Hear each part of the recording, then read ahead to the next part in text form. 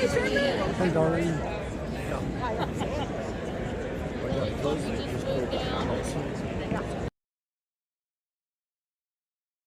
Not to the planning and zoning. Did y'all get a card? House on the right, going down the hill on the right. Just get. Yeah, that's my cover. Yeah. Right? Oh, Rich? Yeah, that's my cousin. Rich Cole? No, I don't know. Oh, okay.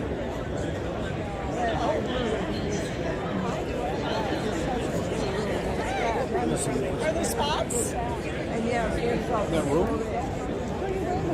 You got room? We're finishing this beautiful house, and now this thing right next door to. He said, Rick, I can't move. This is my dream home that me and my wife just built for retiring. This house and a nice big shed next door where we got all the stuff in there. He's got it and all of us in red. Right. How's it going? Doing all right, Barry? Good to see you. Not by age. Not by age. Necessities. Necessities. That's okay. That's okay. That's okay. That's okay. Work is not so bad. I hear you're in favor. I am not necessarily in favor. You bought a house right there. But I am It'll be an interesting night. It will be. I mean, I think the goal right now is to try to pull off to the city. It'd be nice to kill it, but I don't think that's going to happen. No, that's Too much money involved. That's exactly right. Thanks for We'll find out. That's right. All right, we'll see you We're in later. the long haul.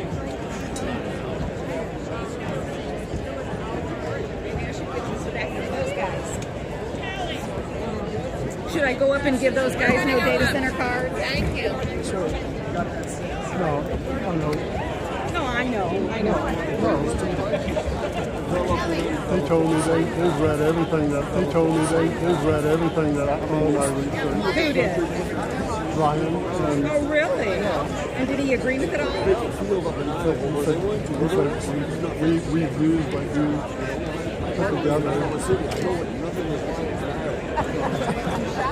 I drive up there all the time. Shocked. 5 minutes.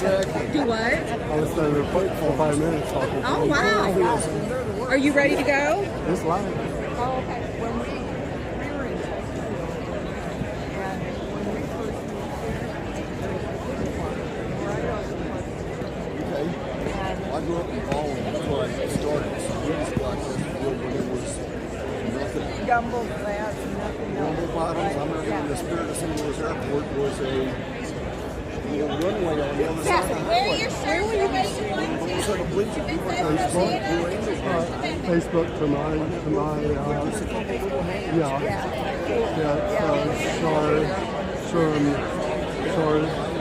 Sorry, Smith, and also YouTube. It's going through the doors. 50, 60, 60 times. I have some people who weren't able to pronounce it, but they want to Sure. Hi. Hello. Thank you so much. You're welcome. This is streaming information for them. Yeah. Okay. It'll be right here in the little corner. And then he's going to eventually put it on that. Okay. You're welcome. I saw Janet's husband. What's his name, Bill? Janet's husband? Yes. He says, are you going to give him a golden McLaren? I said, will you pass one? All right. I'll give you $100 for you. Ooh, that might be worth it. Because I got plenty of cushion. Naturally. I'm not buying that. Got off right there. Well, I tell you what, we can take turns. I'll use it for a little while, and then you can use it for a little while. I think we're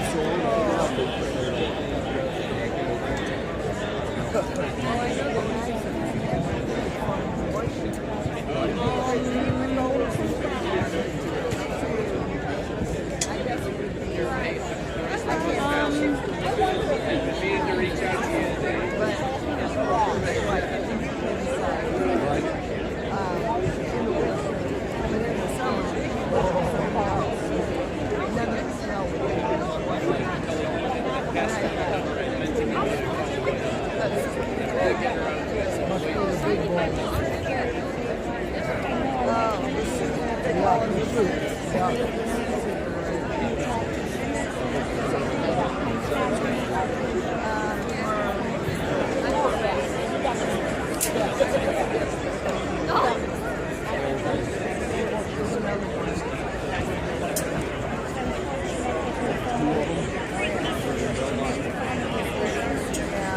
I've been trying to keep up with all the Facebook.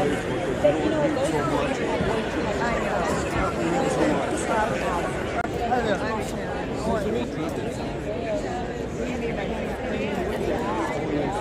Huh? Well, I watched a somewhere, I forget where the guy was. He's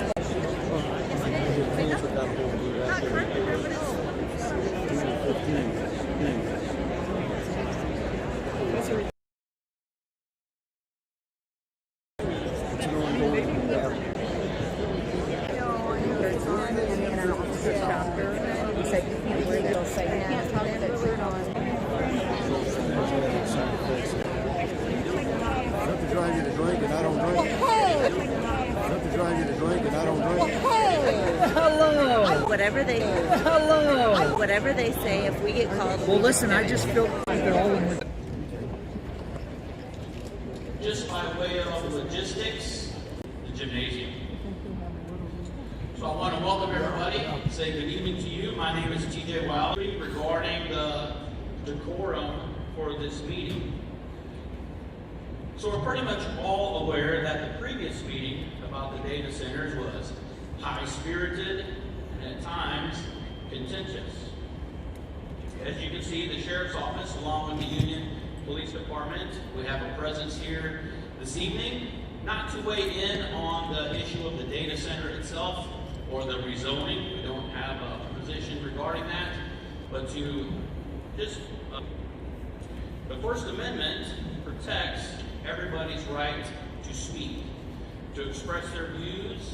Our sole purpose here tonight is to ensure that everybody in this room, whether they are here for this project or against this project, or to simply learn about this project, that everybody has the right to be heard in a safe and orderly environment. So to that end, we ask for your cooperation with the following ground rules. Please do not interrupt or shout over or with whoever is speaking at the podium. Everybody deserves their allotted time without interference. I have been reassured by the board that comments until everybody who has filled out a comment card has their time at the podium. All of your remarks should be directed to the Planning and Zoning Board, not to other members of the audience or to the developers. Please remember, the board is comprised of necessary recommendations to the County Commission. We understand that there's a lot of passion surrounding this topic. However, disruptive outbursts are not going to be permitted. That reflects well on our community. We will enforce these ground rules as necessary to ensure that that enforcement will not be required.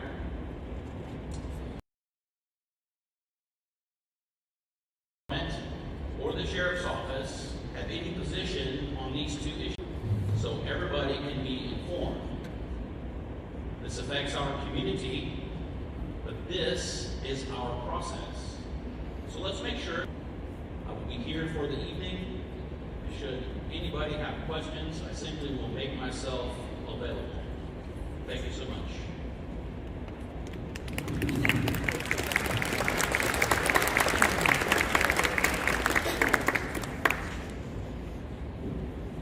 And then I just wanted to make a brief statement on behalf of the school. Due to the district does not endorse, promote, or align with any particular political party, candidate, or ideology, and remains neutral on all issues discussed tonight.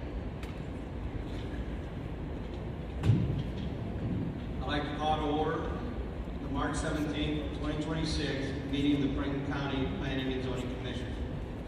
Nicole, please take roll. Kim Brush. Here. Dan Hare. Here. John Jasper. Hinkie, Jeff Mounty, Tim Reinhold, Stan Moss, Debbie Willett, Brett Regal, and Jim Lee. And then just so everyone is aware, Bill McLaren has...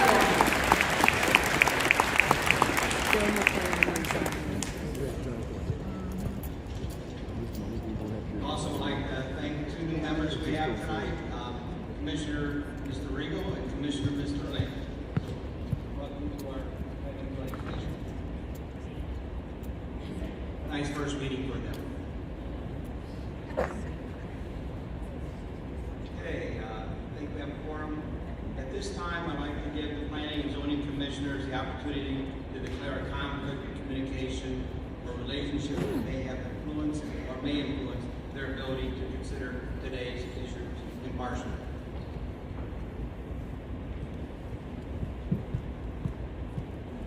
If there's no declarations, Nicole, will you please give us a presentation of the procedures and exhibits? Thank you, Chairman. Tonight's Planning and Zoning Commission meeting is governed by the Franklin County Unified Land Use Regulations.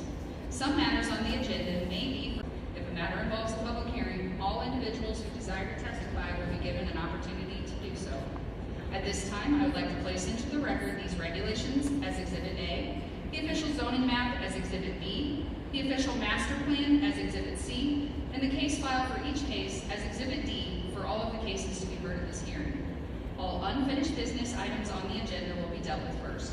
The Planning and Zoning Commission will address each case and may request additional information prior to making a decision. Once the unfinished business issues have been resolved, each item of new business will be open for public hearing. As each case is open for hearing, a staff report will first be read to the Commission, followed by any questions for the staff. The applicant and any representatives for each case will be given 15 minutes to present the application and provide supporting testimony. Then, if anyone in the audience would like to speak or comment during the public hearing for a given case, they must first come to the podium, then be sworn in. When providing testimony, presenters must address the Commission and only the Commission, not anyone. This will include making loud noises, clapping, shouting, booing, hissing, or engaging in any other activity, and if we approach the Planning and Zoning Commission at any time, we'll receive 5 minutes. If the Planning and Zoning Commission has questions for any applicant or presenter, answers will not count toward the time limit. Violations of these provisions or other conduct which disturbs, disrupts, or impedes the orderly conduct of the meeting may result in removal from the meeting. It is possible for the Planning and Zoning Commission to decide to move a new business issue to unfinished business and vote on it at the same time. In accordance with Article 14, the Planning and Zoning Commission must consider proposed amendments or rezonings and then make a recommendation to the County Commission. The County Commission will hold a public hearing at a later date, decision of all questions, comments, and discussion concerning each case. The public hearing for that case will conclude and the Planning and Zoning Commission will proceed. Any decision by the Planning and Zoning Commission to approve or reject a conditional use permit may be appealed to the Board of Zoning Adjustment anytime within 90 days. Applications for 60036. Thank you, Chairman. Thank you. Everyone, do I have a second? Commissioners should use the microphone.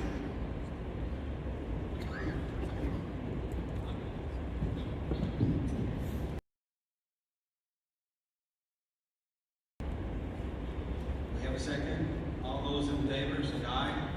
Next, we have communication and visitor comments. This is primarily for any open comments will not be a matter of the record. But you're free to come up and speak. If you want to speak a matter and keep it as part of the record, you would do the assigned and the card filled out, and we'll call you up for that. So then you're going to speak to the commission.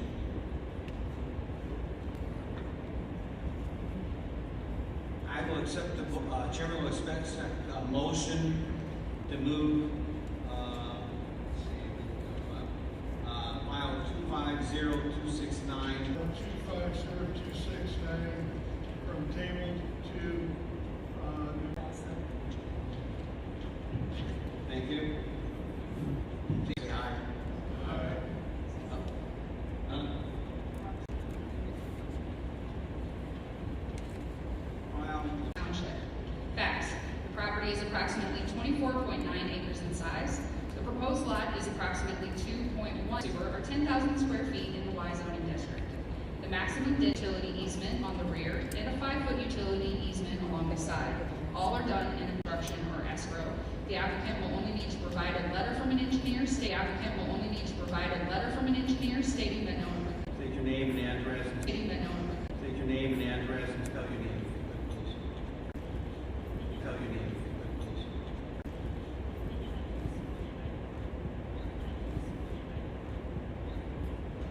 property that my parents owned, so, Is there any? So for a preliminary plat like the one that was Commissioners have any comments on this plat? File 2600. myself. So I went through regulations will be in place for years to come, so a reference to the existing in that, feet from a residential structure, 300 or 1,000 feet from. I would like more information about the screening. We're wondering if maybe this should be ours publication 2852 about water usage. Which is more than that amount, you would need to look at your water habits.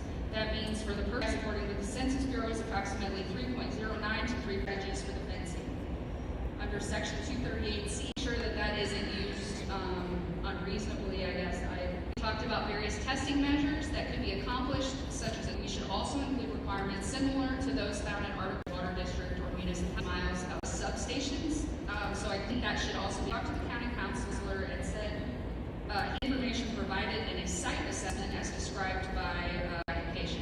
This should be subsection E or subsection tab. Those are when you do those megawatts, that would get written verification of an agreement between the developer operator. Talk to the county councilor about including an expiration process. Limited hours for construction. When discussing data centers in Altoona, Iowa, Mayor O'Connor.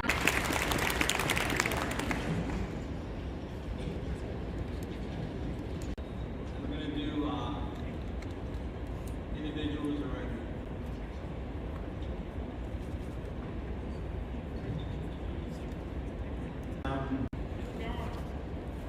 There's a signage here, there's something. no, that's right.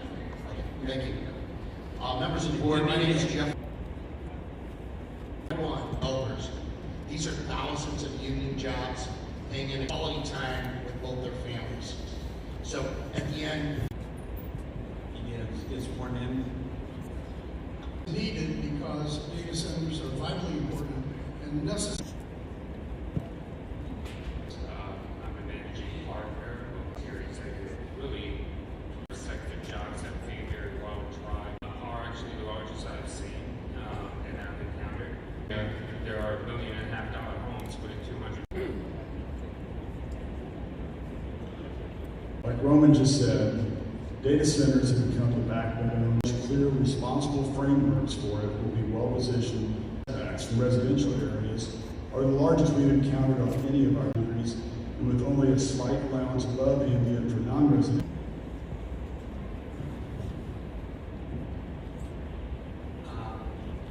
Okay.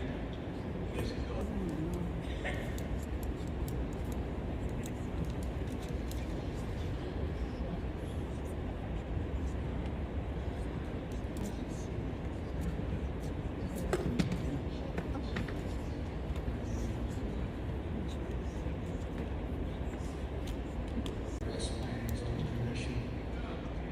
years ago, told Scotty when she was director that I intended to retire. I realized that you guys had a difficult job and not benefit to the county, fire district, the ambulance districts, and schools change. So I said that it would be much as police services, county services is not nearly as, not again, I think that you need to look at the future and not think about the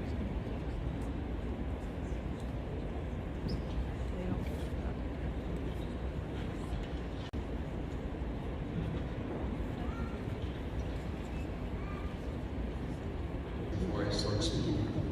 So generally someone. Thank you. So, thank you for the opportunity to speak about this file tonight. Let me explain this. So before you tonight is a regulation that is going to provide data centers in the G and A district. So in the county, there's about 552. The G and A are in very few areas of the county. That's circled in the map. That's north of Union, between heavier use things. You'll see the these regulations. You're going to be petitioned that every data center on the GNA is going to, when you request.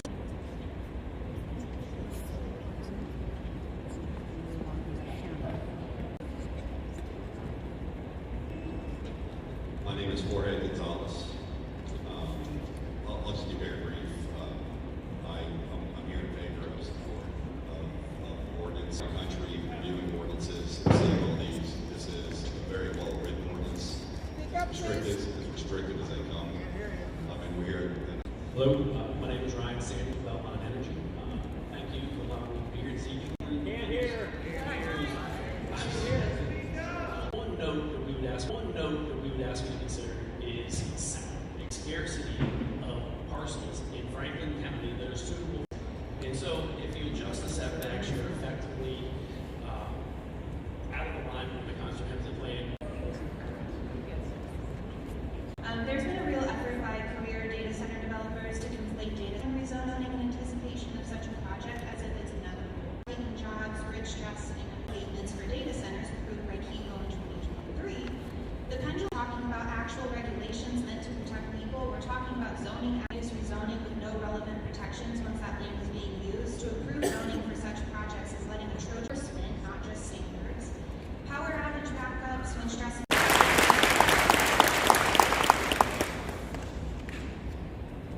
Bruce.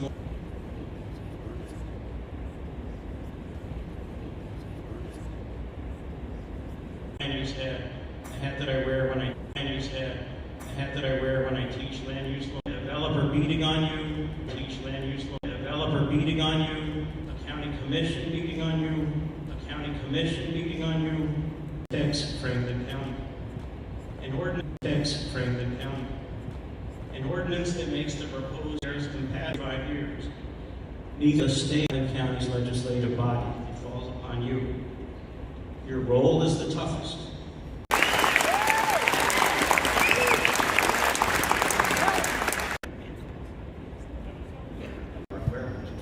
Or ruining our water. All the complexes will allow Amazon to fully automate, eliminating Google Glasses to be used for surveillance. Fund everything. Seems to me like we've been here before. Casinos. Same promises, jobs, and for AI to come into our homes and affect our families. Snapchat acknowledges 10,000 kids are blackmailed per month, affects everyone in the state. You don't want to make a decision that undermines public confidence in county government. You put up a stop sign to prevent an accident before it happens. In other Sherry Stevens. Melanie. Red circle within a mile or two of it, some of the plans we've got. And uneducated decisions that are being made that aren't being made that aren't being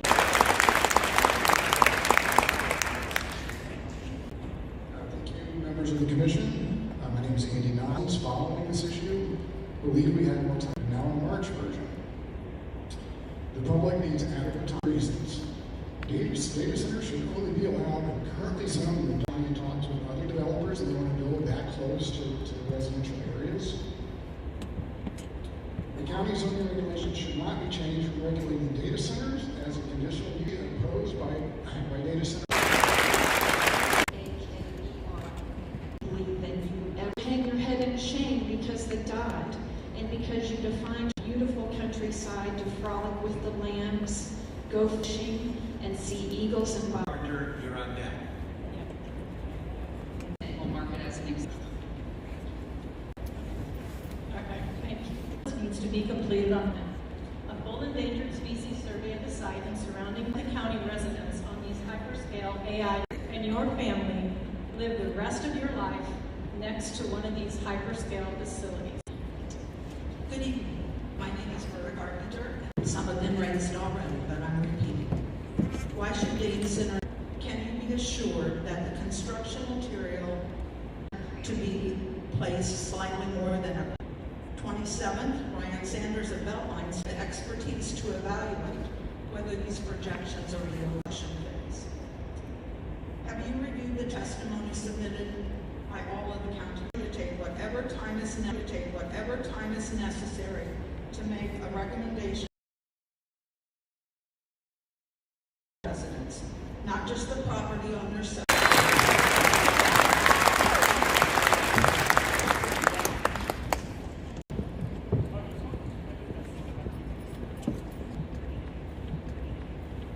tax companies do not come to. We will be responsible for these empty sites that are no longer a conditional use permit for rigorous public review. Hyperscale facility.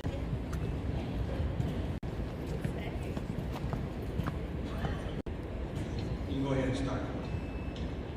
It is almost impossible to recover. To prairies.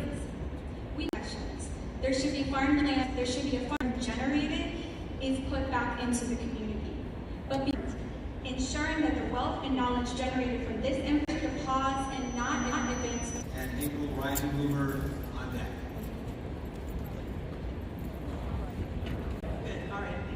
Greetings to the Planning and Zoning Commissioners.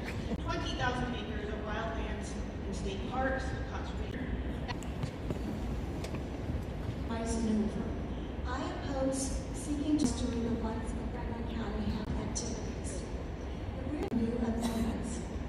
I don't know a lot about amendments, but we'll never be enough to protect the health, safety, and welfare of the citizens and regulations for those areas. There is no noise pollution. It's very disturbing. There was an amendment, and I appreciated that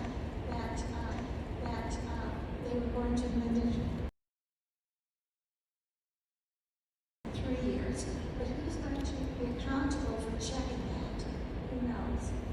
Please slow the process down and consider at least a moratorium that allows state policymakers and regulators to establish ground rules that protect our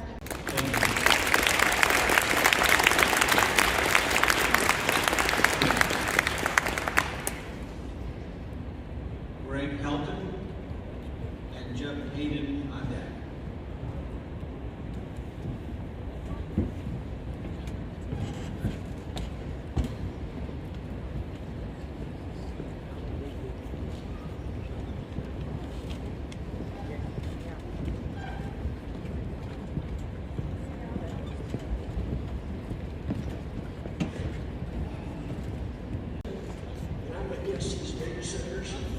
Sir, we need to let you get sworn in. Sworn in.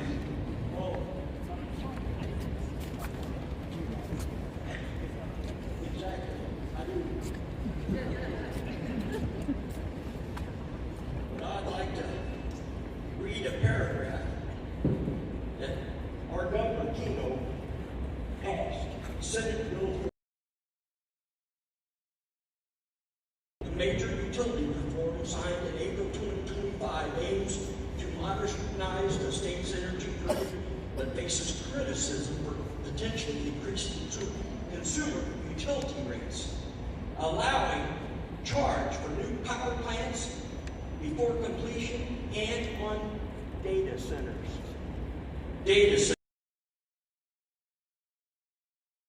The energy bill from these data centers is going to be passed on to these people behind me in the bleachers. And it's not right.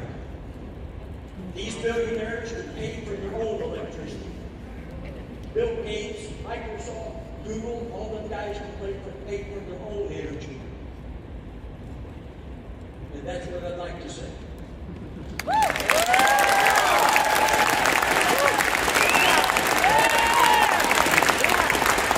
Opposed to this thing because it's really going to affect our wildlife. You need to get a little closer to the mic, please. I'm sorry? You need to get a little closer. Okay. Now I'm hard to hear too. So, in the yard with the wildlife houses for these data centers, the houses between where these two proposals are, like 2.5 miles each way. So it's going to affect me pretty bad. Pollution that comes along with it. So I'm opposed to it, and I would hope that you will understand that we don't really want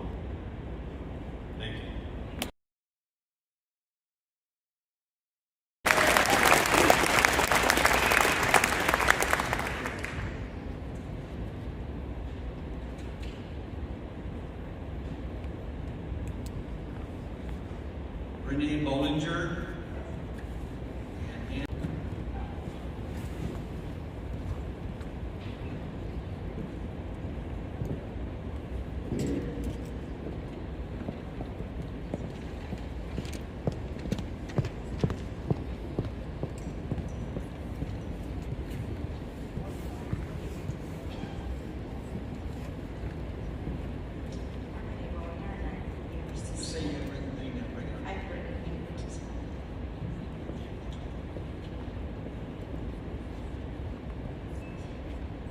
Of the people, by the people, for the people. Come closer to the mic. That's we are concerned about the rush to change the zoning laws. You all agreed to table this for 6 months. Why are we here today sooner than 6 months? Franklin County is known for being one of the last counties across the U.S. to have generational farmland. We have endangered species that thrive in our area, and our clean air and water is why we choose to live here. Close enough to the city, but just far enough to drive home to Serenity. Allowing a rezoning and farmland would change the landscape we have cherished for years beyond repair. It also goes against the reason planning and zoning was created, to protect us from these types of hyperscale industrial projects being developed next to communities and rural farmland that will only benefit the landowner that sells the property. Meanwhile, the surrounding properties will decrease in value.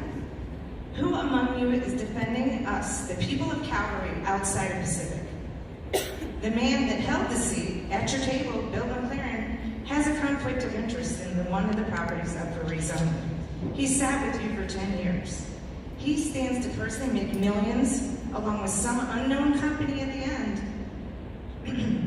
In the eyes of the law, we should have unbiased representation. Is it apples to apples? I think not.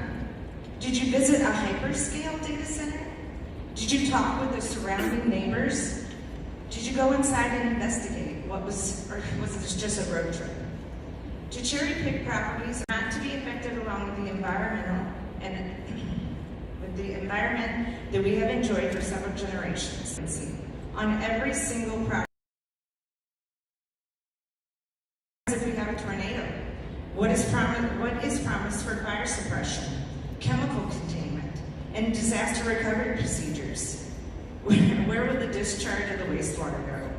Into our how this will benefit those within 5 miles of this project. Show us that any proposed data centers will not get tax credit. Show us that our electricity and water will not be affected. Thank you. You need to show us this is good instead of us showing you all.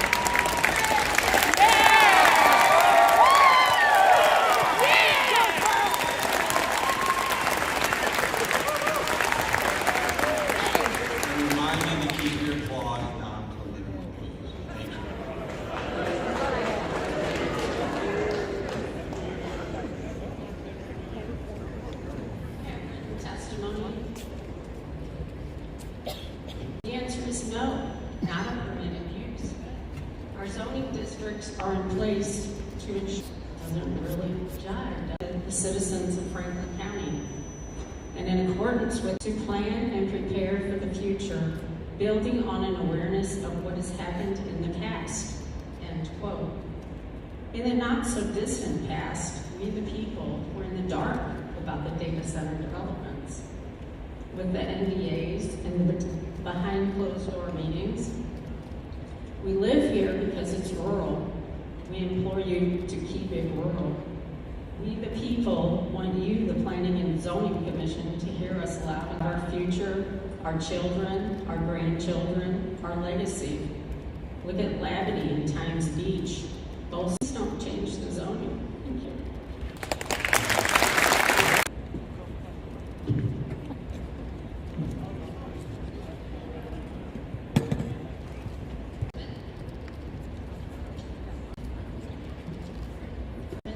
For the unified land use using regulations of Franklin County for the sole purpose of data centers.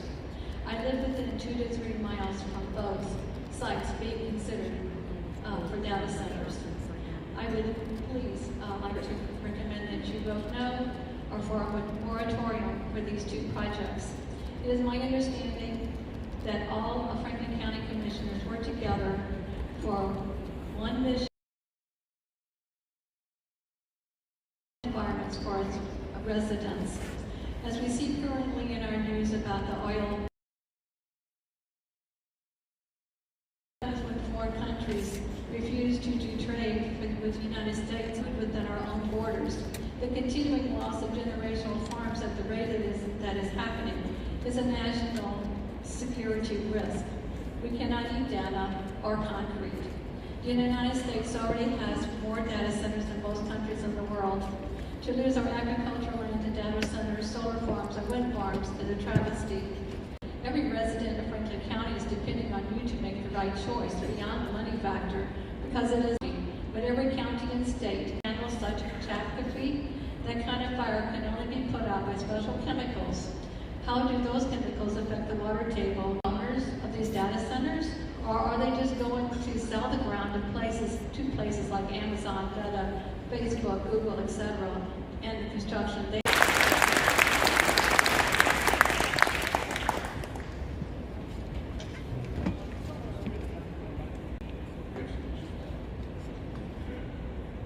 Tonight. One thing I know, all these learned people before me, I know less than I thought I knew. My wife and I live in Sylvan Manor, less than a quarter mile from the proposed hyperscale data center now titled the Merrimack Valley Technology Park. This data center presents many concerns, including impact upon sewer authority, and water association. We serve 76 homes with potable water from our community well. When this data center drills its own wells, our community will.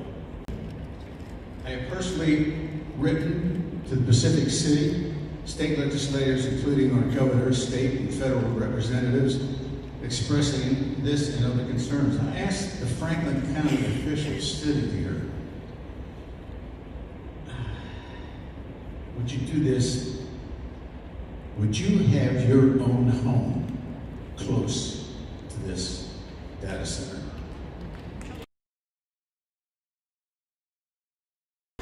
In your efforts thus far, have the necessary environmental, ecological, health hazards, air quality, and noise, and all the other things, the resulting revenues that would be enjoyed by the county, have they been guaranteed?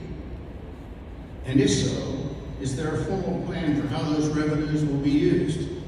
And has that been shared with the public?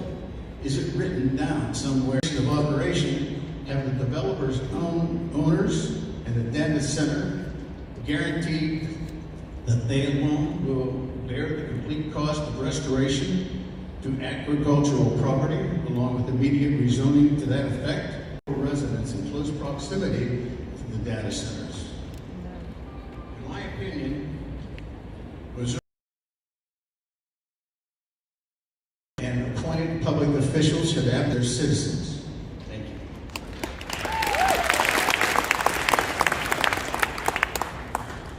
Can I have Dana Briggs?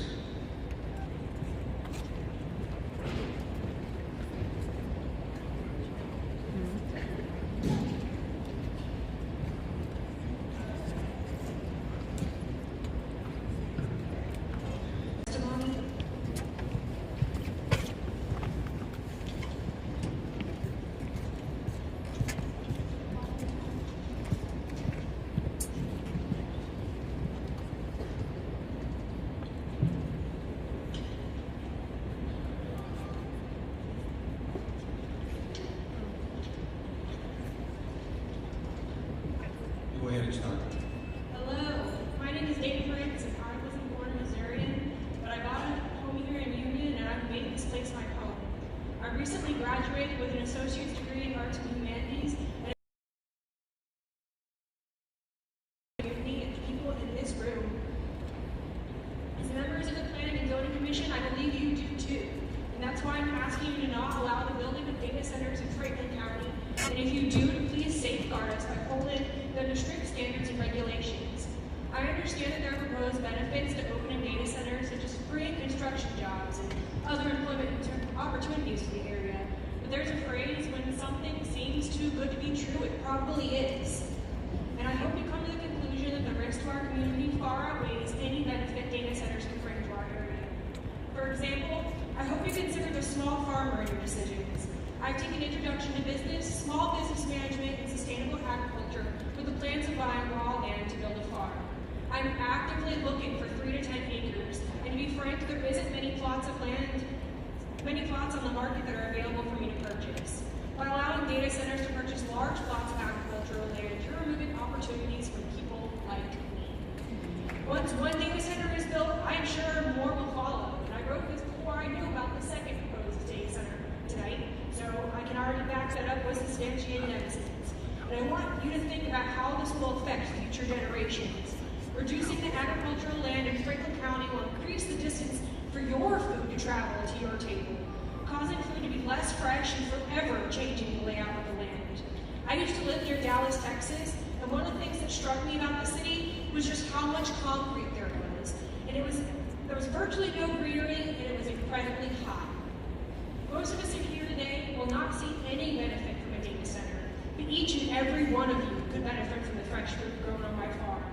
However, if I'm not able to obtain and preserve a farm in this area without an influx of data centers, I'll take my savings to someplace I feel better respects the land. However, others in this room and your grandchildren will live with the consequences of the decisions made in this room today. And I hope you choose to give them an abundance of trees and produce rather than a bunch of buildings. Thank you.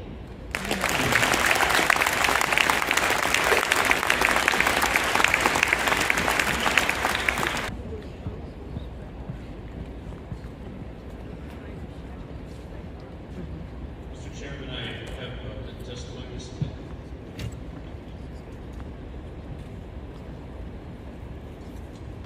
Citizens of Franklin County.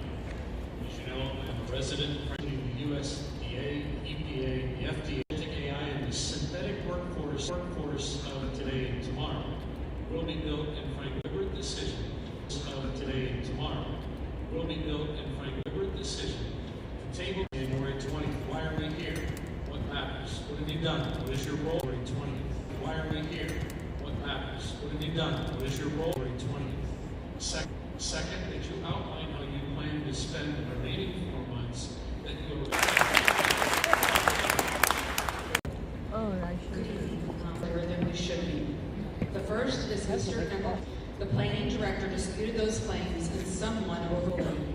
It seems that he has gotten preferential treatment.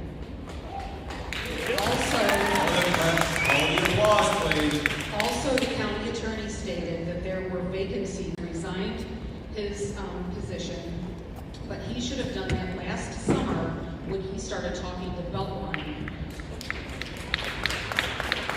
So we have 2 members of your committee that are not of the planning and zoning, that you are on this board to represent the people, not the developers.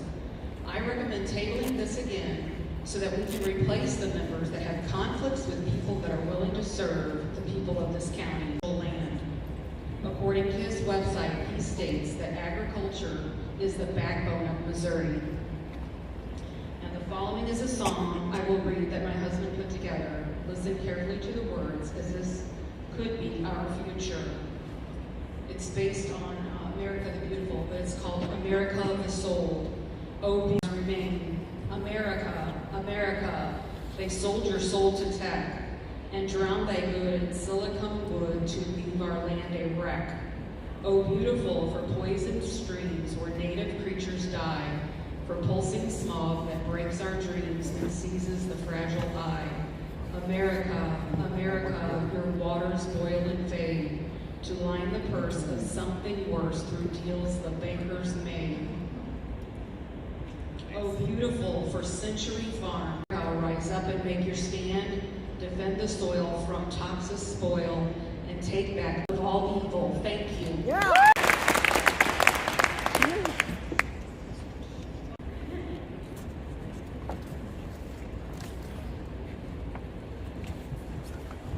First of all, I want to tell you, the infrastructure we already have for the cell phone, these data centers are not for the cell phone. These data centers for the future. It will change all of our lives. There will be tremendous job losses. AI will change warfare. AI will become smarter than humans.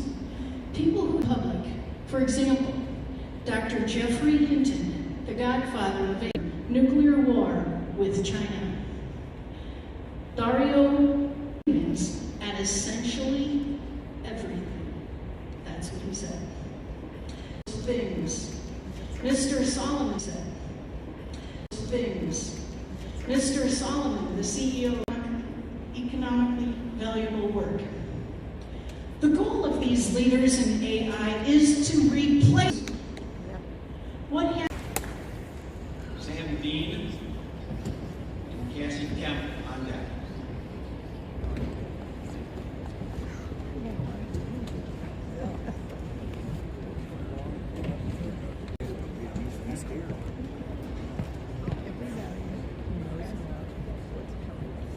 Hello, Commissioners. I'd first like to start tonight by discussing something that occurred. I'm told that they would have been allowed to keep their shirts on. So I think that was a clear violation of the First Amendment, and I'm glad it was corrected appropriately. Tonight I want to speak specifically about File 260036 and what it really does. The amendment does not treat data centers as a true conditional process. This distinction matters. The conditional use process is supposed to mean careful, case-by-case scrutiny. It is supposed to preserve meaningful county discretion before allowing an intensive use of cultural and general districts first, and then builds a permit process around that decision afterward. In other words, the biggest decision is being made right now, whether this use belongs in these districts at all. And once that rule, not just for today, but what comes next. Yes, the ordinance does list setbacks, screening, noise studies, utility verification, and application materials, but the permit checklist is not the same as real discretion, and it is not the same as binding guarantees for the public to have continued input. That is why this matters so much. If data centers are made a permitted use in these districts, then the county is giving away leverage at the very front end of the process, before the public has enforceable protections in writing and before the applicant is carrying the full burden of proving this use belongs there. So my request is simple. Do not pass a countywide amendment that makes data centers a permitted use in these districts before the public has enforceable protections, real numbers, and a process that preserves actual discretion. If you are serious about protecting this community, then keep the burden on the applicant in the form of a conditional use permit process. Thank you.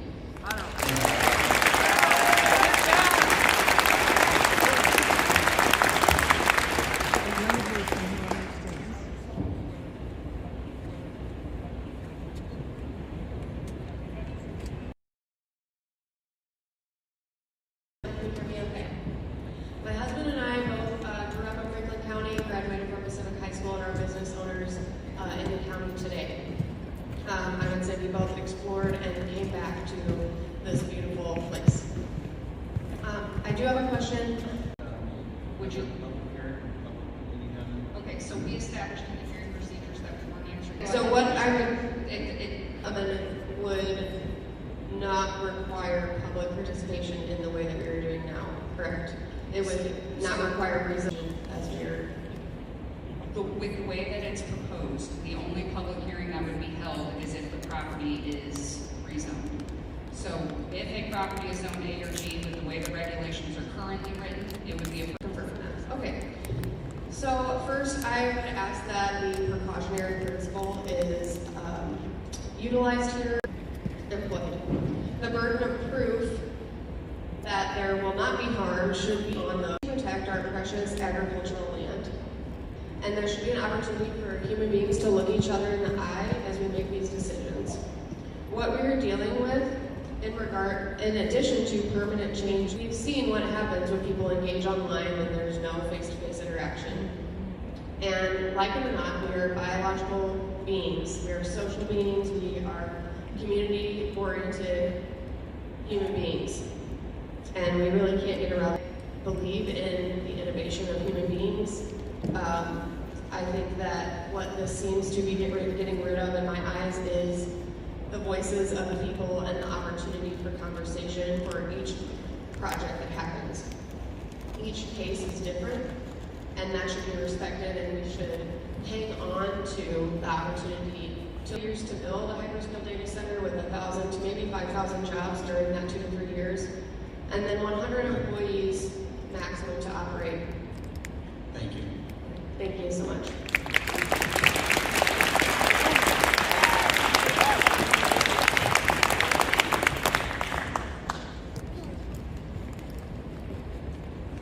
Good evening, and I do have some things to submit.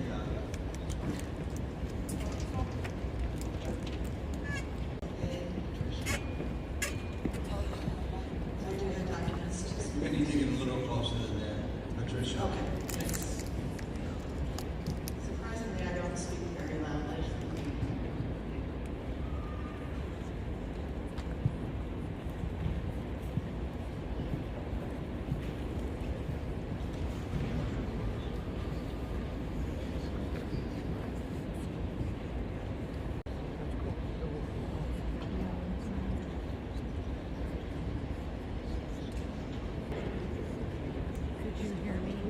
Good evening, and thank you to you, commissioners, for your service to this county.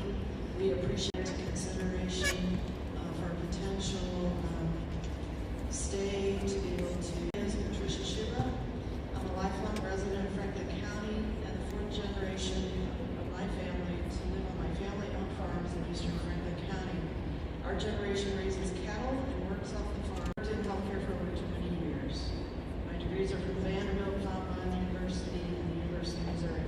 I would like to focus my comments this evening to address the potential harms to taxpayers and residents of this county if we rush too quickly to adopt zoning for consideration that more than a dozen data center bills are currently under consideration by the Missouri State Legislature, including of note Representatives Wallenkamp's bill, HB 3361, and HB 3364, collectively called the AI Infrastructure, Grid Integrity, and Water Resource Protection Act.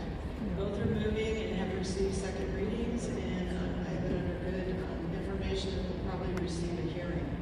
The legislation requires large load consumers like data centers to pay for the necessary costs to provide them with electricity, including all grid infrastructure upgrades.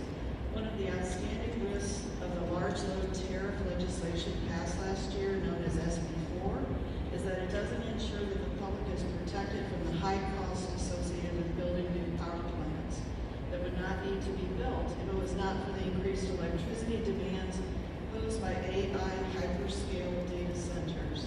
Wallenkamp's bill also provides a reliable regulatory mechanism to ensure our water resources are protected via a permitting program through the Missouri Department of Natural Resources. Wallenkamp's district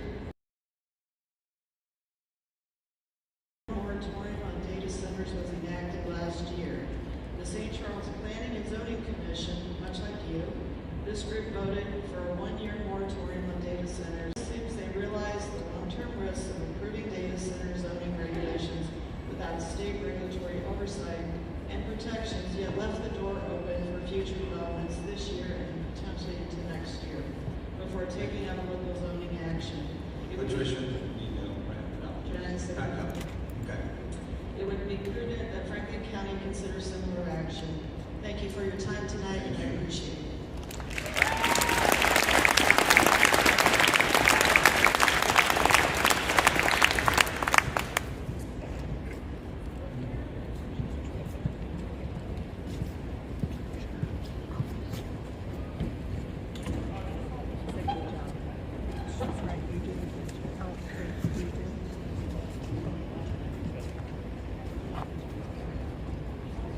Natalie Benedictine Galecki, Stall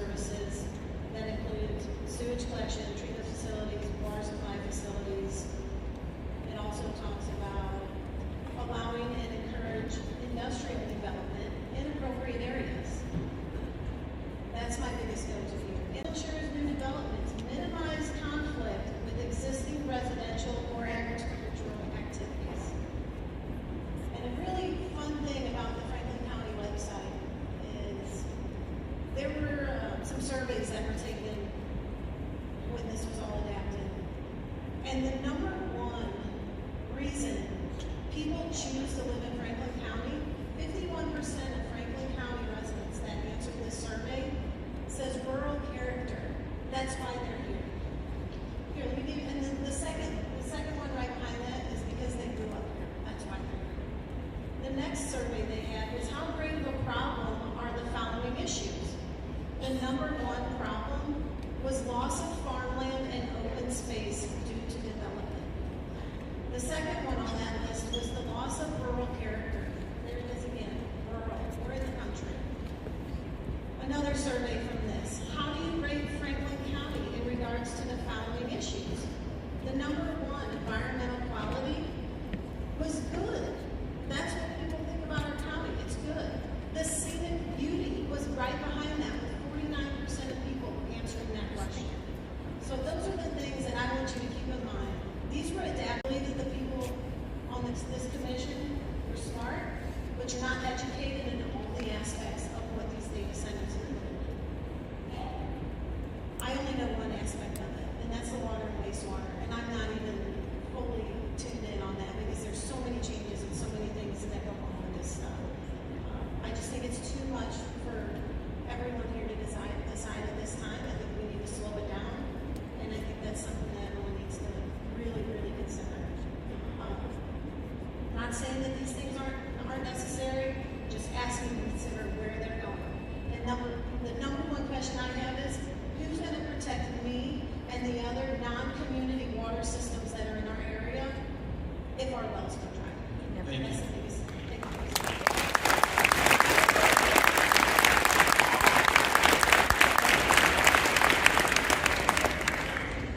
James Boyle and Larry Constantino. Not yet.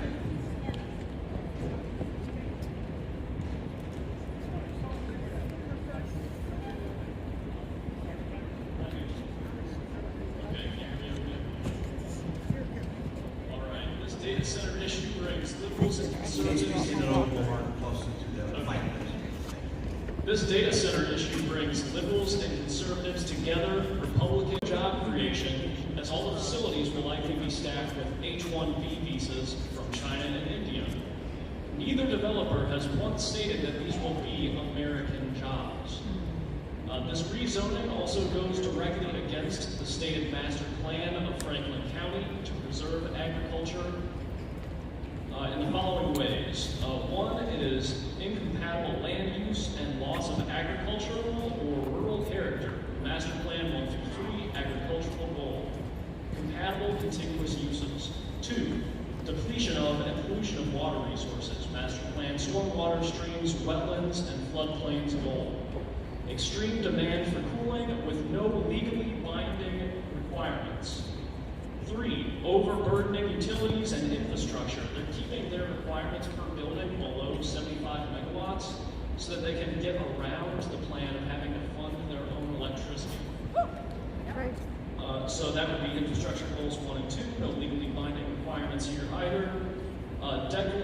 Degradation of quality of life and residential compatibility, master plan housing planning process, master plan overall purpose, and public input foundation.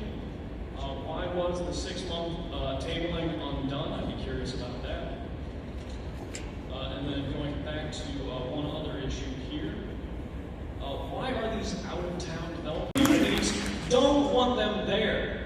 Are we going to be foolish enough to allow them into our community and ruin it? I don't think we should. Ask yourself this: has Facebook, Meta, Microsoft, Google, Amazon, and others treated Americans well, or have they stolen and censored us? Are they the kind of people we want to do business with? I don't think so. Will they pursue TIFs, tax incremental financing, Chapter 100, or other tax abatements? Make no mistake, we the people will suffer while only the landowners and developers benefit. I'd also like to know the percentage of union jobs they actually think they'll use. My understanding is that usually they just bring in out-of-town work for that. All right, is that what I said? All right. Thank you.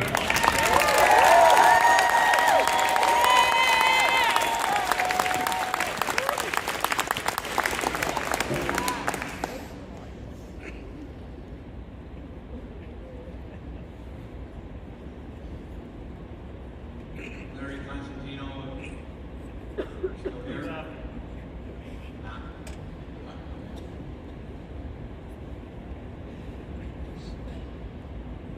Thomas Knoll.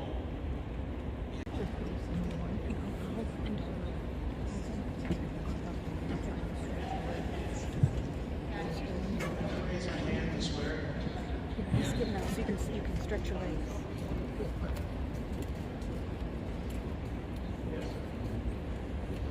Hello, my name is Thomas Knoll, N-U-L-L.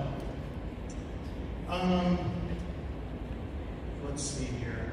Most of this stuff has been said a bunch of times because it's obvious.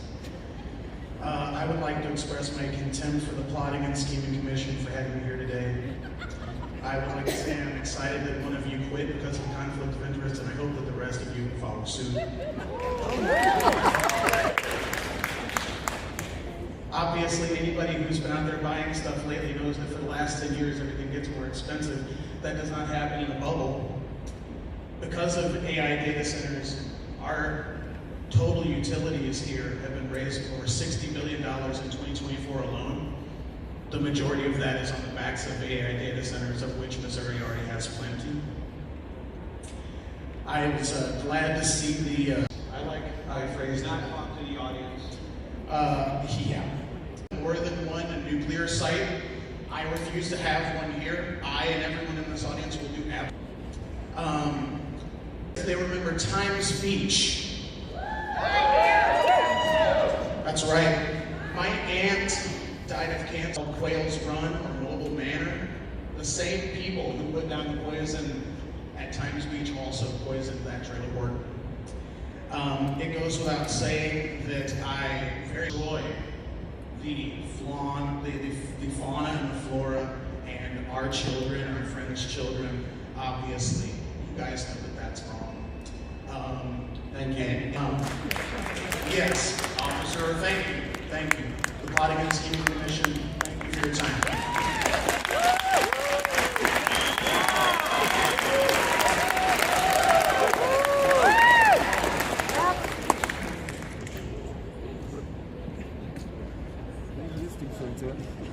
Yes, he did. He got his frustrations out.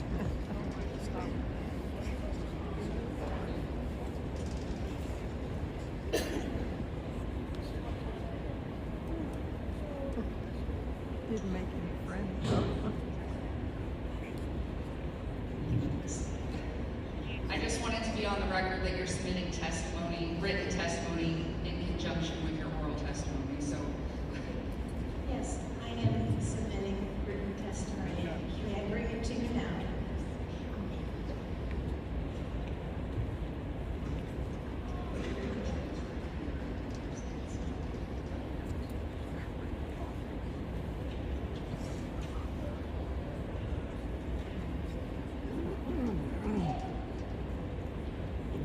Mr. Hare, Commissioners, thank you for this opportunity to speak in protest of File 260036.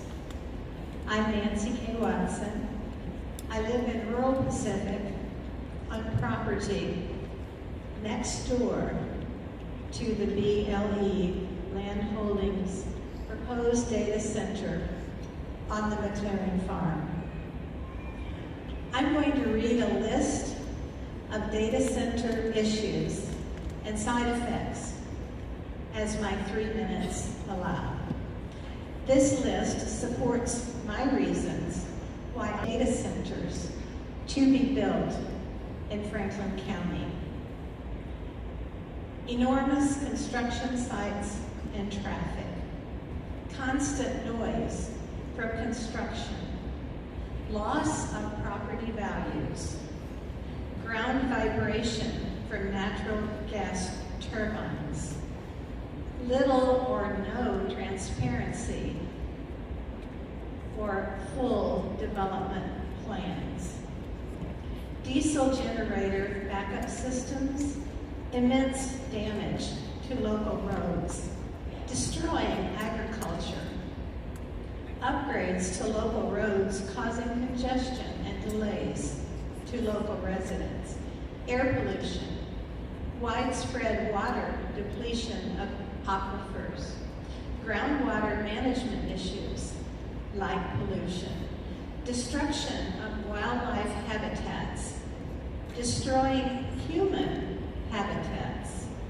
destroying farmland, destroying the cycle of pollination, reducing farmland used for agriculture. Fire risks, especially from lithium battery use. Massive energy consumption, increased utility costs, large population, lower quality of life for nearby residents, loss of butterfly and honeybee population, 100-foot tall buildings, physical issues such as depression, hearing problems, irreparable damage to the Merrimack River, constant noise at 55 decibels or more, minimal tax revenues for local school districts, fire departments, and ambulance districts. I ask you to vote no recommend, or recommend a moratorium, or to delay your vote until you have sufficient time to review our public comments tonight. Thank you.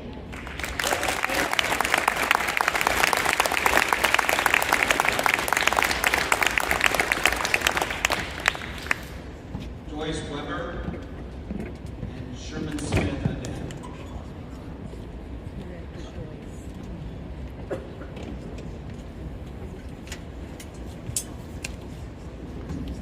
Joyce Weber.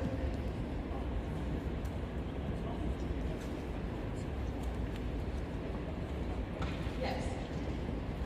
Hi. I just, everybody said wonderful things that are true. We need to look through the mic. I've been listening to everybody else do it. Everybody has brought up, it's really sucky to have NDAs when you work for the people.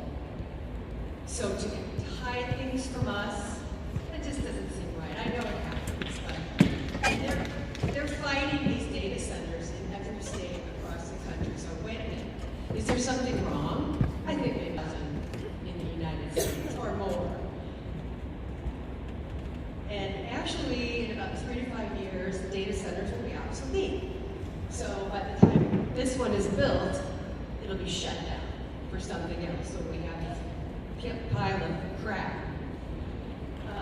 And these people who are rushing to build, they have contracts they have to fill. That doesn't, I don't care about their contracts. I care about what we do. They're rushing to build all this. And false information, because I've done a lot of research so these people, nobody wants a data center next to them. Plus that, they can look into other areas. I mean, I'm from St. Louis, so I moved out here to the quiet, the rural area. And, sorry. They can look into brown areas or already contaminated areas. These guys have enough money to clean up a contaminated area and make that a data center. It's already, wrong.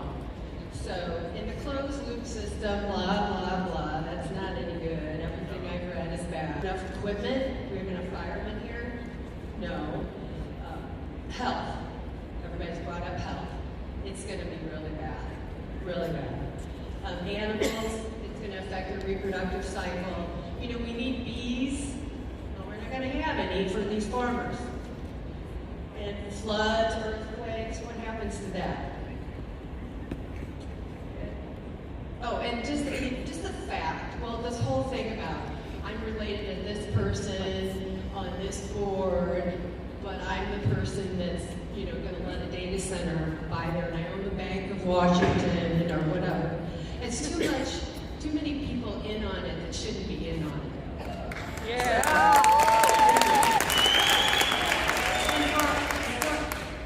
Pacific is only 74,000 people. That's even including the prisoners, okay? So it's not a very big town. Why don't you take it to Georgia or somebody else, where there's a big empty space.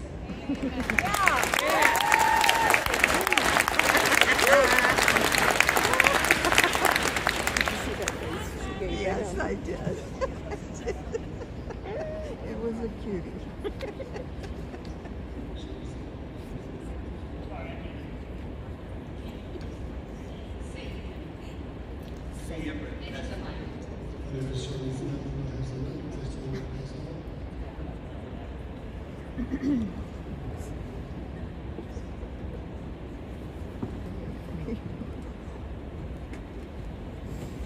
I can't hear you.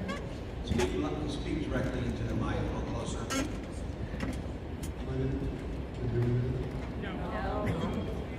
little louder. Right, years of experience in IT, including 25 years specifically on the ESS. Currently, these regulations fail to address the catastrophic technical and financial risks associated with hyperscale containerized lithium-ion arrays, risks that our local infrastructure is simply not prepared to handle.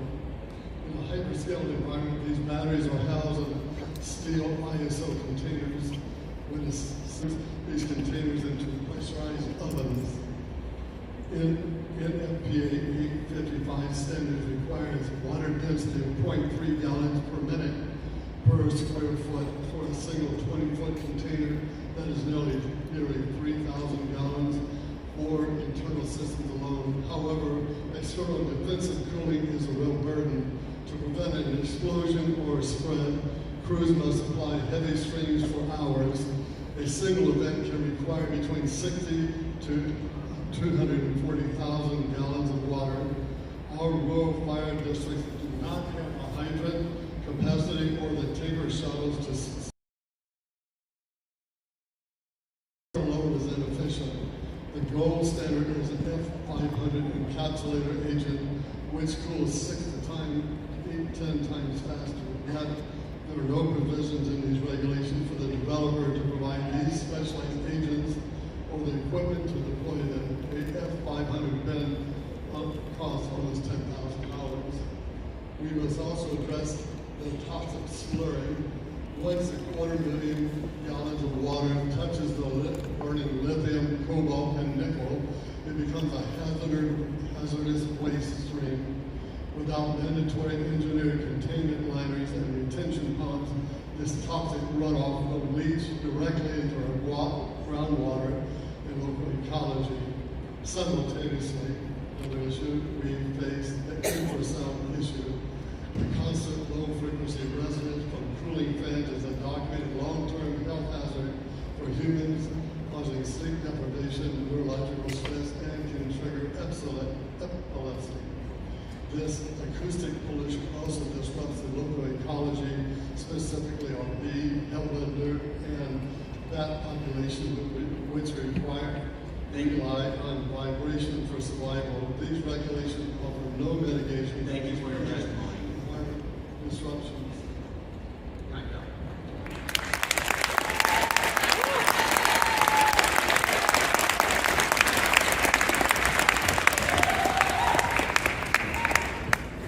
Jerry Watson, Kathy Boland, and Annette.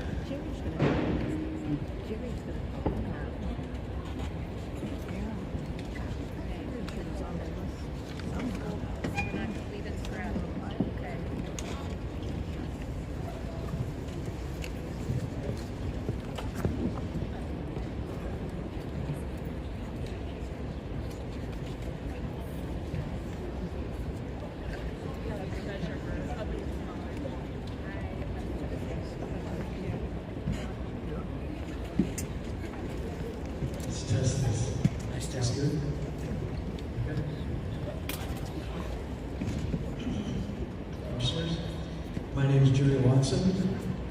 I live in rural Pacific. My background includes an MBA in finance with 30 years of business experience as an executive in one of the largest corporations in the United States. I tried to understand the business case for the county and state offering tax exemptions and abatements to Provident and Beltline. They just don't make sense to me. Let me walk you through what's happening. Chapter 100 tax abatements. Under Chapter 100, the county takes title to the data centers, equipment, and buildings. Because the county owns it, the project becomes exempt from all property taxes. In exchange, the county gets a payment in lieu of taxes. The builders offer $50 million as payment instead of taxes. However, the standard 90% tax abatement means they pay only $5 million for supporting schools and fire districts. A meager sum for the county, in my opinion. An alternative is to use tax increment financing. In this scheme, the developer pays the tax, but it is reimbursed to pay for the developer's infrastructure, cable connections, private roads, power supplies, or debt. This arrangement can continue for up to 23 years. Money that should be going to our school districts. The county doesn't see the money for many, many years. A small benefit to the county. The largest tax exemption is for sales taxes. The developer can apply for Missouri Data Center's sales tax exemption program. This gives them tax-free purchases on all construction materials and computer equipment. This will add up to millions of dollars the state and county will not see. In a business plan, there is a cost and a benefit. The benefit should always be for the county, but I only see a few benefits for the county. I see where the original landowner gets a big payday. I see where there are a few high-paying jobs to manage the data centers and a period of temporary construction jobs, but I don't see any other benefits to the county. In my opinion, this is a business plan that doesn't add up and must be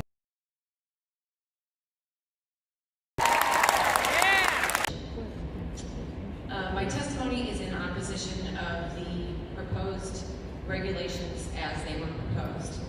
My testimony, though, however, is largely in support of the recommended changes by Director Zelke. So I thank her very much for listening to us and hearing us, because we've been the health, safety, and welfare of the citizens of Franklin County. If this means you must pause to make these regulations correct, then property that borders Diamond Farms on two sides. We purchased our land in 2014, and my husband and I spent nearly 2 years clearing it with just our tractor and 2 chainsaws. We built our home is my sanctuary and my peace. If you do not get these rules right, we are collateral damage.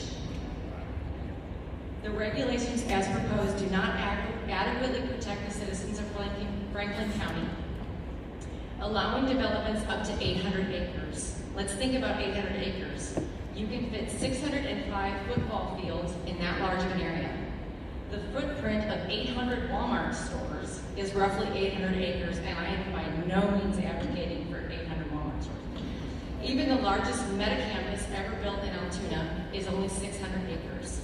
Allowing up to 800 acres to be developed is irresponsible zoning. Allowing data centers as a permitted use.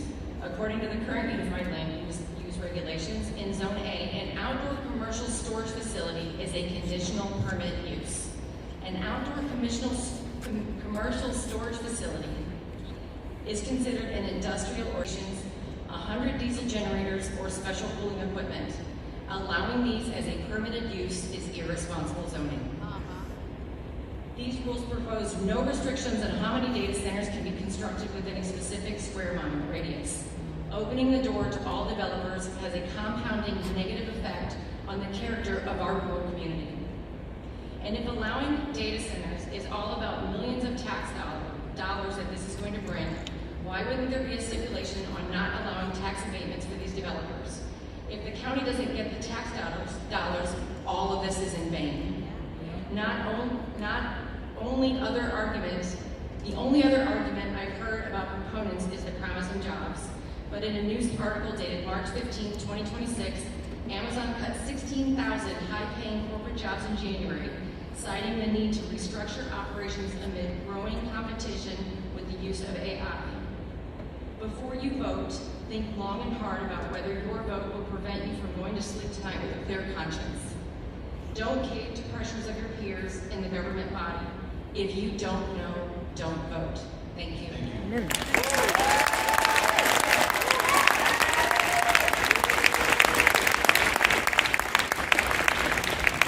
I'm going to give us all a 10-minute break. We'll reconvene at 9:10 and continue this. Thank you.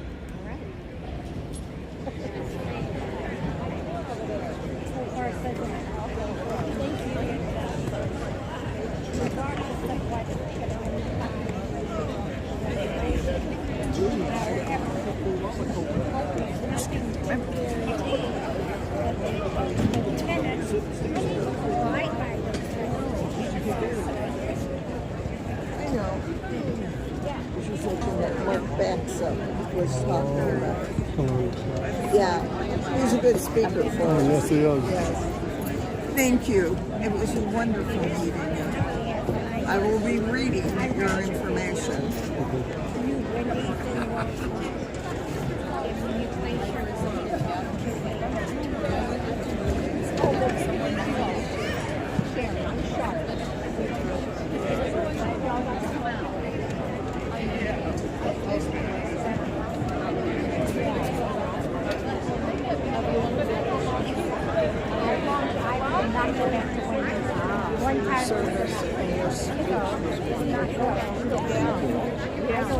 Hi, Karen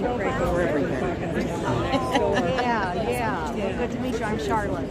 Yeah. I was wondering how. I was just telling your wife I'm Karen Cracover. I showed you on Facebook. What's your name again? Karen Cracover. Oh, okay. Yeah. Nice to meet you. Yeah, my spouse is going to talk, but he's got a different name. But they pretty well run over everything he's going to say. So That's all right. I don't think he's going to. Remember more than something else.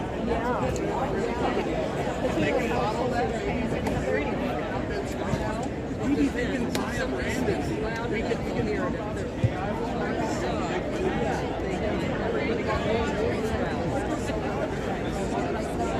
So he and I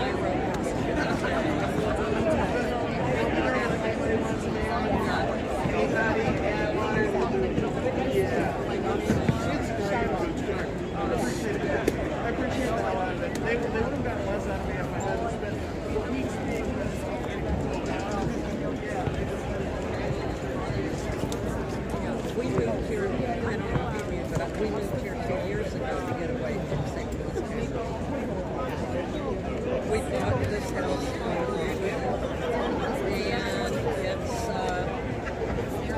it's just, there were a lot of things that we needed. We had the structures, the amplifiers. We built an outbuilding because there was not one to get the What city or what area are you in? Off of the area. I don't know if you know what Are you closer to the Jeff County line? No. Oh, yeah, you're still Franklin County. Well, towards the northern end, yes. Okay. We're about 2 miles south of actually, Oh, okay. yeah. All right. Yeah. Hopefully we can. I hope so. There's like a breakfast. It's a green.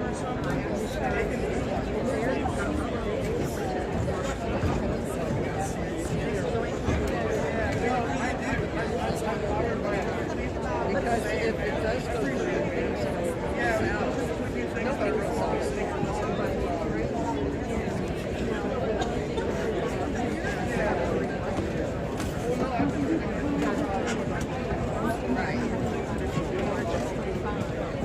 My husband was thinking about running, but I think there are some other people. Good job, Sherman. Oh, yeah. Sherman. I mean, he said if nobody steps up, he will.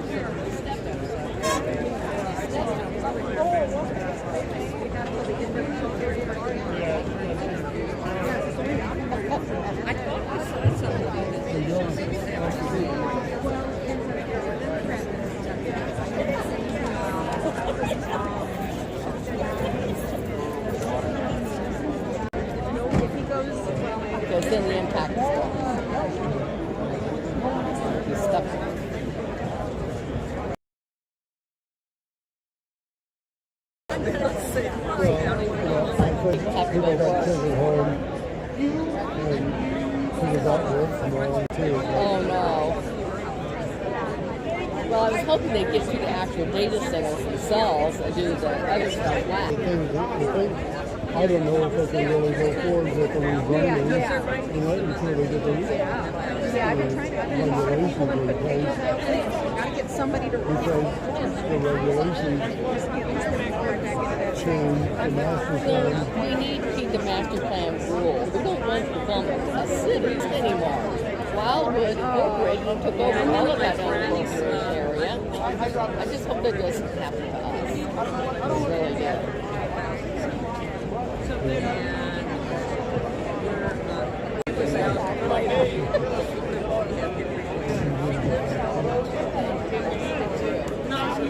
A lot of people did really good. Oh God, my enough to change. The actual things. Oh, it sounds like it, yeah. So, yeah, she couldn't get back every time she knew Lovely. You were wonderful. Oh, well, good. I'm retired, of course. Are you going to speak? Yeah. Yeah. I'm getting smoke. See you, I'm glad you're here. Yeah, I want to have a gathering at my house so we can have a place to introduce people to you. By the way, you guys are like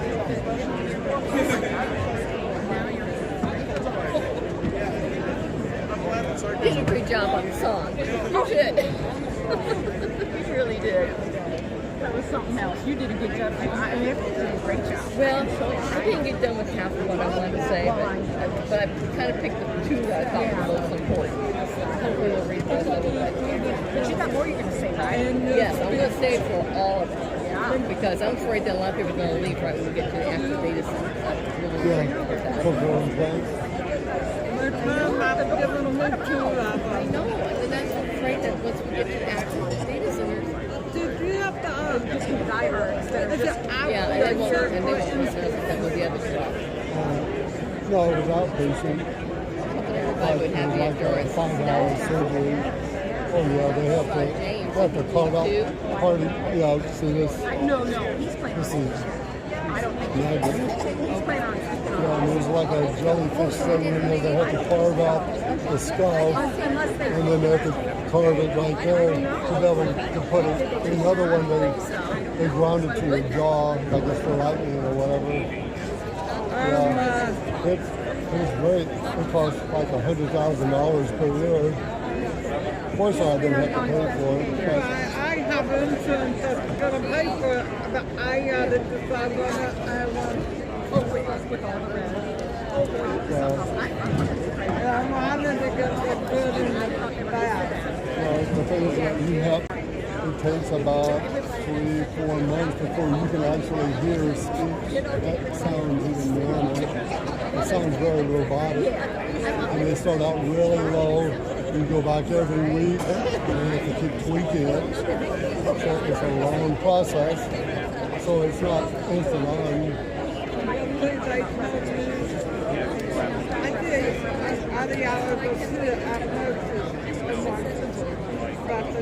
I would have to go into the city to have it done. And I'm like, where at? Because I don't go no further than Mochi on Bala. If I have to go past that road. The doctor who did my left one, his name is Jacques Herzog. He does more than anybody else in St. Louis. Where's he at? Could I have everybody take their seats so we can start? Well, we can. He's really good. Came and we're talking. I'm glad you did too. You talk. I like to do. All right, praise the Lord. No, it's outpatient. No, problems in the hospital, but no, it's out. But it takes a long while to heal up and everything. And they have to cut you open. I'm on blood pressure. That's a problem. Yeah. But I don't know. I'd asked me last time I went in, they got the earmuffs made for my ears. And they wanted to know. You did great. Oh, praise the Lord. Praise the Lord. Praise the And Lord. that, Praise the and Lord. that song was I told this man Y'all about send it to me. Okay, I will. Yeah, Y'all I send told it to him me. he needs to wait and talk about love your neighbor as yourself. Yes. Yeah, we got 5 kids at home. Yes, you know what? We had a lady at the Pacific when Beltline came and introduced her and stuff. She went out there with the Bible and did nothing but Bible verses talking about our neighbors. She sat there with on lists of verses about treating your neighbors the way, you know, all about neighbors. It was so wonderful. And the Lord, yes, you're right. God bless you. God bless y'all. Good job, man. You did a great job. Are y'all heading now? Yeah, we got 5 kids at home. Oh, yeah. Yeah. They get cranky after a while. Yeah, no doubt. Okay, take care. Good to see you. Oh.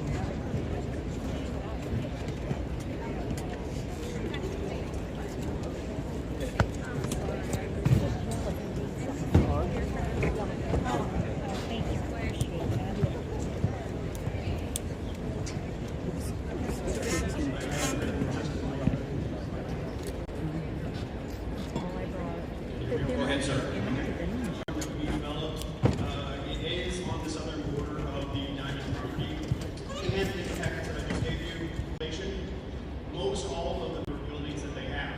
So that's a pretty significant, most all of the buildings that they have. So that's a pretty significant number. You guys should consider a significant number. You guys should consider having requirements for it. There is actually for the impact on them, which I think is kind of a missed point. I know I'm out of time here, but one last thing. I think there should be punitive.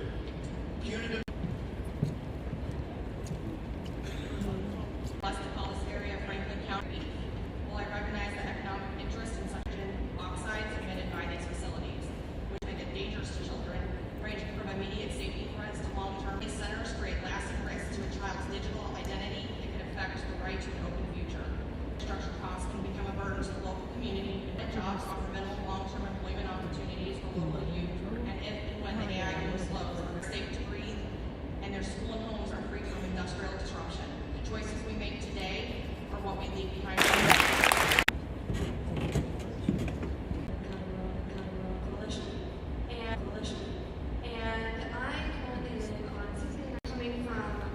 And I currently live on 69 coming from these data centers, and as well as 5 to 90 decibels,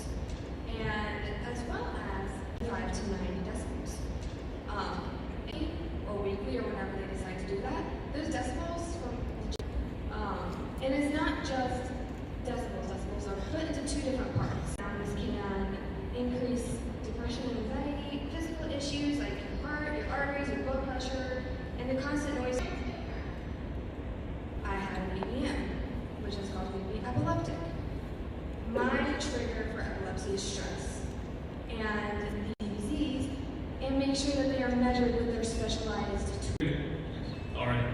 Measured with their specialized tools. All right. My name is Jared Leslie. I was born in St. Louis, but I have summary. Summary.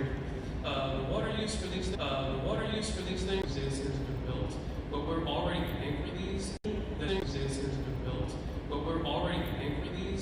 That is a constant. So the technique, unless robust, and I point out.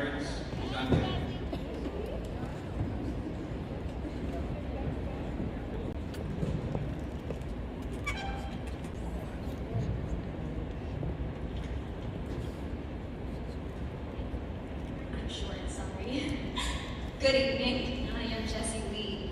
I live in Deloach Estates neighborhood, which borders Diamond for legal weaknesses of them. Not only am I a Deloach Estates resident, but I am also a contract attorney, and prior to moving to this county 3 short months ago, I saw the need for legal abuses and lawsuits to occur when that language is insufficient and contains loopholes. To aid you in this arduous process, I have drafted and submitted my own proposed rules, which were reviewed by our hired legal counsel. They were provided directly to your lawyer in office and entered into testimony. Madam Director, I will also with data centers. A lack of proper enforcement 50 feet for RNA zoning at 1,000-foot setback. Frank zoning designations, including W, where some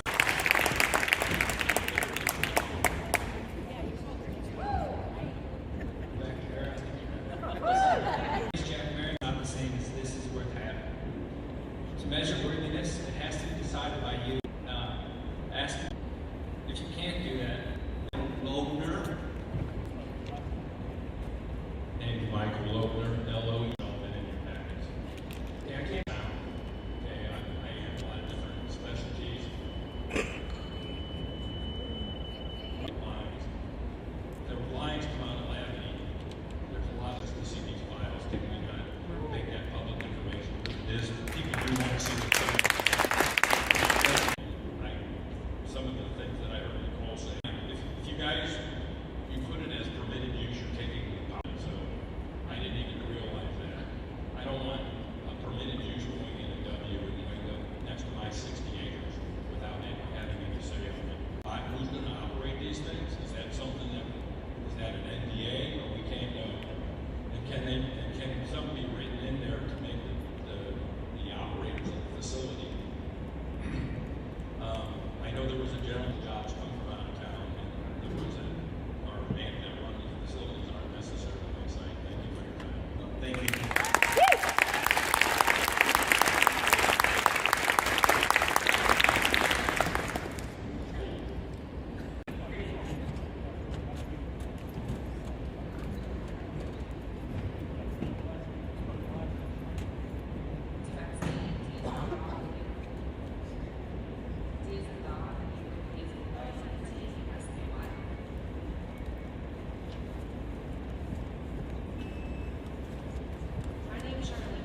You need to get a little closer to the mic, please. My name is Shirley. Lori, mic. I'm a resident of Franklin County. My family's life is centered around our local landmarks. My two daughters visit Purina Farms almost daily where their father works. My girls watch the Bald Eagles, previously mentioned by a fellow resident, and I spend my free time in the shop.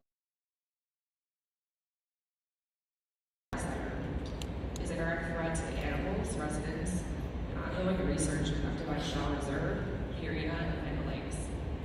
I don't know how informed the public is on this topic, but Purina Farms and Land Lakes conduct world-class research on the food that animals eat right next to the proposed data center. Any scientist will tell you that the lab is only as good as its environment.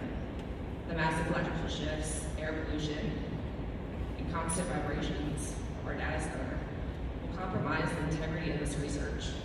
Data centers have no business being near facilities that safeguard and research our animals' food supply. Please also think of our neurodivergent community and those who suffer from epilepsy.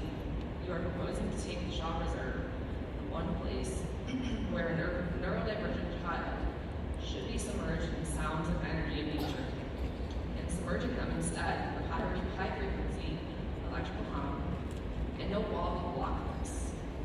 It is a sensory equivalent of cricket chirping behind a wall that you can never find, constant, distressing, and inescapable, and for some, seizure-inducing.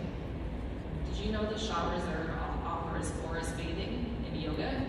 I don't know who's going to go with the sound and air pollution caused by the proposed data and projected technology advancements.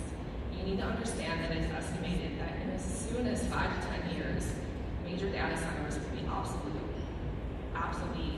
and we'll be left with an inexpensive eyesore. Thank you. And Stephanie Kessler is on deck.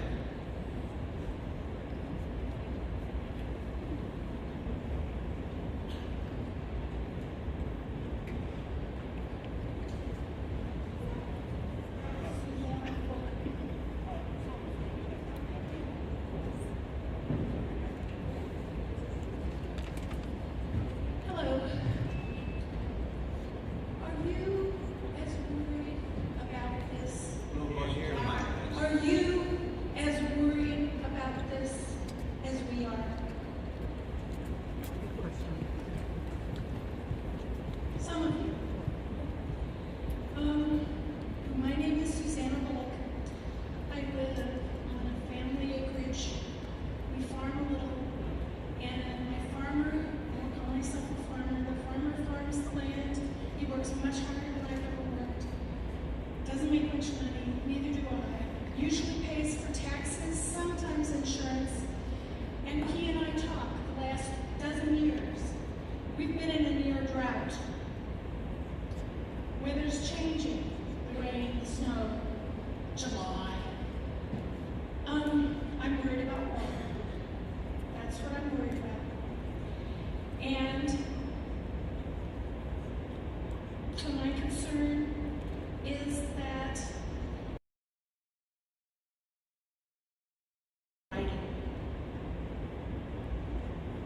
these data centers are going to pay for it. And you know what, guys, back here, we're so pleased with the regulations. They're not tight. They're not rigorous enough. And there are no consequences to what happens when it all goes to hell. I am disheartened that members of the commission or you guys sign non-disclosure agreements that prevents you from telling us. I think that's reprehensible. And I also think it takes us all out of the conversation. Everybody behind me and everybody who left wants to help with this. We know it's inevitable. But we want to make the process transparent and put it in the right place at the right time. And that probably isn't in farmland or residential area or the middle of the Pacific or next to Shaw Nature Reserve, which is one of the 5 best things about the county.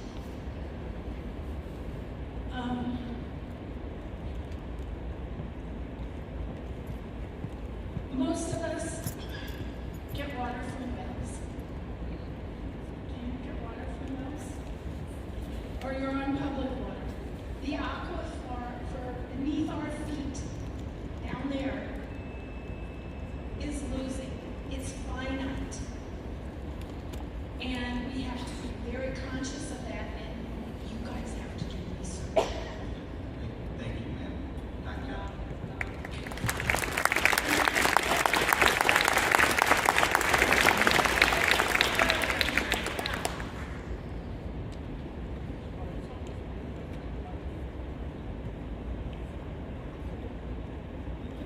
in any way to allow data centers in Franklin County. Per Article 7, data centers should not be allowed. Low-density residential exists to help a county plan appropriately into these R and W zone lanes, not consistent with any of the intended uses and purposes of agriculture and residential land. Data centers would have significant long-term impacts on farmland, natural resources, and nearby property value on the area's water supply. According to the Missouri Department of Natural Resources, 94% of the state, as of March 10th, was experiencing dry or drier conditions. In 2020, 95. We need to prioritize the residents and the local businesses' water needs, not some out-of-town data center. We don't have the water to support hyperscale data centers. Why are data centers coming to Franklin County? Pause. These data centers don't care about the area. They are only here because we haven't said no. Yet. We need to support businesses that have local ties that will carefully consider that almost 100%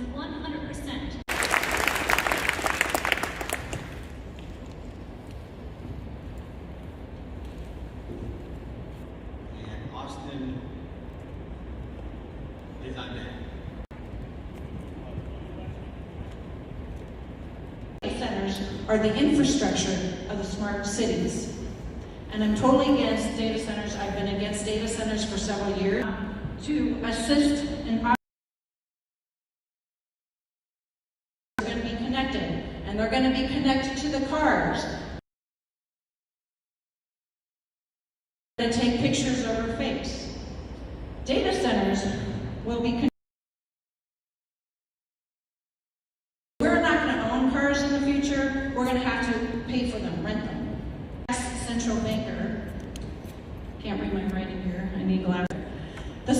C40 Smart City Initiative. I read the handbook on the C40 Smart City Initiative, and they be used and how you spend your money. Effectively, this will be used with the data centers limit. Data centers. So you should all look this up, the C40 Initiative. There's a handbook out there. And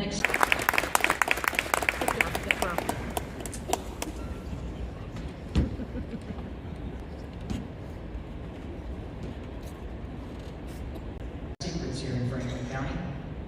The people, the land, the community. And instead of if we hold the line, we all win. All our property value goes up. So let's do the math on that. Do we make a few rich people even richer? Or do we give our entire county in our own county? Are those investors going to stick around and spend that money in this county? I don't need to answer that. I imagine most of us chose to live here to be away from all the pollution and the noise, the concrete, the land degradation. I know I do. I actually work in AI. I'm an AI engineer. These data centers, they're not here for our phones and our internet. They are here to correlate to AI. How many of us in this room use AI enough to need that much more energy? Whatever jobs that will be created in the short time in building a data center will be replaced by hiring guys like me to automate everything. Replacing most of the workers with computers and machines, eliminating most of those jobs. The world does need data centers. It just doesn't need that many data centers. And Franklin County sure as heck doesn't need any of them. Land will just become more valuable. And if or when we bring in a power source, it just means those corporations will just pay more money. Later. Just not yet, please. Tell them maybe later. Thanks for your time.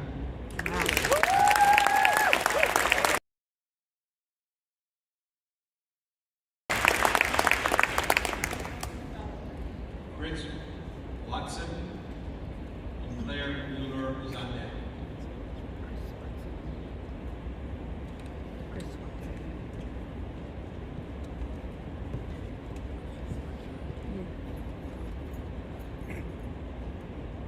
Thank you for being here this evening. I know everybody's tired.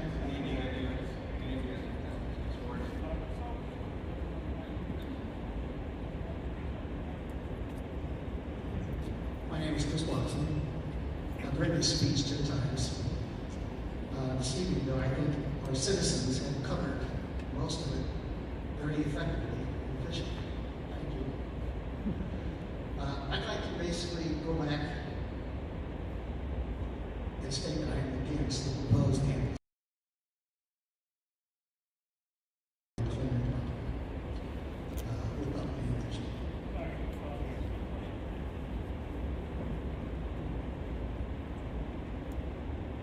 I'd like to take a trip with you tonight and drive back down through Pacific. The Merrimack River coming back up on the south side. They're proposing that we're going to hear a concert level of 55 decibels, a tone that will travel down this river. The property borders right on Woodward, the Merrimack. You'll be able to see the building from that bridge.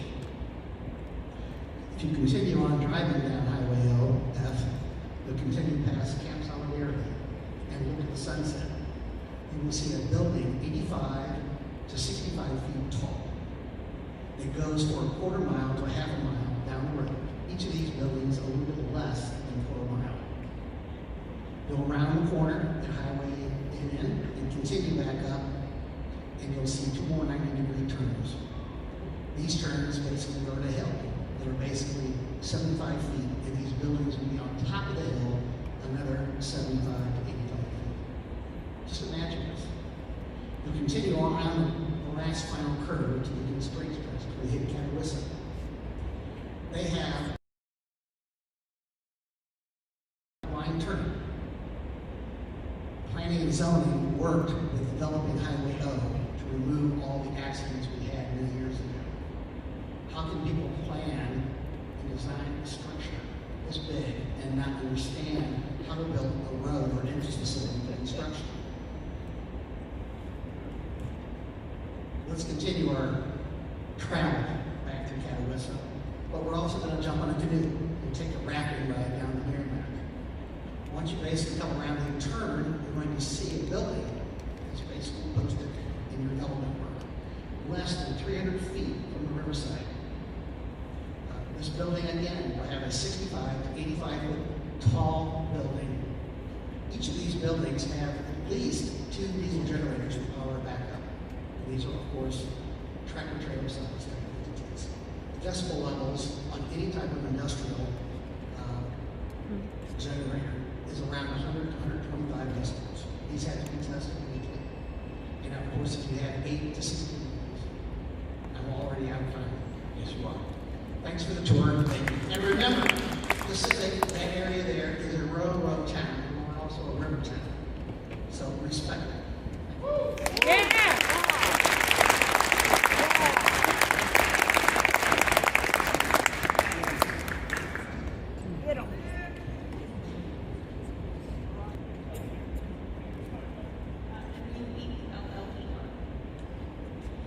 Before my time starts, I'd like to thank the Franklin County Rural Coalition for streaming this meeting for those who couldn't attend in person, something that the Commission should have ensured for accessibility. I'm going to be really straightforward. I have a ton of facts that I can reveal. Intelligent research and comments. I'm tired, I'm mad. You've lost the trust of the public by not sticking to your promise to the 6-month table. How much did you really learn in the last 60 days? The public is who you serve, not the money from the developers. The repeated rehearsed comments earlier about the proposed ordinance being the most calling this ordinance the most restrictive ever is like calling the only hill you've ever seen the world's tallest mountain. The pandering and frankly bootlicking we heard from those in favor is a disservice to the people here. We weren't born yesterday.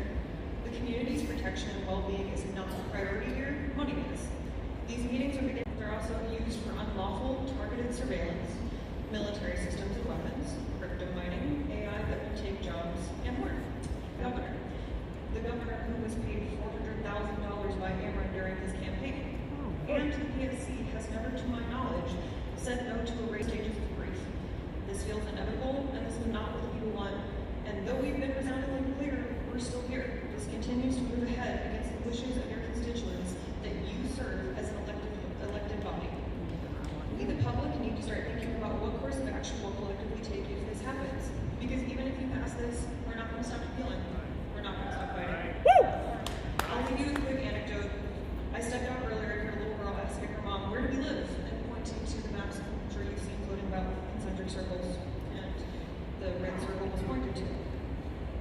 So when you close your eyes tonight, I hope instead of sleep, you see a 6-year-old scared for her future, and think about what you're going to do if you haven't already. Zachary Hayes.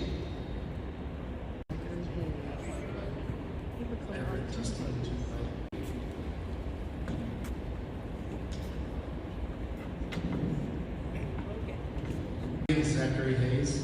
Let me begin with something that has been sorely lacking: transparency to the public, as evidenced by the hurdles to acquire the details of the tech field, specialized power, options for cooling, and so on. After construction has started, great. If there is not, then Franklin County is not the right home. Whether this truly makes sense, right home. Whether this truly makes sense, I think we've all learned a few things tonight from the gentleman earlier.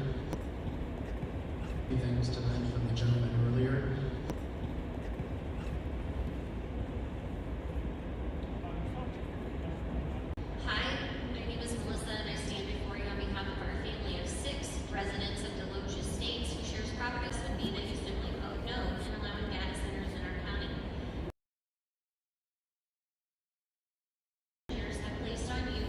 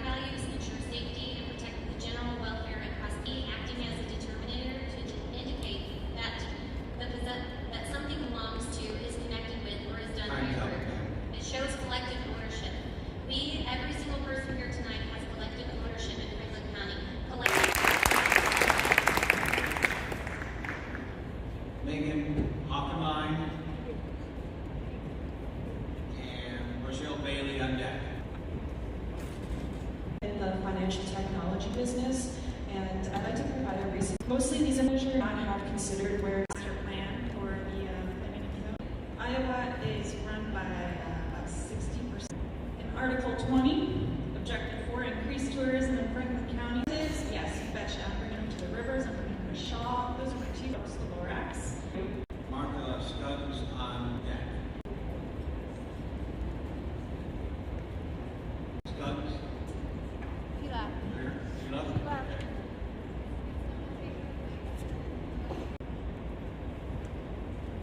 And Elkin Kistner.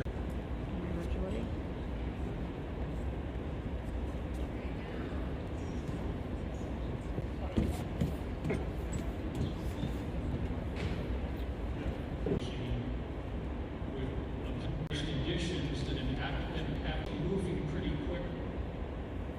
And a conditional use status would enable the county to give each health, safety, and welfare as they're written tonight. Sir, your time is up. Thank you very much. HDRSIPE. I have written testimony for parents of 2 children who live on 10 acres next to Mr. McLaren. And I'm in the IT field for the impacts of my property value, utility rates, disruption of our lifestyle, our economic benefits. We want AI infrastructure. We want a data-driven economy. We want development in our county. Data center operator pays taxes at the same rate and structure as the surrounding residents. The fiscal impact must be transparently shown to the taxpayers. Costs made visible, and many of those costs we heard about tonight. But the community benefits are lacking. We haven't seen that yet. We need to see that. It needs to be clear to us. Things such as workforce development obligations, pilot agreements, a community benefit fund. And additionally, it must disclose any property taxes on compute, the buildings, and the land, and assess valuation changes transparently. Local sales taxes must be disclosed, franchise fees, multi-billion-dollar CapEx proposals. Site abandonment, decommissioning, and restoration of financial assurance should be a requirement. As a condition of approval, the Commission should require the applicant to provide financial assurance held in escrow or the equivalent security. Sufficient remediation, restoration, and pre-development conditions. In doing so, this protects the county and its taxpayers from future financial liability. In summary, on behalf of my family, I urge this body to carefully consider all of the testimony that's been given tonight and others in written format. Establish protective regulations, and if data centers are determined to be in Franklin County's best interest, limit them to currently industrialized zone locations. Time's up. Thank you.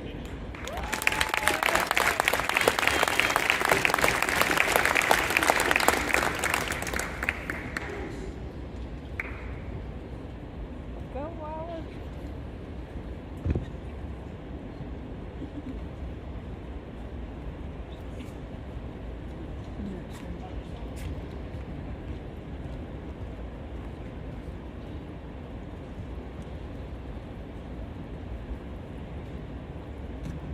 Good evening, Commissioners. My name is Wallace Moore. I live on Jeffersburg Road.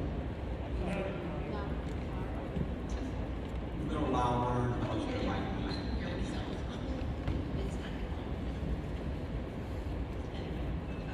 My name is Wallace Moore. I feel compelled to offer to buy you all a cup of coffee here. Sorry about this. I live just outside of Union here on Jeffersburg Road. I've been a resident of Franklin County for over 40 years. And I am joining these other residents of Franklin County to express developments in our county, both Gateway Digital and Bedline Energy, to allow accurate information to be considered and the public's concerns addressed fully. You heard endless expressions of concern over the impact impact to not only the quality of life for the residents living next to these facilities, but also the unspecified yet real impact to our water and electric for the entire region. Drawdowns to aquifers that provide water for residential wells and other uses is difficult to calculate, but it is not rocket science to know that these facilities will jeopardize water quality and quantity for the entire region, and there is no B plan when water runs out. The Ozark Aquifer system, which supplies Franklin County, is already facing ecological pressure. It's hard to conceive the drawdown these steps will cause, closed systems or not. It will have negative, even catastrophic repercussions. I know you've been presented with statements and data from others, among which Missouri Botanical Gardens, the Department of Conservation, whose charge, whether by the Constitution of the state of Missouri or an internationally recognized conservation organization, is to protect our natural resources. I encourage you to consider and adopt the regulatory language that has been proposed by these organizations if in fact it is determined these data centers are even allowed. Call me an optimist, but I don't think it's a foregone conclusion. So while some of the language proposed is an improvement, it is obvious that more information and study is needed. Important decisions you as a body will make, and as such you are under intense scrutiny and pressure. However, the pressure needs to be how to best consider and serve the current unknown investors that have provided little to no public disclosure or discourse. Yes, a lot of money is being dangled in front of us, but with that money, so much needs to be considered. Money cannot replace what will be lost. Not everyone feels that money should be the end goal. Gold does not buy everything, especially when it's fool's gold. I will quote President Lyndon Johnson, "If future generations are to remember us with gratitude rather than contempt, we must leave them something more than the miracles of technology. We must leave them a glimpse of the world as it was in the beginning, not just after we got through with it." Thank you for your time. Thank you for that.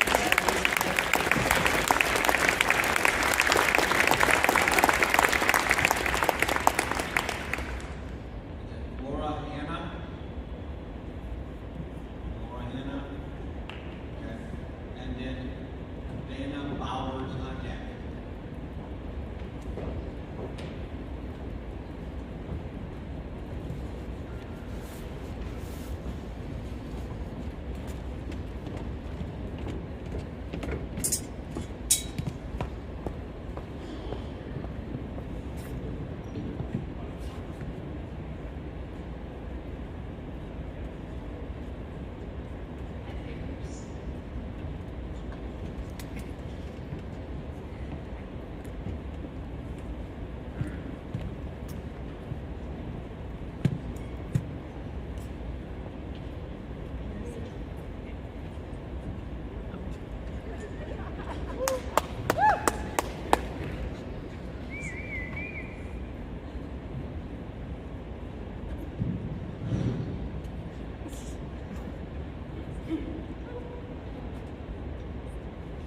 Hi, my name is Laura Ann. I live in Pacific. Two things I'd like to say. Money is not a priority. We will not stop it. We are expecting our elected officials to become experts on the environmental. I'm sorry.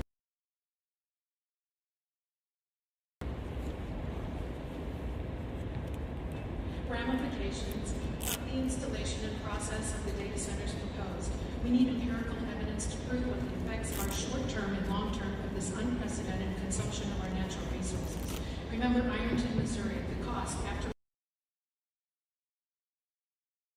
ever contaminated wells, landowners never recovered, people that could move away, people sued.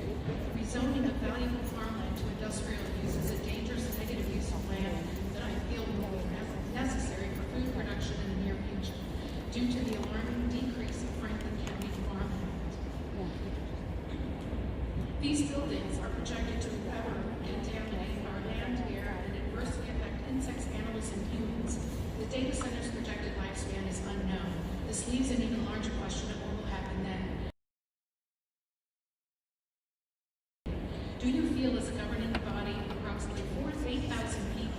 of Pacific and its surrounding population that will cover the building of the data centers and the eventual renter? Are we establishing a contract that will cover the builder of the data centers and the eventual renters?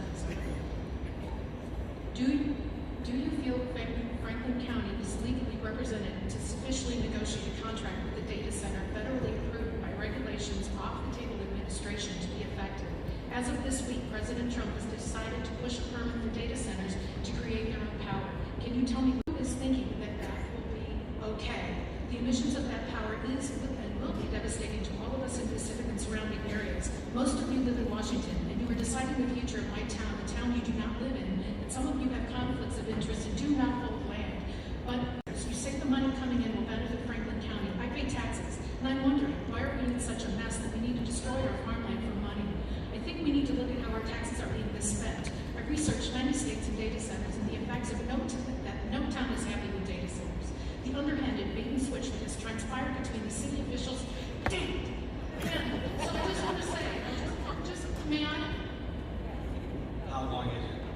1 minute. No, 10 seconds. I'll give you 10 seconds. Thank you. Finish it, I got 10 seconds. I think we need to know how our taxes are being misspent. I've researched many states with data centers and the effects that no town is happy with the data centers. The underhanded bait and switch that has transpired between the city officials and the data center has left many people, the majority, very upset with their town governments. Mr. Schatz, I heard you today say that the water consumed from the data center is that of a noodle company.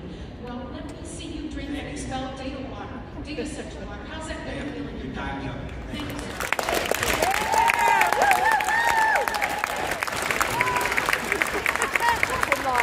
Laura, you dropped something up there.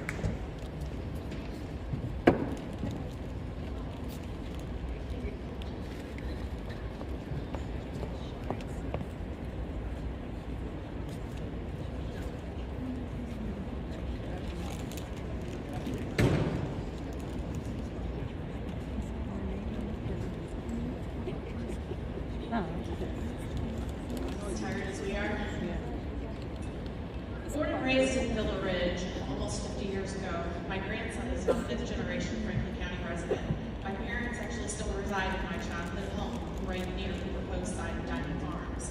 I'm a current homeowner in the city of Pacific where myself, my children, and my grandchild live. Our family owns 2 small businesses. We run a nonprofit disaster relief foundation out of this community. We are very rooted here. We strive on a daily to help our local community and those nationwide recover from natural disasters. This could potentially be a disaster for our small community that we may never recover from. And I implore you to not just listen to those of us that are sharing our concerns, but actually hear us, hear what we are saying. Please decline the request to push through the zoning for such a life-altering development that affects us all. We appreciate the efforts of those that visited Altoon on the taxpayers' dime with some of the P&Z members and our biased commissioner.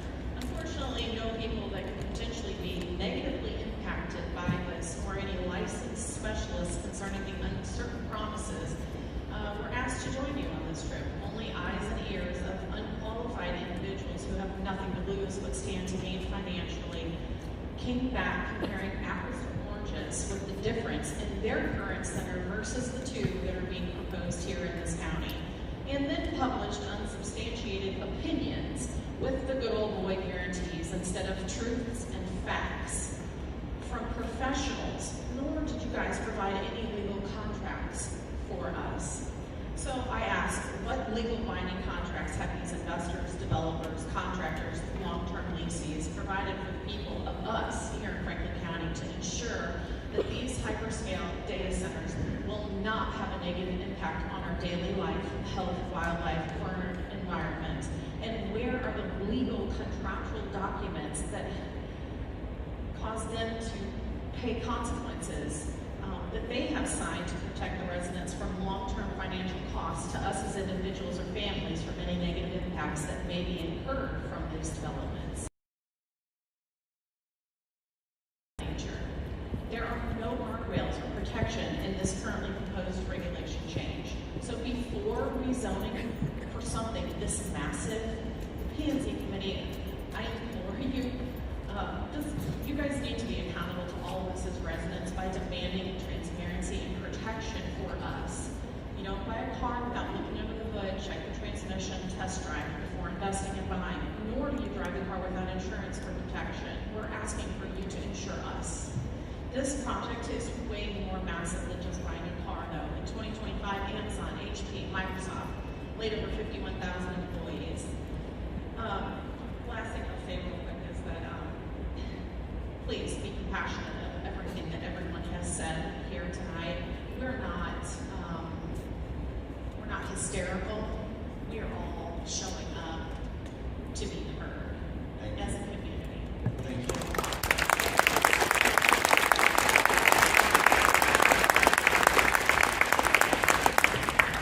you. Linda Carr, Mary Watson on deck. Mary's not here. Thank you. Linda here.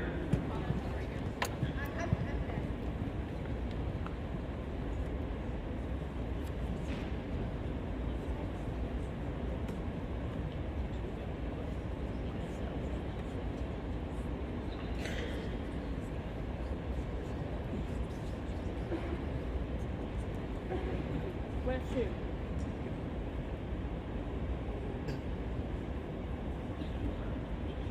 So is Linda Carr here? I am, but you know, they said just about everything I have to say. Okay, thank you. I know you're tired. I know you really appreciate the 6 salaries that you're making sense. Just listen to us. Ryan Cernick. Is Ryan Cernick here? No. Wait. Here we go. And then Samantha Crooks, she's here at Tottenham.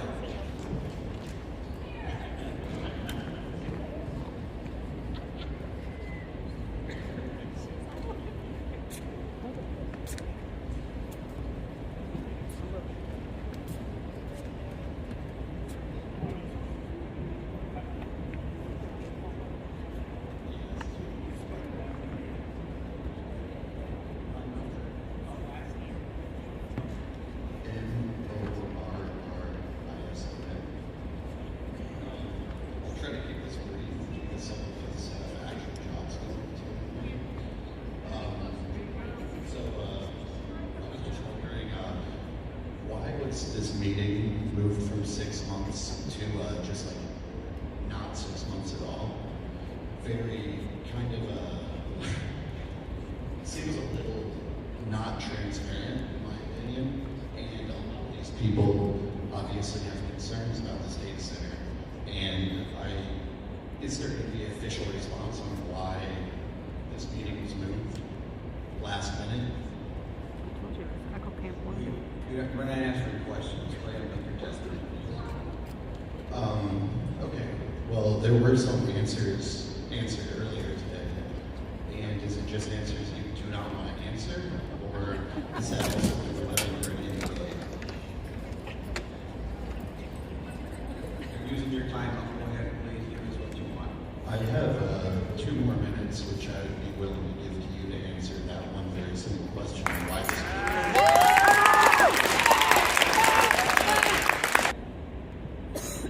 At breakdown, we may get into discussion, but we're not going to discuss it right now. It's your time to make testimony to us. Okay. Well, I guess I'll use my last minute and a half to say I grew up in Gray Summit, went to Coleman Elementary. The investors are from Dallas. Dallas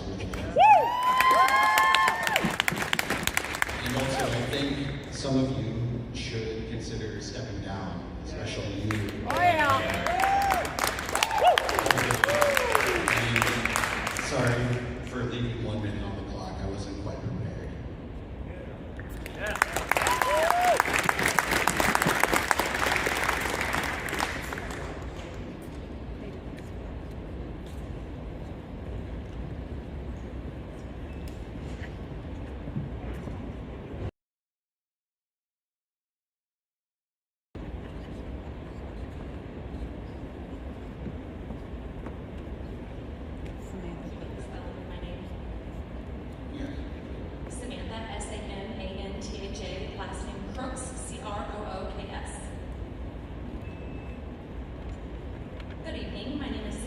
Brooks, and I'm here today to represent Hunter Stall's Rocky Ranch. I believe we are being asked to accept something that you do not fully understand, and once it is here, it will be too late. Data centers are presented as progress, as opportunity, as something harmless, but the truth is there are too many unknowns and too much at stake to blindly trust those assurances. We are told they are safe, we are told they are quiet, we are told they will not harm our land, our water, or our families. But where is the long-term proof? Energy demand, heavy infrastructure, and continuous operation due to rural communities. What happens to the land after years of strain? What happens to the water supply when massive amounts are used for cooling? What happens to people who live next door, not for a year, but for a lifetime? The reality is we don't know. And when the answer is we don't know, that should not mean go ahead anyway. The burden does not fall on the companies, it falls on us. It falls on families who live nearby. It falls on farmers trying to protect their land and livestock. It falls on the children growing up in the shadow of something no one can fully explain the long-term effects of. Who do we call when we have an issue? I need names, numbers, addresses, and emails. We are being asked to trust the same kind of promises people have heard before. Promises tied to development, to industry, to economic benefit, and too often those promises come with fine print, with shifting responsibility, and with consequences that only show up years later. This is not fear, this is caution, this is not resistance to change, it is responsibility. Trust should be earned with transparency and with independent research and with time, not rushed decisions. If something is truly safe, then it should stand up to scrutiny. It should withstand questions. It should not be proven, it should be proven, not just promised. Until then, we have a duty to protect what we already have, our land, our water, our health, and our way of life. Because once we allow something that we do not fully understand, we will be the ones who live with the outcome, not the people who sold it to us. So no, we should not blindly trust, we should question, we should demand answers, and we should be willing to say not here until those answers are real, complete, and proven. Because the cost of getting this wrong is not temporary, it's permanent. Thank you, and God bless.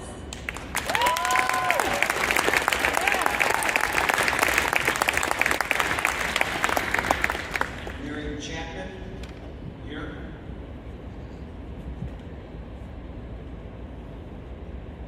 No. Nikki Schmietzenkamp. Nikki here.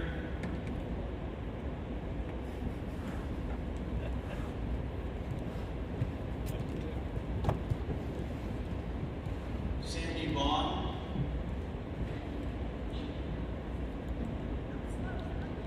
Okay, take your time. Michael Ogle is on deck. Michael here.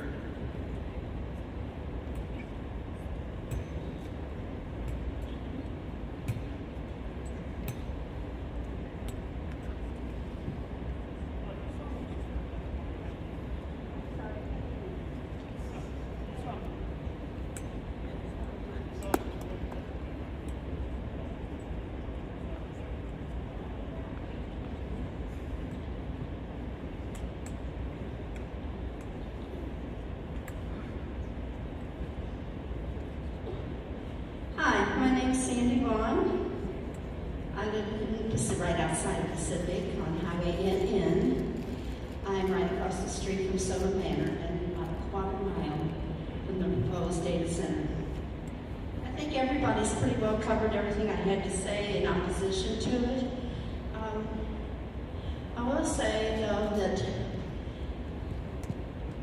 I may not be here to see it built and in operation, but I have 41 grandchildren and great-grandchildren that will be here. They are my big concern. What is the ramifications of this? I don't know, you don't know, and those that may know aren't going to speak up because money talks. So I just hope that you guys will all examine everything that's been said and take it to heart. I would just paraphrase the Bible saying Matthew 16:26, "For what should a do to gain the whole world and a man lose his very soul?" This world has many choices. Eternity has two. Choose wisely.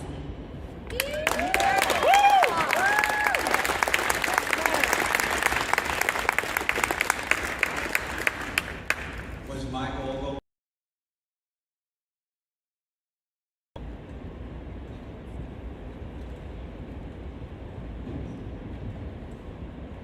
Karen Dorak. Karen here. Carla Abel on deck. Carla here.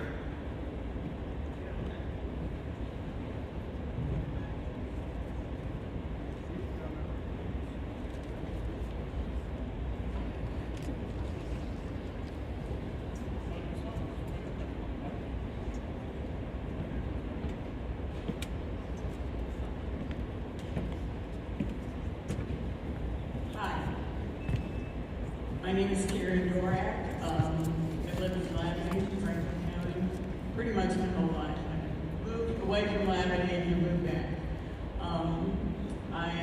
There's been expert testimony by many people, lawyers, AI people, engineers, and I'm concerned about all of the things that they have talked about.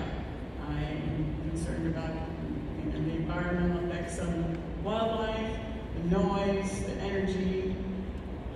If we have fire protection to these areas that could, and I know we don't, that could fight a fire if this was built. There is a couple things that, there was a study done on the McLaren property by the Missouri Department of Conservation, and that one shows that there is endangered mussels, bats, different things that are in that area and would have effects. That's a federal law. There was nothing done on the Shaw area.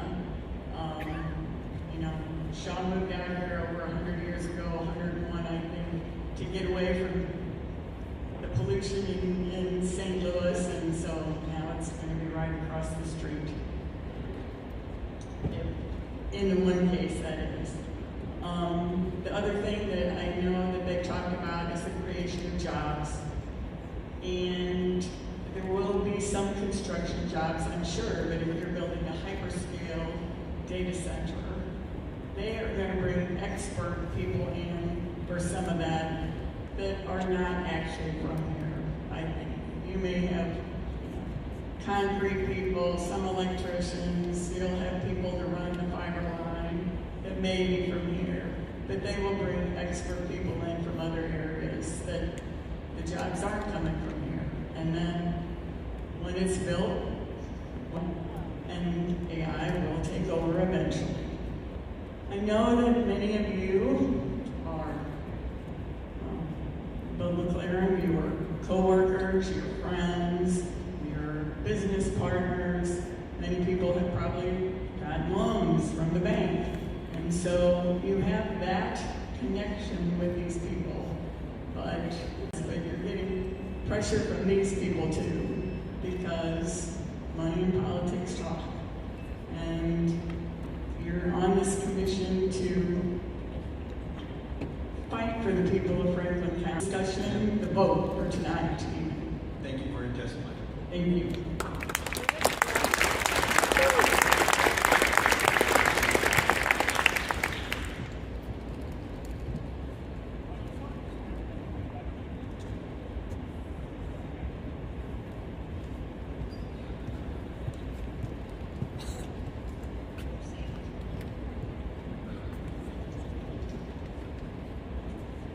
I have some documents.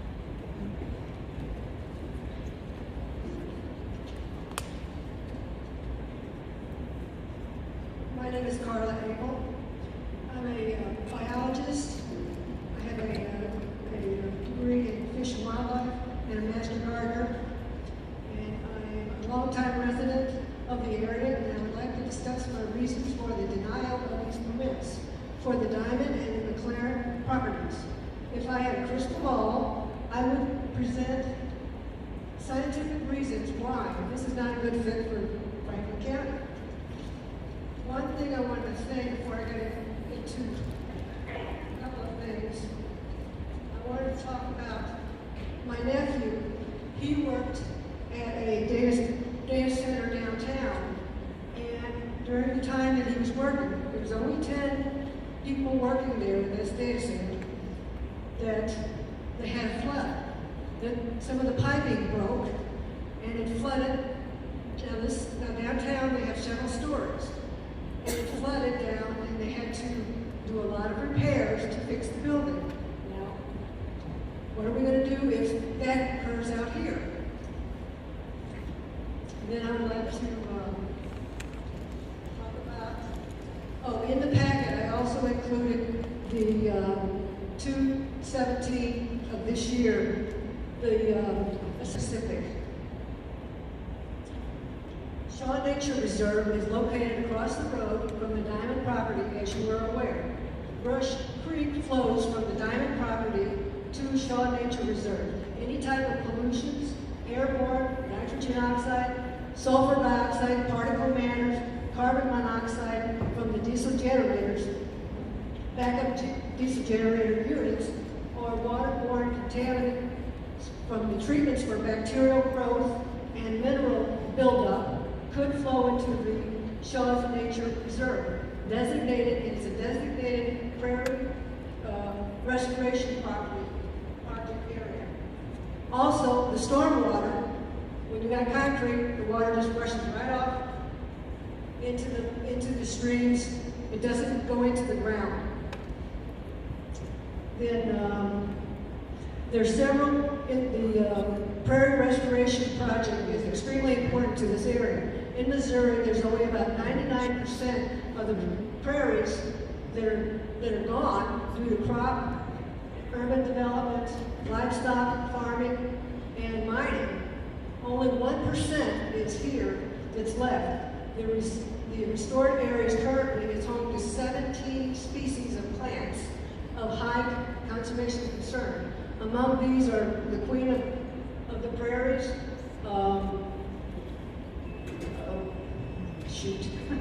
Time doesn't. Thank you. Thank you. We can read the rest.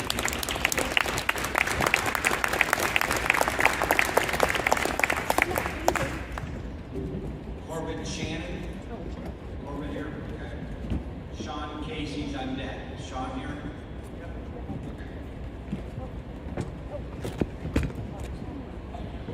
Mr. Sanders, you didn't come here to invest in our community. You came here to the arrogant enemy that has a bank and a law firm. The United States is a republic. Minor zoning change.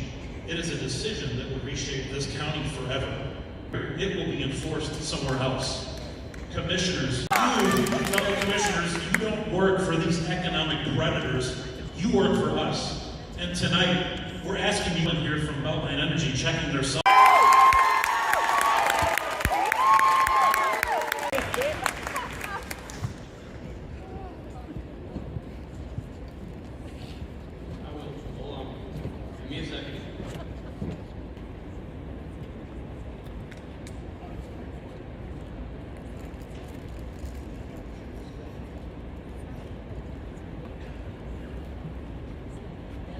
Thank you for seeing me. My name is Sean Casey. I'll try to be brief. Well, one thing that I do want to say is that Why aren't you guys standing up? it's because it's a paper tiger. And they know it's a paper tiger. And you guys all know that it's a paper tiger. So you know that you need more enforcement and you need more oversight. And this ordinance or development agreement or whatever you want to call it. Because if this thing was what these citizens wanted, and these guys right here, they'd be squealing.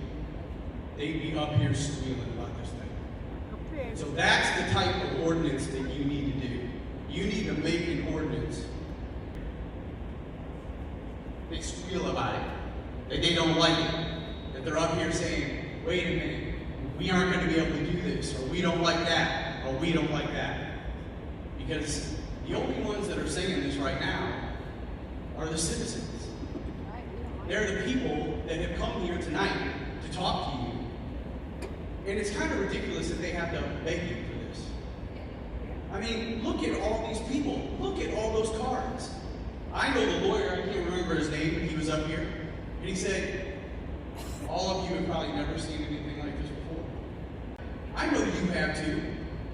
But like they said, this is what they squeak. Thank you. Changes, or do I have like, okay, so I'll have like another 3 minutes on the amendment changes. And ensure your developments minimize conflict with existing residential or agricultural uses. Number 2, stormwater flooding and pollution runoff on county water resources. Regional issue, county-wide lands and floodplains. Minimize ground contaminants to protect water resources. Number 3, goal. Minimize the negative effects of erosion, flooding, and pollution runoff on county water resources, industrial users, whenever possible. And that was I'm telling you what we need. I hope you listen to our needs. I hope you listen to our needs. Okay, I'll see you again. See you again.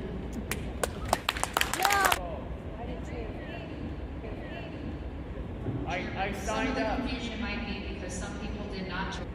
I signed up. Some of the confusion might be because some people did not. The 9 minutes will come up later. Yeah, for one or the other. We're on the informational only now on this file. So what's after the info? Did you guys find his? Vince.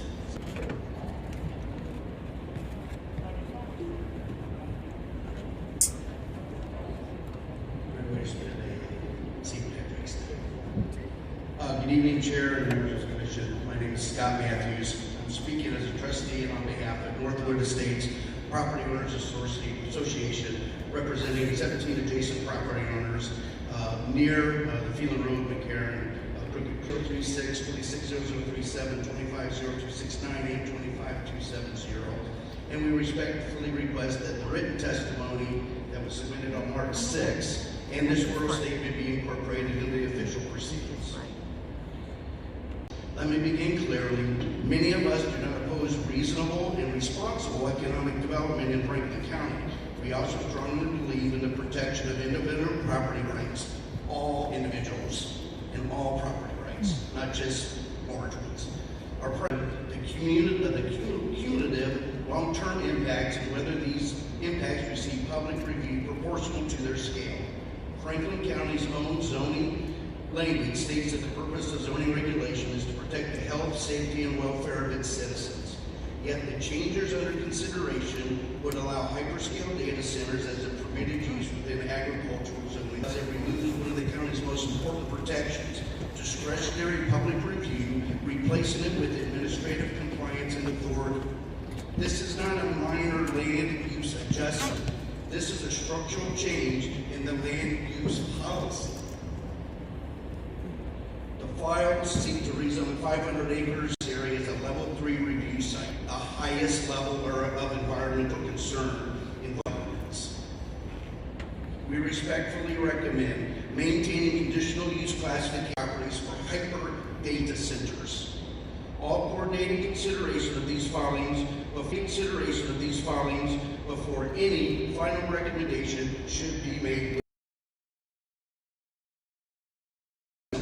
Ensure that infrastructure of this scale receives review proportional to its proximity to existing residential communities. We respectfully encourage the Commission to not approve these findings tonight and instead allow sufficient time for a fully cumulative impact and decision of this scale deserve your utmost care and coordinated public consideration.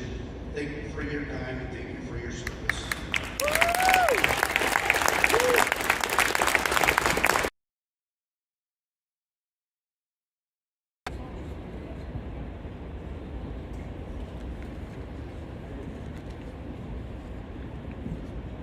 will cover all four on the card.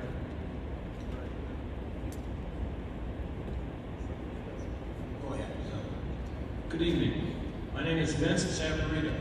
I'm a retired professional electrical engineer in the Villa Ridge area. My entire 43-year career focused on electrical safety and electrical protection. We've been anxiously reading the newspaper accounts of these data center issues, waiting and hoping to see some assurance that the quality of our electrical power is not degraded. And we've not heard this tonight, we've not seen it in the paper, so this is going to be new to most of us. So far, we've seen nothing. Why should you care? Why should we care? Because dirty power can shorten the life of your appliances and electronics and can actually cause your utility bills. Now I'll explain why. Power supplies in the data centers turn on and off the power from 300,000 to 1 million times per second. Electrical grid, so that instead of having a nice, clean, smooth sine wave, it has spikes. Dirty power is measured by THD, total harmonic distortion. At a THD of 2 to 3%, there are not a lot of issues. It's not causing a problem. But as THD increases, motors, such as the one in your refrigerator, begin to run hotter and burn out quicker. Higher THD also affects your electronics, as in your big screen TV, shortening its life expectancy.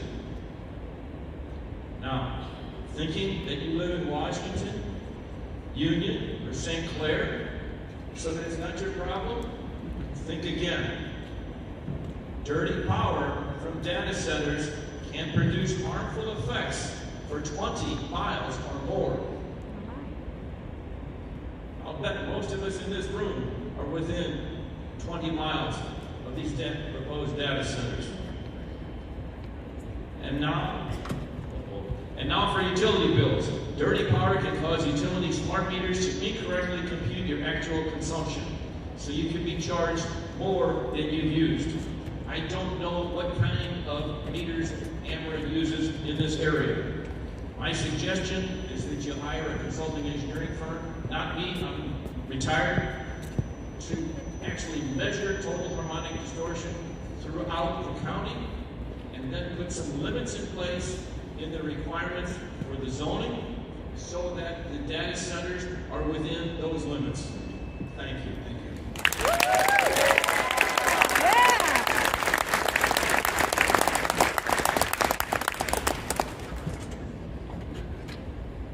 Chairman, I just want to make an announcement real quick so it's on record. The gentleman that was down here that stated that he signed up for opposition, and I do have his card here, and he did not sign up for opposition in the file we're speaking of right now, just so that is made aware. Doug Paddle. And Michelle Megdahl. Anyone here? Michelle, John, reverse, go ahead.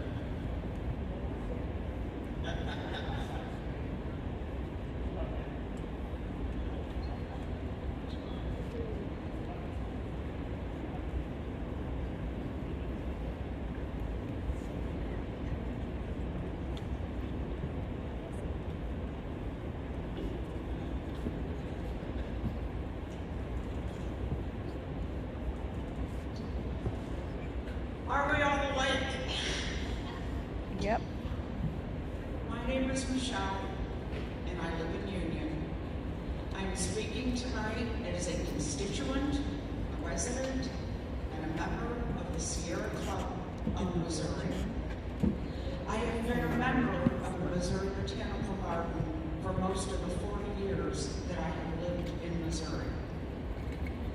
In the early 1900s, St. Louis soft coal smoke pollution became so severe, it was known that people were inhaling 15 tablespoons of coal dust a day.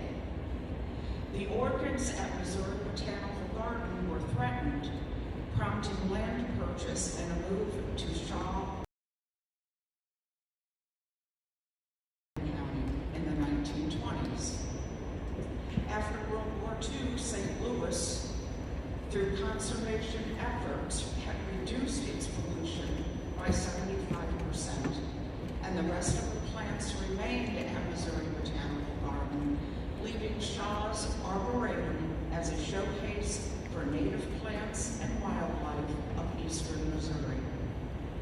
This was stated in an article in the Missouri Conservationist. In 2000, Shaw Arboretum was renamed Shaw Nature Reserve. The Nature Reserve has 2,400 acres and operates as an extension of the Botanical Garden, with 14 hiking trails, several historic homes, a wetland for live prairies. It also presents educational programs for children and adults throughout the year. Wildlife is plentiful now, and on the reserve may be several species of endangered animals. I'd also like to point out about a little town in Circleville, Ohio, which opened an RCA plant in the 1960s. They made that plant had to close down in 1980 something, and to this day, grass does not grow on that land. Please do not do your due diligence. You owe this to the community. You owe this to the people who own property in Franklin County.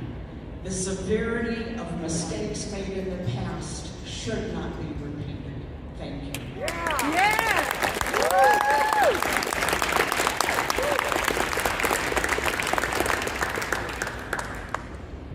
Frank Strump. Frank Strump, you here?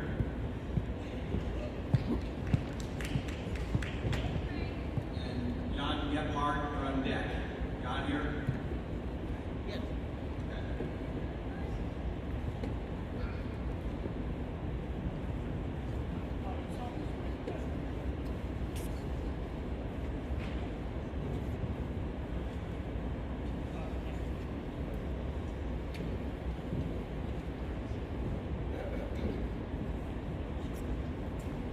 Testimony for the record.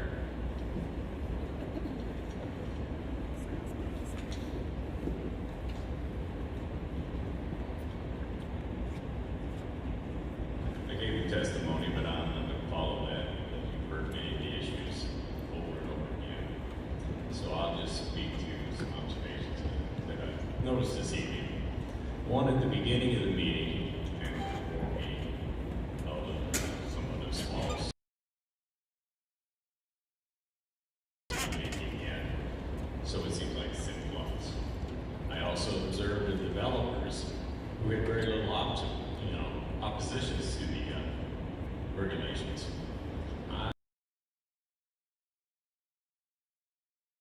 Expressing many valid technical reasons why the proposed regulations are incomplete. I would make you feel as if you haven't quite gotten your due diligence. I don't blame you. It's not a fair fight. This is a local government entity. You're fighting a multi-billion-dollar project. One tool that you do have is time. Take your time, get the help, get the counsel to help you. Demand it from the developers.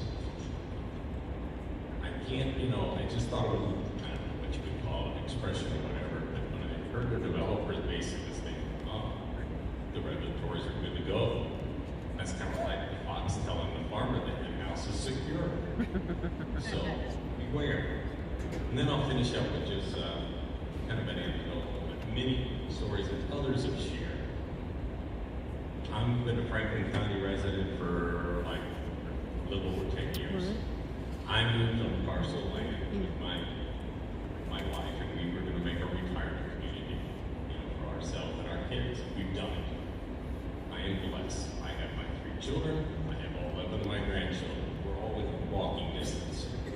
My children and myself, when we did that, we took commutes that were like, in some cases, as short as 5 minutes, increased it to an hour because of where we wanted to live and the environment we wanted to live in.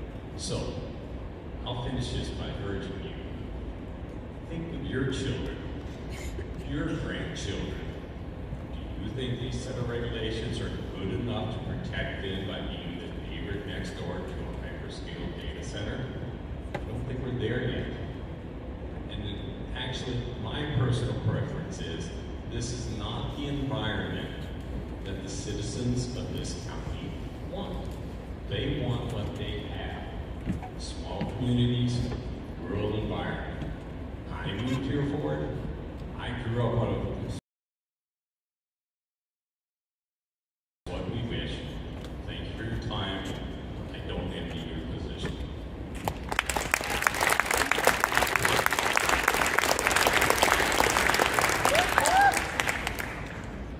John Gephardt here. There he comes.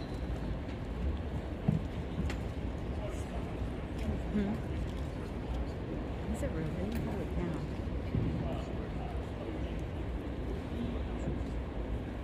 GEB, HARD, Mr. David. Hello, my name is John Gibb.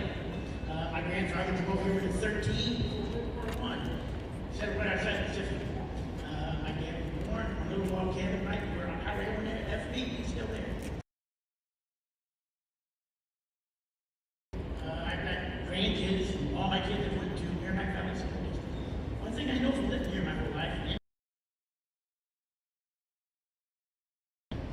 whenever they wanted a trash transfer, Jefferson County, because you run in within 2 miles of where you guys want yours, and they wanted, anyway, whenever St. Louis County came around and they wanted a prison, where'd they go? Like this year, I know it's not going to, affect a lot of Franklin County because you're putting it way out of the edge, right there, but you reap all the benefits from it, and we have to put up with it. What I'm trying to say is, let's see, yeah, my thoughts. Anyway, I'd like to see this be a good neighbor. We're just putting in a little bit of it so they can clean down. Most of it is going to be cooling towers. See, that's where the water goes. And they say that they, but also, well, obviously, here's like they were going to do that trash transfer right up Jefferson County. And everybody there was against it. Just one guy owned the land. Everybody against it. But when it went up for a vote, it was unanimous. They put it out there. We had to all get our money together. If you notice, there's not a trash transfer right now out of Highway 1F. We had to all pool our money together to get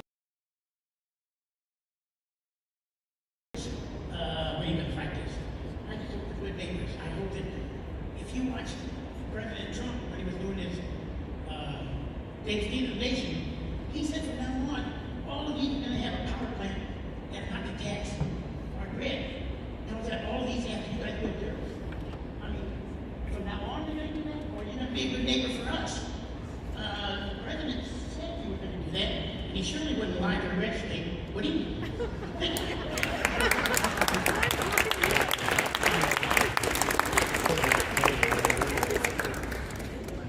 Dean Steiger, or Dean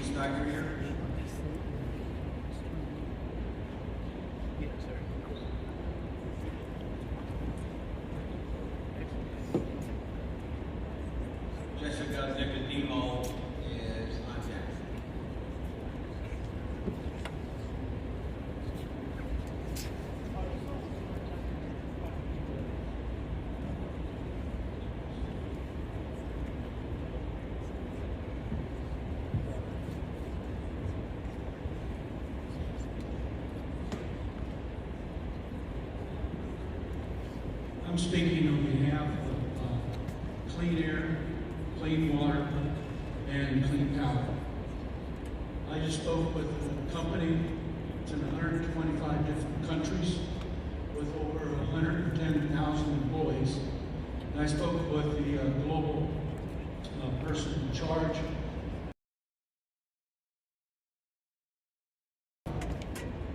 Everyone's talking about,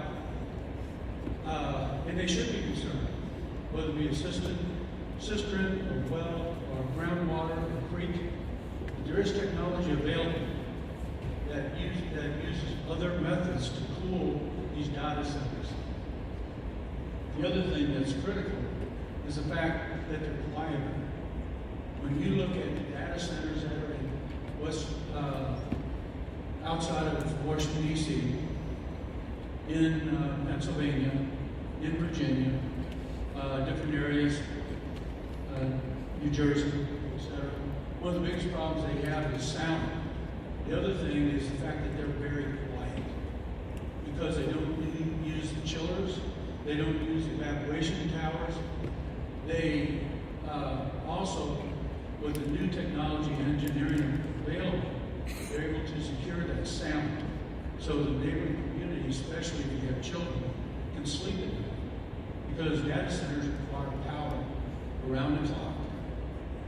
The other thing that I want to make clear is this.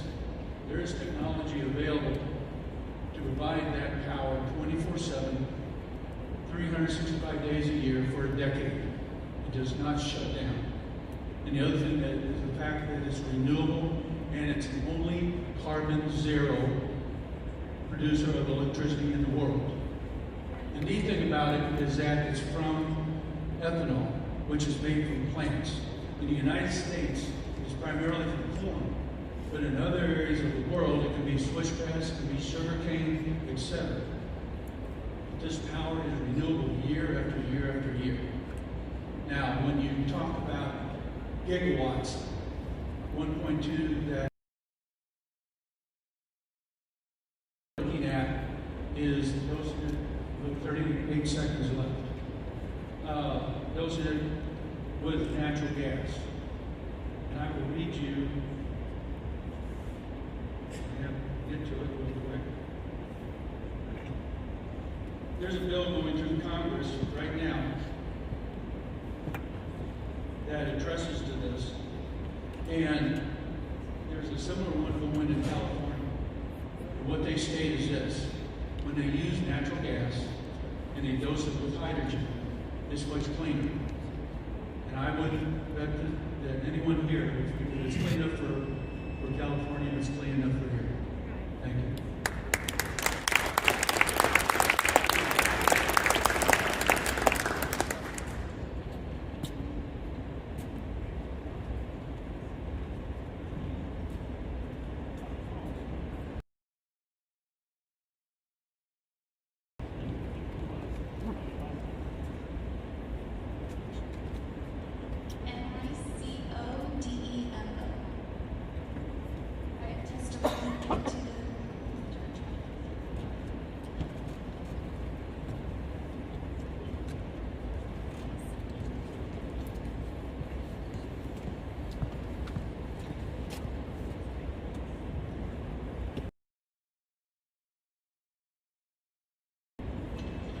Hello, my name is Jessica Roxanne Nicodemo.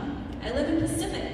I've lived in Catawissa for 21 years and now living in Pacific for the last 12. I graduated from ECC twice. I went to MOBAC and got my bachelor's in science and biology, and I'm an analytical chemist. Been over that for 10 years. I do mycotoxin testing, which is a big name for crop testing. So this should fit right in. I am concerned about the proposed data center in both Gray Summit and Catawissa.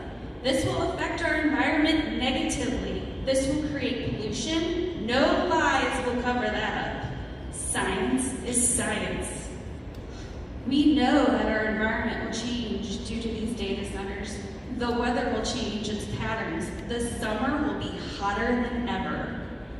The smog from these data centers will flow from west to east, hitting Pacific in its path. Lung disease will plague our town, along with losing our wildlife that is so plentiful. Acoustics of these data centers, which are called infrasounds, can be detrimental to our way of life. Infrasounds are frequencies below the lower limit of human hearing. Animal life and plants. For the people that are close to this site, I would recommend infrasound logs to show the distribution before and after this site is built. This will show the change you're experiencing from Beltline's data center, which can be held in court legally, proving that you have been affected by this data center. Sound is one of the most intrusive issues, and not enough studies to show that data centers will not affect Coleman Elementary School, Nike Elementary School, within a 2-mile range. We need will affect our students at these elementary schools. No exceptions. Infrared sound can lower quality of life, period. 55% increase in anxiety, 33% increase in irritability and depression. Studies do show that hyperscale centers will directly affect our community, but the question is, how much? Promises that are not in writing will be ignored. Do we want our families to have this stress that we already have? Do we want our kids to go to school next to these? The government has infrasounds for psychological warfare. Can I get anybody to raise their hand that is pro-data center? What a shame if this passes. Commissioners will be the heroes. Will you be the heroes, or will you be the enemies? Time's out. One last thing, please. My biggest question to the public, or to them, is why can't we have a public vote on this? We have a ton of signatures, but for some reason, this is a dictatorship, not a democracy.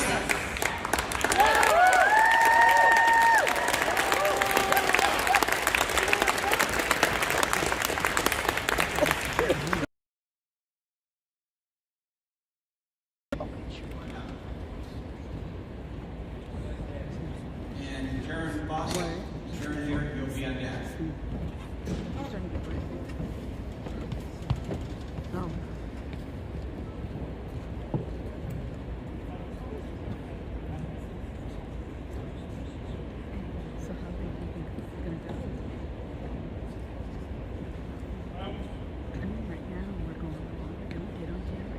I had a lot to say,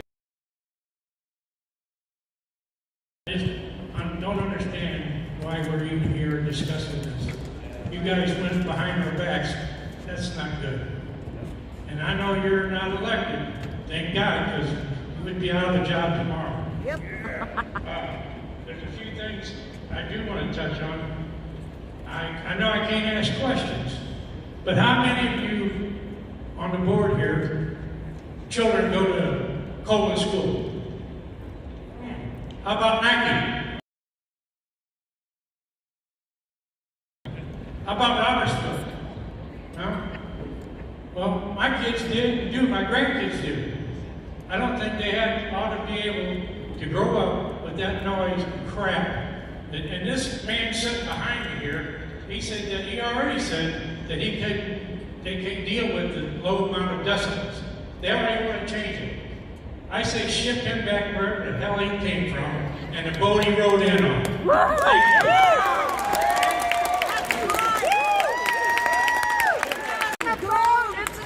keep it down. I'm gonna warn you again. Daniel Rash. Yeah, go on. Oh, I'm sorry. I was ahead of the game.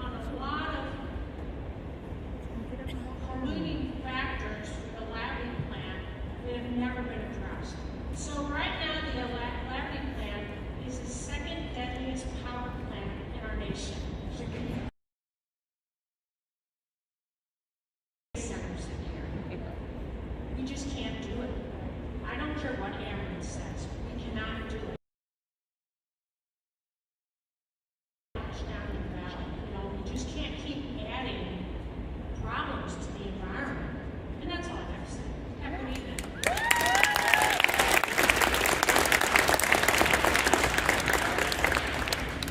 Is Daniel Rash here?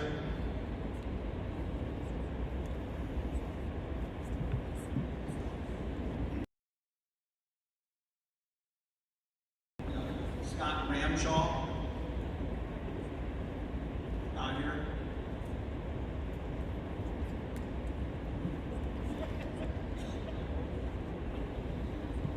Pam Whitelock?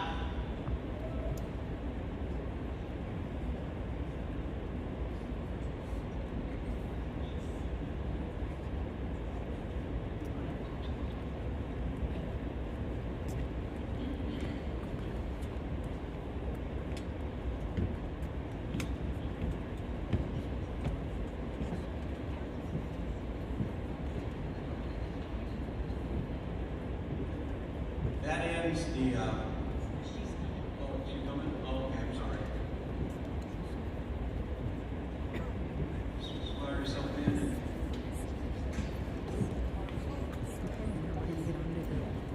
Presentations.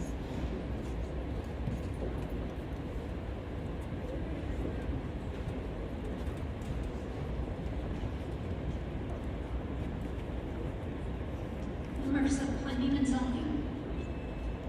I live in the tourism corridor of Marina Farms, Schultz Nature Reserve, Farmersville State Park, Merrimack. Mic a little closer, please. The historic Route 66. My name is Pam Whitelock. I acknowledge that traditional zoning performance standards and broad hazard mitigation planning exist. However, I am recommending that Franklin County adopt a documented risk management framework. Projects like large data, mega data centers, and other different industries that may come along the way. This protects the residents, and it also protects the county by creating a defensible record for decisions. It ensures consistent public costs like roads, fire, and EMS readiness and enforcement, so they aren't shifted to the taxpayers, and preventing a prove now and then solve later types of issues. Through performance standards, independent verification, and financial assurance. It also builds public trust because the county can show how risks were evaluated and why conditions were imposed. That's why I'm concerned about the language about making large data centers a permitted use. Permitted use reduces meaningful oversight and can allow a campus to expand phase by phase with limited review. These need to be made into binding, recorded requirements with any type of major expansion triggers. And I want to address the assurances we've heard. Wells will be impacted, noise lights, so on and so on. With respect, assurances are not a protection. Both residents and the county need enforceable, measurable standards with independent testing, clear triggers, funded remedies so that those assurances are real in day-to-day operations, not just statements during approval. And we can have continuous monitoring meetings, not once every 3 years or something like that. The technology exists for continuous monitoring. We also need independently held remediation reserve so residents and businesses aren't forced to pay out-of-pocket costs or lawsuits upon replies. Risks differ by property. My home is a 1902 lab and plaster structure. I also have a horse with dust-sensitive issues. So the county needs baseline surveys, monitoring, and enforceable response times evaluated during a COP, not informal promises. My request is straightforward. Keep large mega data centers as a conditional use with clear performance standards and amendment triggers for expansion, and adopt a county-wide risk management framework so protections are baked in. To wrap it up. I understand there may be an interest in improving the data centers. Please just approve them with a documented framework, clear standards, independent verification, and funded remedies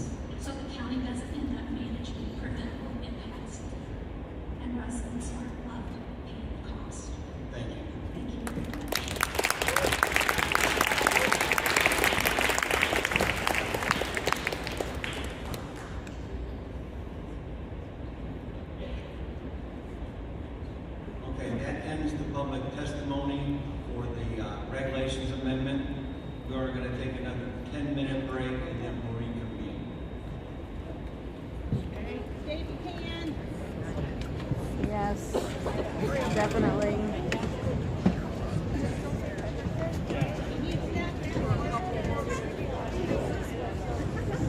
What do you need?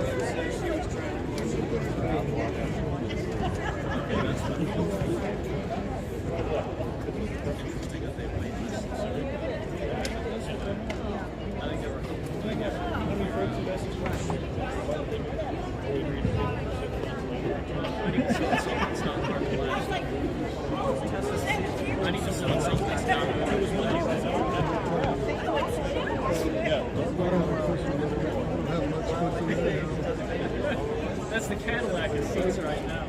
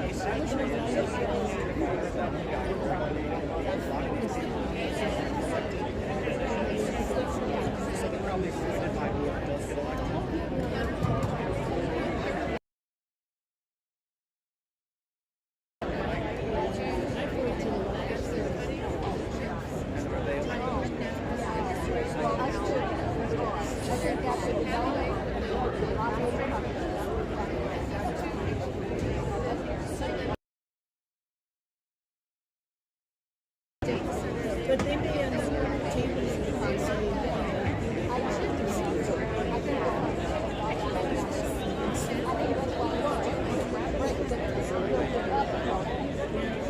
So I think that's my philosophy. I think we're here for the long haul.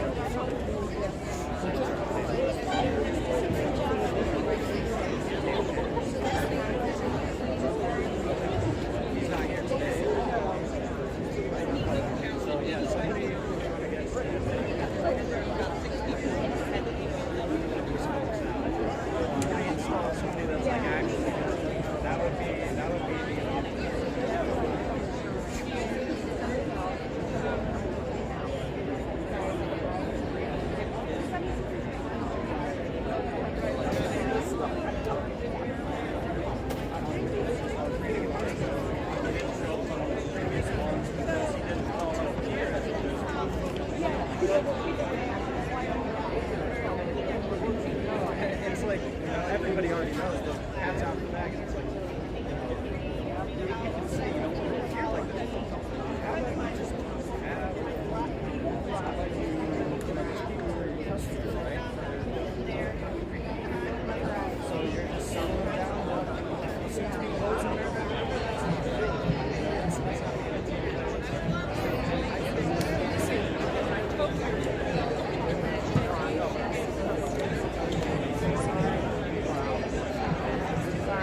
You're good.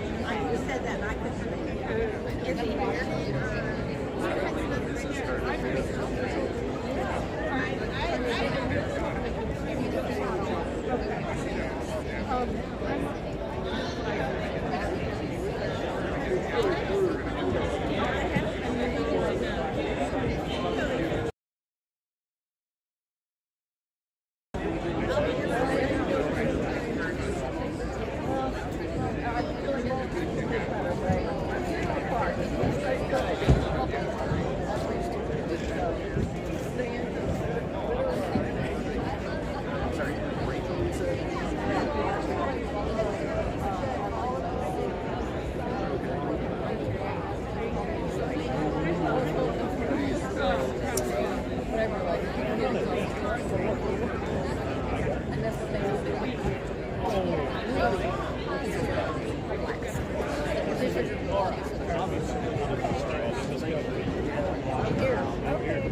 Keep it going on.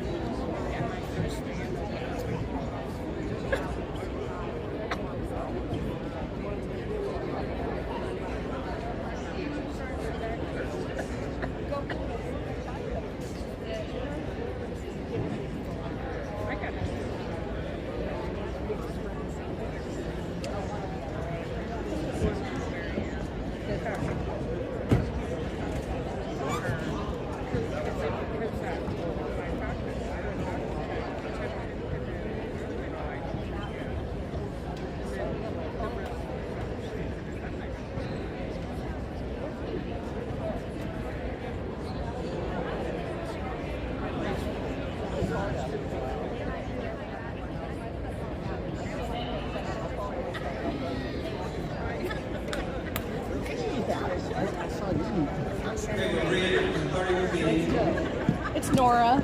Nora, hi. Yeah, it's good to see you. I always appreciate your posts so much on Facebook. Really cool cartoons, too.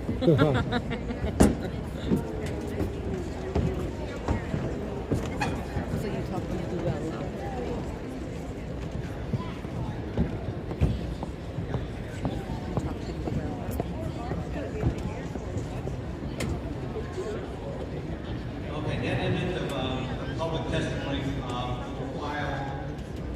Oh, no. My dad sent me a special request that you hand to the crowd. Take a motion on this file. Mr. Chairman, I would make a motion to move this to unfinished business. Do I have a second? In a second. Is there any discussion? No? Okay, all those in favor of moving file 260036 to unfinished business, say aye. Aye. Any nays? Okay, motion carried. File 260036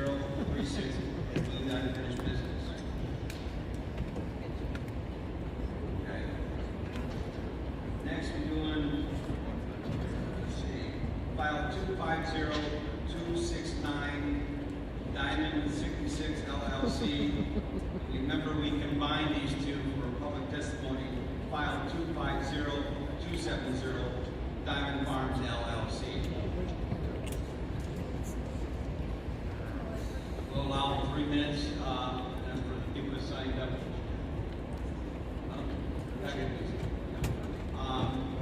Nicole, you give us the details on these files. Yes, and Chairman, I've written 2 different staff reports, so I'm going to read them consecutively. The first one is 250269, Diamond 66 LLC. The applicant requests to rezone 2 parcels from the R zoning district to the A zoning district. Properties are located approximately 0.65 miles west of the intersection of Highway 100. The total area for the rezoning is approximately 39.5 acres. The zoning of this property is R. The applicant would like to rezone to the A district. The intent of the A district is to provide locations for a wide range of commercial, retail, service, and manufacturing activities serving a large community trade area. The surrounding properties to the east and west are zoned R, and the property to the south is zoned W. There is A zoning across Highway 100, or Old Route 66, to the north. The property to the west is undeveloped, and the properties to the south are undeveloped and low-density residential. One property to the east is undeveloped, and one property is commercial. Both subject parcels are undeveloped. This property appears to have direct access to Highway 100. And then I'll move on to the staff report for file 250270 for Diamond Farms LLC. The applicant requests to rezone 5 parcels from the W zoning district to the A zoning district and 1 parcel from the R zoning district to the A zoning district. The properties are located on the south side of I-44 between Highway 100, St. Mary's Road, and Robertsville Road in the Bowles Township. Facts. The total area for this rezoning is approximately 573.3 acres. The zoning of these properties are W and R. The applicant would like to rezone to the A district. Again, the intent of the A district is to provide locations for a wide range of commercial, retail, service, and manufacturing activities serving a large community trade area. The surrounding properties are mostly zoned W, with some R zoning directly to the northeast/east. There is A zoning across Highway 100 to the north and R zoning across Interstate 44 to the west. The subject parcels are primarily surrounded by low-density residential or undeveloped land. There are commercial businesses and a mobile home park to the northeast/east, with Interstate 44 bordering a significant portion of the western edge. 4 of the 6 subject parcels are undeveloped, but 1 parcel contains 8 residences built between 1869 and 1976, as well as a tennis court, pool, and approximately 20 agricultural buildings. 1 parcel contains 2 residences, a house built in 1994 and 1996 mobile home. There are 3 intermittent streams that run through the property, as well as multiple ponds/lakes. This property appears to have access to Highway 100, St. Mary's Road, and Brigham Road. Staff comments. Rezonings are allowed in our regulations due to the ever-changing conditions that exist in the county and elsewhere. According to Article 14, Section 321, any such change must promote the health, safety, morals, comfort, and general welfare of Franklin County by conserving and protecting property and building values, by securing the most economical use of land, and facilitating the adequate provision of public improvements in accordance with the master plan adopted by Franklin County. Thank you, Chairman. Thank you, Paul. Is the presenter for the applicant present? 1 second, please. I think it's this one. I think this is the one.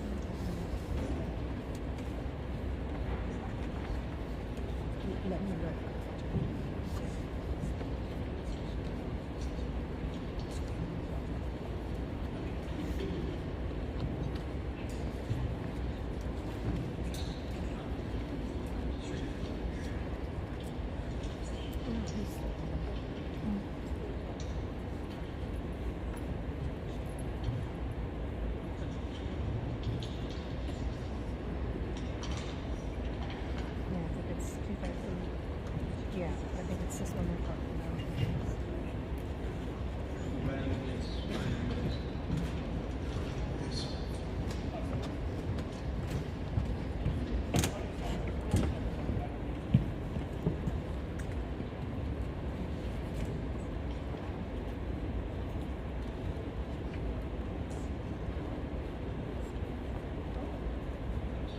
feels like I was here just last night.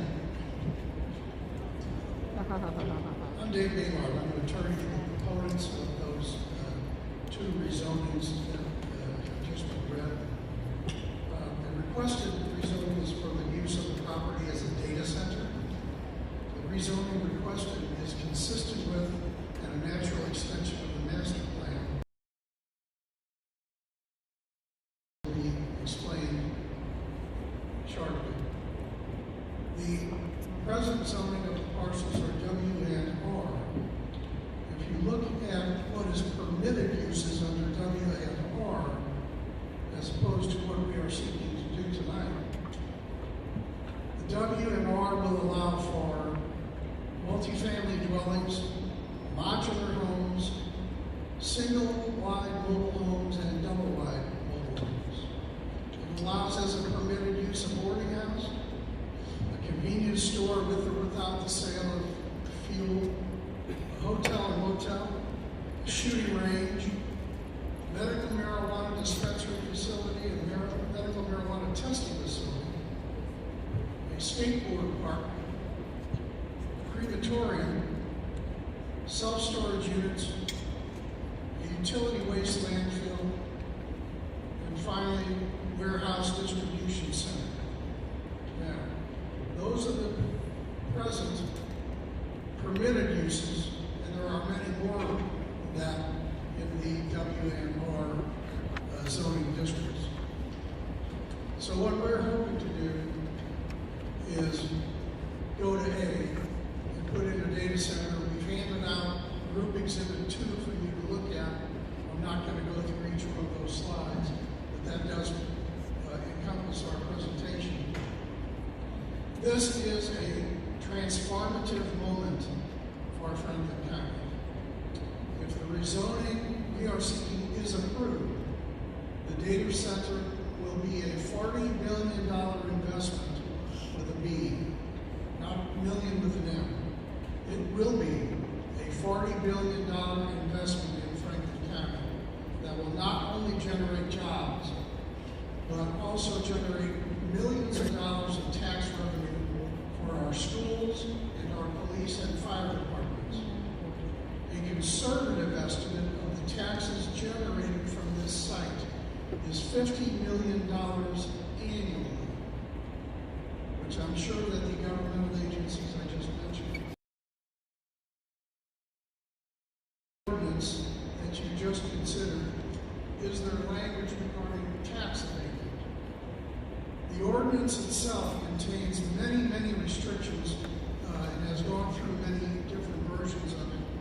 And it is, as our proponents have stated, the most restrictive ordinance that they have ever faced. And I will tell you, in my experience, it's a lot stricter than a lot of SOPs as well. So, to provide further detail, I'll present various witnesses here. There's been a lot of talk, a lot of fear talked, a lot of questions raised. I'm going to present people who know the answers to that, and I'm going to encourage this board to ask any of them any question that you have on your mind. I'm going to turn it over to Cam.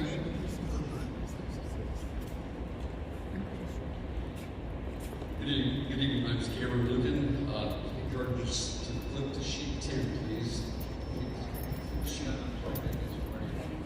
How's our school doing? I do. Okay, as you could guys please flip to sheet 10. It's going to be existing zoning. That's what it's going to look like, existing zoning.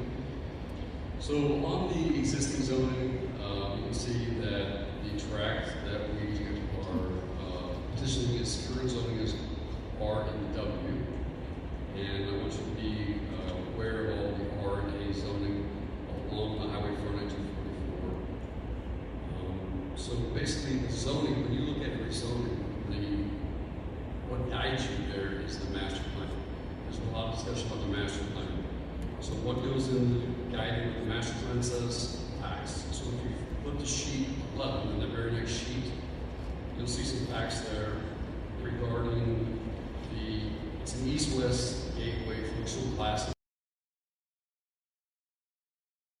Is that on your left of that slide 11, you see there's 15,350 feet of road. Road, Brinkman Road, and Robertsville Road. Now you'll see on that east-west gateway, the interstate, a minor collector, and a major collector. That's basically a guide that the east-west gateway uses to work with MoDOT to provide funds with the county and our cities. So it's a very important fact-based document. The reason why that's important, that's one of the facts. Maybe restate this here. As you look to the local left, there's about 14,000 feet of non-roads, so more than half of this property is surrounded by roads. This property, as you see also, is served by central water and sewer, public water stream 3. This is the busiest intersection in Franklin County. At the intersection of 124, there are 60,000 cars a day. That includes vehicles from passenger cars to semis, 60,000 cars a day. Busiest intersection. So flipping on to sheet 12, that's where we get into what's called the future land use map. The future land use map, sheet 12, the next page, basically you'll see in the purple, which is industrial, 74 acres, red, 477 acres, green, 93 acres, 14%. 86% of this diamond farm, 86% commercial and industrial. So moving on from there to the proposal, what are we seeking? We're seeking the A district to coordinate with the A and G district for data centers. That's what we're seeking tonight. So on that one code of the 400-foot setback from W. So if you flip on to sheet 14, what you'll see is a pledge land use map. That pledge land use map, you'll see the decrease in purple, the proposed A district, and the 1,000-foot setback pledged along the Shaw Nature Reserve. So basically, the owners have worked with Shaw Nature Reserve to pledge a 1,000-foot setback. Even though the code's only saying 400, they will work with Shaw to make it 1,000. Likewise, the same with the Deloge Estates. Even though it's 400 feet there, it's the working with the Deloge Estates to put an easement in perpetuity for 1,000 setback. What is the result of that? Upper left, you'll see that the commercial industrial was planned to be 86% on this site, but with those pledges, it's been reduced to 53%, which gives you about 300 acres of green space. With that, I'm going to introduce Leon and Oswald.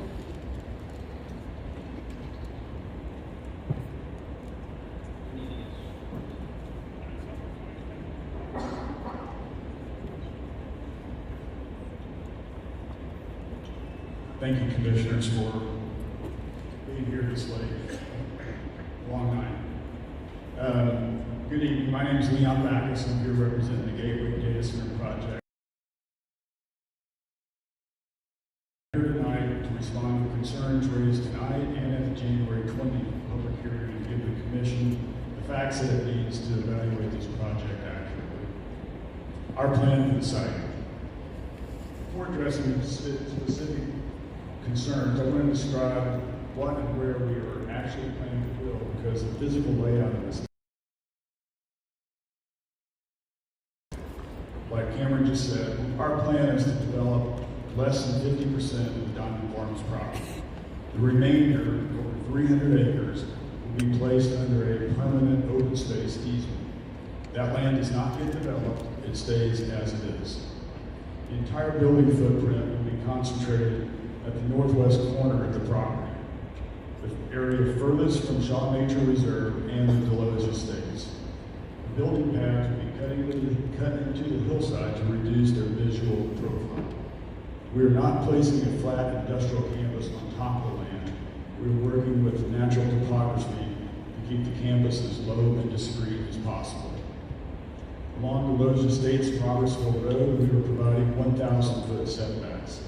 Where the natural topography is not sufficient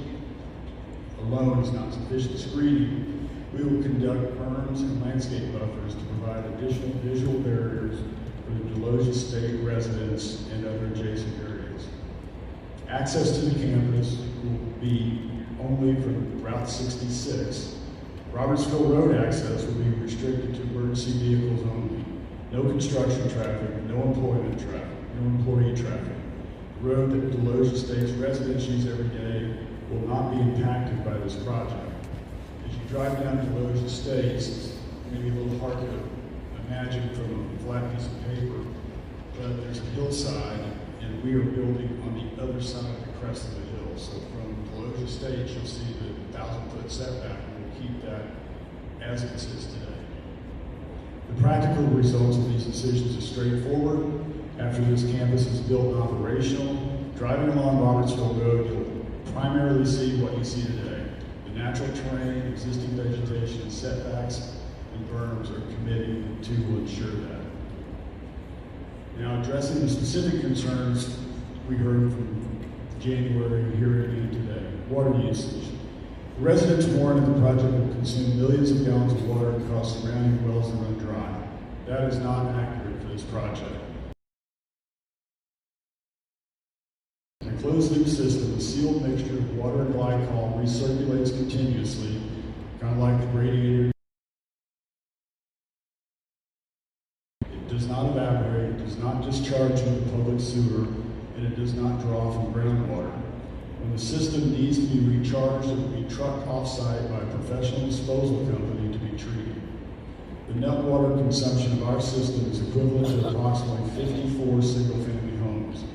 For context, the current A zoning on Diamond Farms permits over 1,000 homes as of right and over 2,400 under a PUD. A residential build-out of this site would consume drastically more water.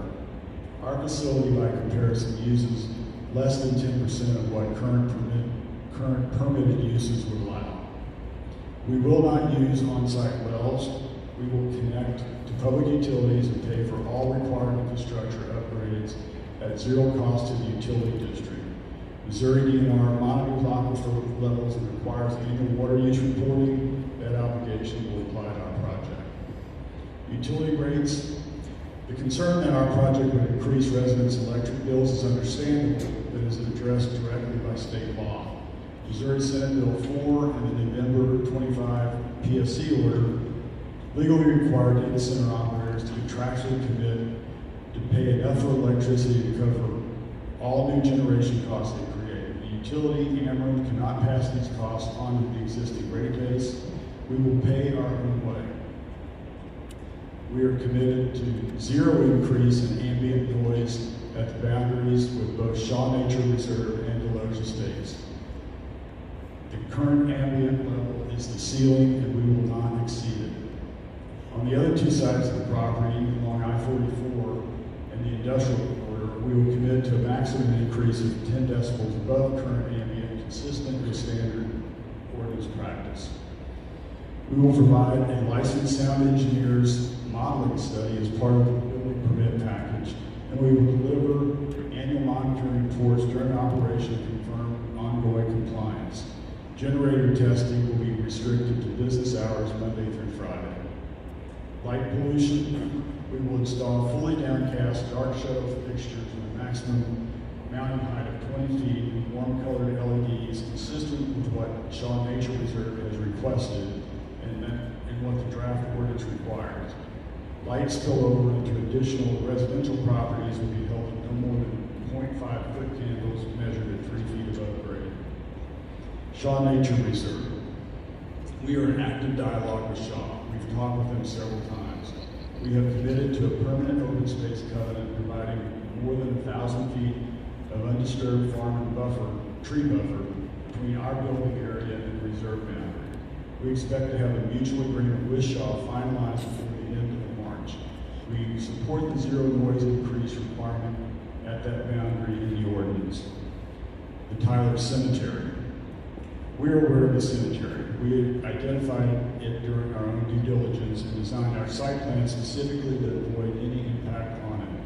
We will not disturb it, but beyond that, we intend to restore the cemetery, provide permanent access for descendants, and maintain it moving forward.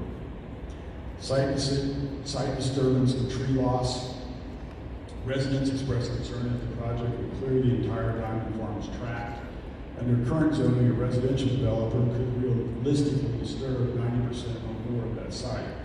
As I described earlier, we are developing less than 50% of the property, with the balance under an open space easement. Our concept plan is included in Exhibit C in our written submission. We need to wrap it up. Okay.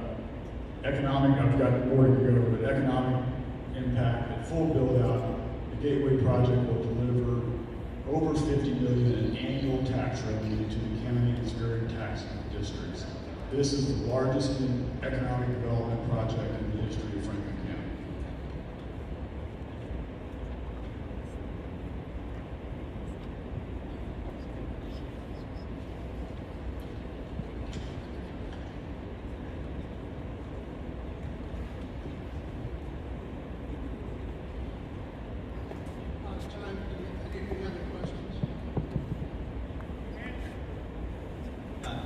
Any commissioners have any questions for the applicant? None at this time? Okay.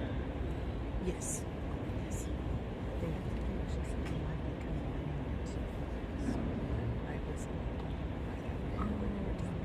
So you won't get to speak 3 minutes and then come back. Opening up public testimony for individuals who are in favor or for the project. Jeff Lucy. Left. Brian Locke.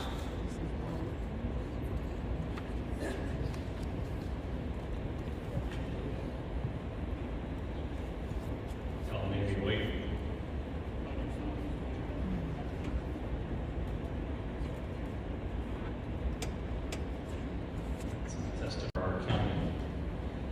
We are currently deciding whether Franklin County will be a leader in the global digital economy or a bystander to it.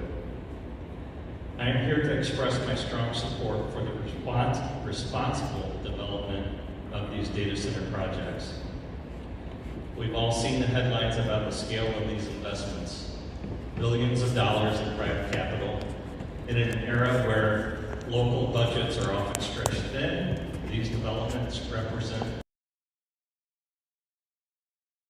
massive housing subdivision. These facilities don't put new schools for hundreds of students. They provide a massive, stable tax base that can fund our first responders and pave our roads. While creating hundreds of houses changes our landscape, but we've seen the script before. 200 years ago, our ancestors stood at a similar crossroads during the first industrial revolution. Back then, the engine of progress was steam and coal. Today, it's data and electricity. Just as the railroads transformed river towns into economic powerhouses, these data centers are the high-speed tracks of the 21st century. History shows that the communities that leaned into that change, that built the infrastructure to support the new era, were the ones that secured prosperity for the next 4 generations. We aren't just voting on a building, we're deciding that Franklin County will be the engine room of the future, or just a passenger on the sidelines. I also want to acknowledge my neighbors' concerns about our environment and our water. We have protections, we have new laws coming into place to help secure that currently in the Missouri legislature. We have the framework to mandate a closed-loop water system and strict noise protections.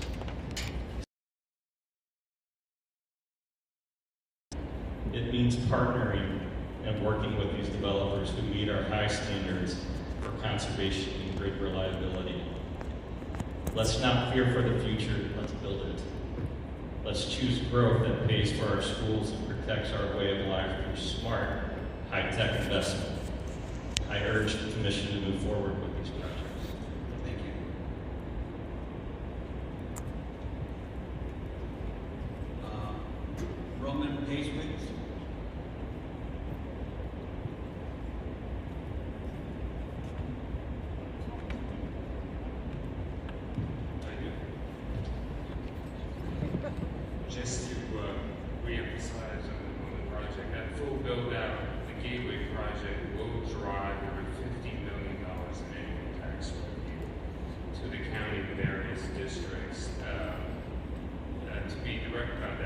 gives the county the option to support new schools, support higher wages for teachers. The tax base would grow without the corresponding impact to additional school children and other resources. At the $50 million number, the current budget for the school district is $22 million, so you're talking about a $30 million potential increase to the budget for the school system. So, what I would say is we've taken into consideration the needs of the community here, provided a 300-acre buffer. We've committed to develop campus very responsibly. I'll leave it at that. Thank you.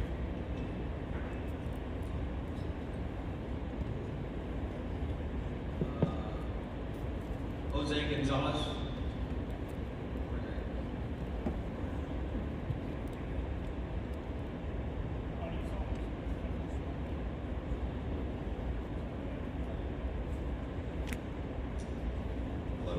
Leon and Roman really said most of everything.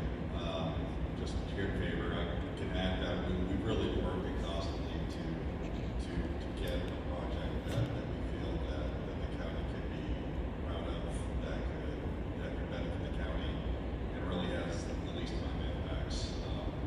In 3 minutes, it's very hard to go through all of them in the level of detail that we required. But having worked with Providence and others in these, it is a top priority to make these really top-notch facilities, not just for now, but for the future as well. We care about the environment, we care about the wildlife, we care about the neighbors, and I can say that sincerely, having worked with Providence for many, many years, that it is top priority for that organization. And really, there's no question off the table. Nothing's too taboo. We're here to.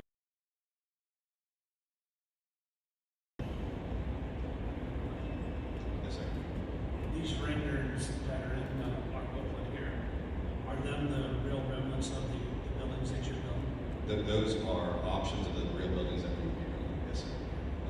With the architecture that comes with these, we work collectively with any that you guys have on how you make it look, but those are options. The interesting thing is really what we see. The way that we've done preliminary grading for the project already, and we have like Leon mentioned, we're cutting it down to the hill, we're sinking it, trying to hide those view corridors for everybody. So really, it's not really going to be seen. Thank you. Henry, you may.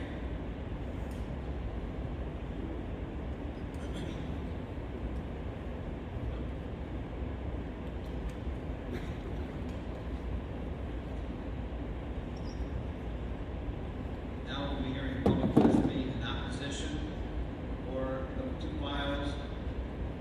First we have Martha Laffat.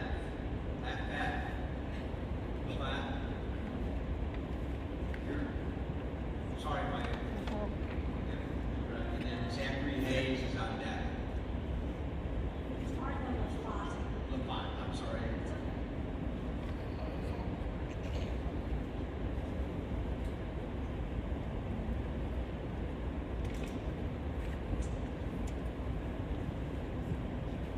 As a longtime member and volunteer at the Missouri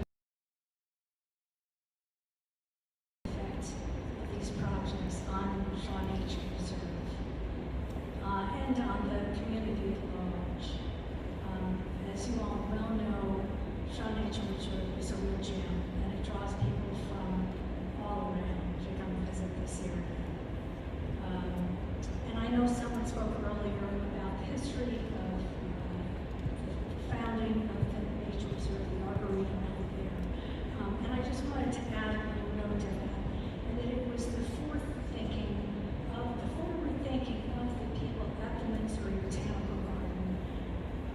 to go ahead and make that move, to start the program and to move plants that were being degraded by pollution. And I think you all have a chance now to be forward thinking in what you do about these data centers. Once you damage the air and the ground and the water, there's no turning back.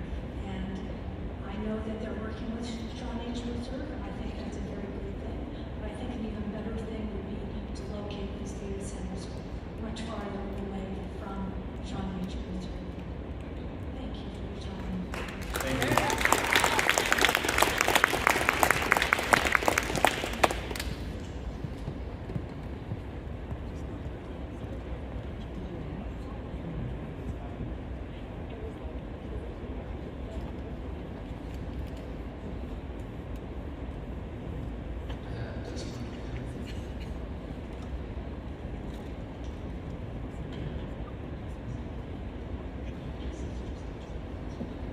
Does everybody know that this is going to be?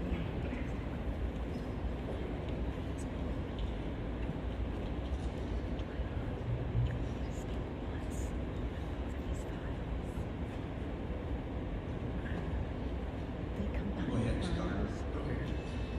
I've just shared with you a couple different articles that outline the impact of data centers to surrounding communities, residential areas. This proposed location, I live in Deloge Estates. One of the draws to moving here was the immersion into nature. So what will happen with overnight lighting, noise, the impacts to nocturnal animals, and how does that cascade to the rest of the environment and ecosystem? In 5 or 10 years, will I get to enjoy the abundance of wildlife and flora that we are trying to foster on our property and in our neighborhood? What about the Shaw? Air and noise pollution resulting from running generators is concerning. They must run periodically, at least monthly or several hours, as I understand it. What will that do to our AQI? I would hope that sound monitoring will be an ongoing process, not just an annual event. And that generator testing times will be included and compared to a quantifiable threshold. My biggest concern is the impact to my family's peaceful enjoyment of our property. I work from home in Deloge Estates and frequently work outdoors or with windows open. We have dogs, we have cats, we hope to one day have horses. This location, proximity, is deeply concerning to me. I know a lot of information was just shared with you. A lot of it looks really good. So the question that I leave you with is it good enough? Thank you. Thank you.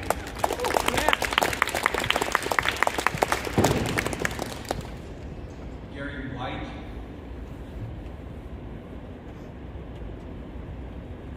Gary here. Ryan McPeak, there.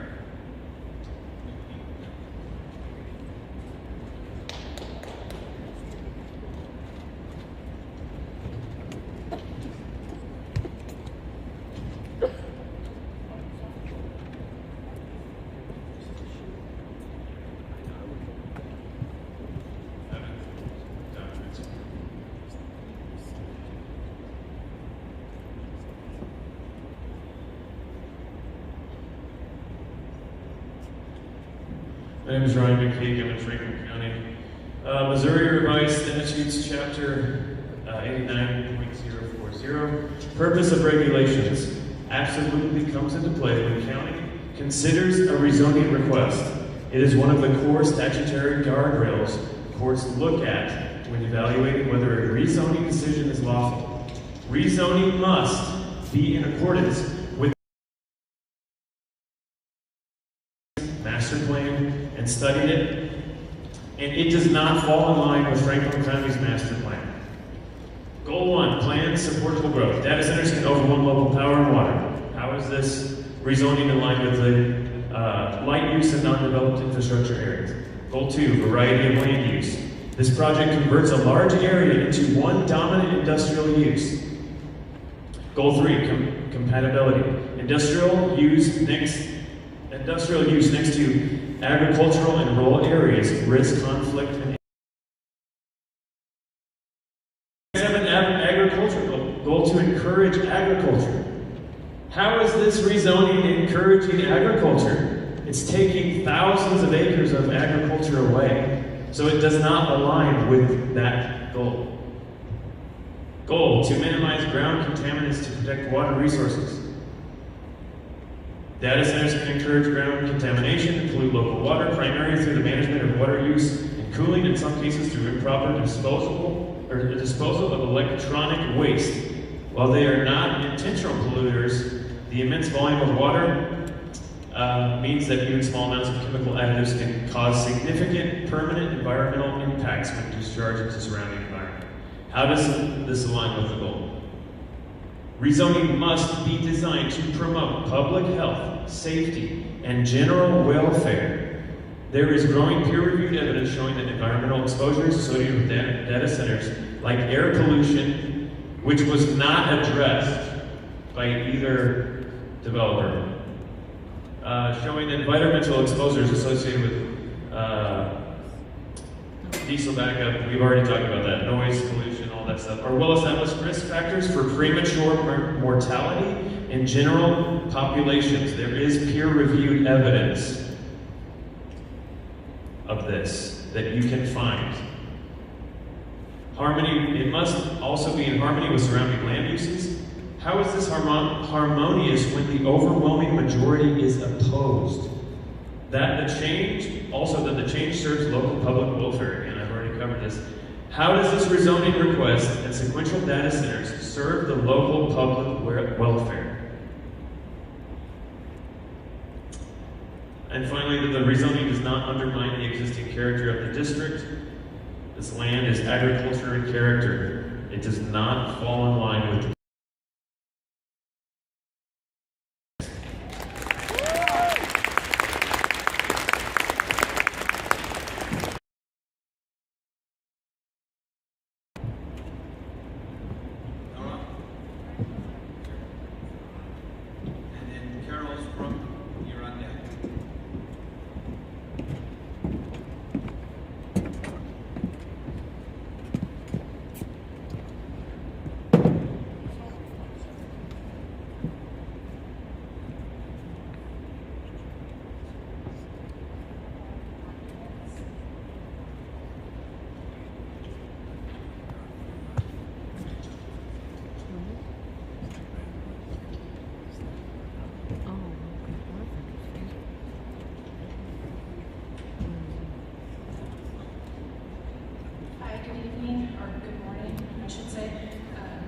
Nora Cardinelli, and I have been a resident at 2347 Silver Lake Estates Drive in Pacific for 28 years.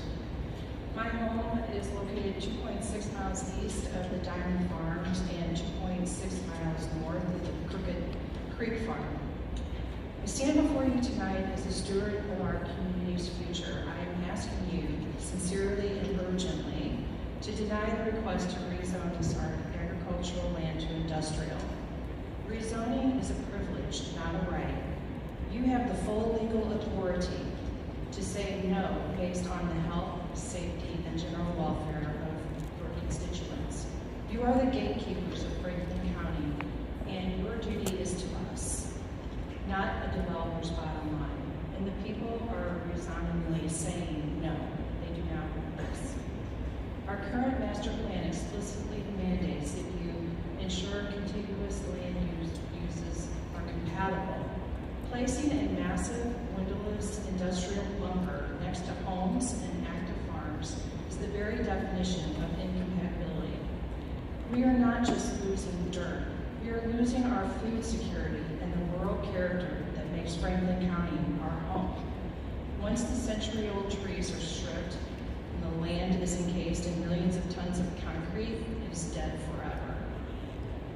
I had some comments here, some questions about the water and the noise and the grid and the electricity rates. I'm not going to read them right now because it's going to discuss again and again. Finally, and most importantly, look at the national trend of regret. I'm going to repeat that. The national trend of regret happening across the U.S. this year. In 2025, even Landon County repealed by right zoning for these projects because they were a disaster for the residents. Communities are communicating their pain. Dried up wells, contaminated water, soaring power bills, pollution, and the destruction of the quiet life they worked decades to build. We are here tonight because we have heard.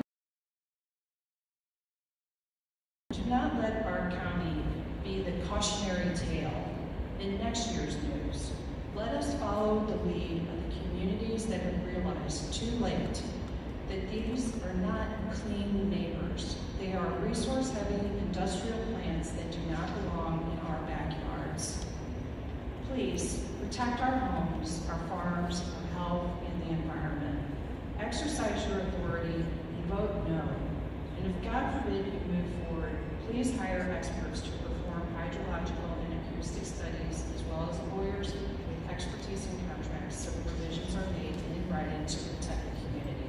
Thank you. Thank you very much. Good job.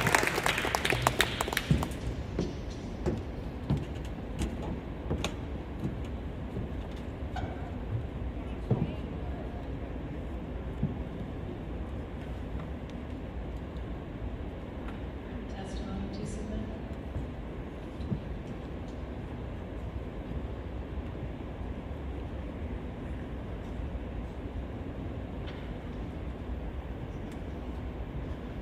I'm going to go a little off script from what is written in that written testimony, because today I just read an article in the St. Louis magazine, and it was written with the perspective of a gentleman from the Brookings Institute who studies tech development. His name is Mark Merrill, and I'm just going to pull out one quotation that I think sums up where your mind needs to be. He stated that the negotiations are already very asymmetric because they often pit global billion-dollar, trillion-dollar companies with undermanned, outgunned local officials, he says. And the deals are also often very secretive. We've seen that. And it's not being disrespectful to you. It's just trying to grasp the scope of this project and what it means to Franklin County. And yeah, they've tried to address some of the things, but again, 1,000 feet, that's really not enough for the residents of Deloge Estates and anybody that lives along the property. If you truly go out and step up 1,000 feet and imagine your home and then a multi-story building, power lines, concrete, asphalt, that's not that much. I've watched videos of people that have driven around data centers, and it just made me sick thinking about Diamond's Farms looking like that, with power lines strung across it, concrete, sidewalks everywhere, fencing. It's just unfathomable to me. And someone mentioned trying to be a leader in this type of development. I think you've heard that we don't want to be a leader in this type of development. That's not what we want for Franklin County. Other places are putting the brakes on this, not just in Missouri, but across the country. So just think about that. A lot of people have said, no, we have to stop and rethink this. We have to really get this right if this is going to be something we have. We've already seen electric rates go up. Somebody mentioned that. They're already going up because of anticipation of data centers. We've heard a lot of words, again, not specifics. Are you qualified to get the specifics in writing where there's no loopholes when you're facing billion-dollar, trillion-dollar companies? think we need to humble ourselves and say, we don't know what we don't know. That's a scary thought. Remember the Missouri lottery was supposed to cure everything. It didn't. It made things worse. Remember Time's speech. Something that seemed unharmful was extremely harmful. What happens when these become obsolete? I didn't hear a plan about that. Thank you for your time. Thank you.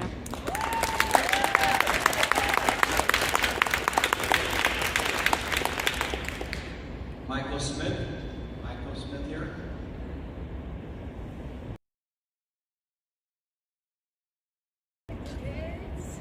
Have a good one. I hope you choke on the shit you serve them.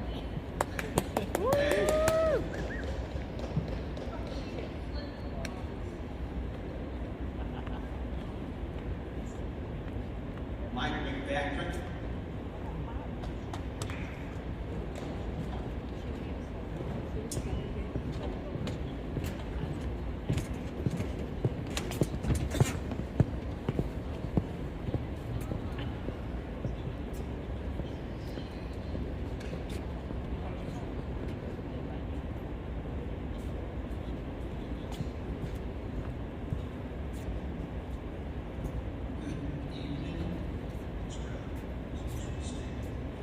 My name is Mike McFactrick. I am from Washington, Missouri. I am trained as an agronomist and agricultural scientist. And I was going to talk about something, but I wanted to talk specifically about this project as I am proposed. I thought what was curious is the claim of about $50 million per year of tax opportunity or revenue. I'm sure you're aware that the annual budget for Franklin County operating budget is just under $97 million.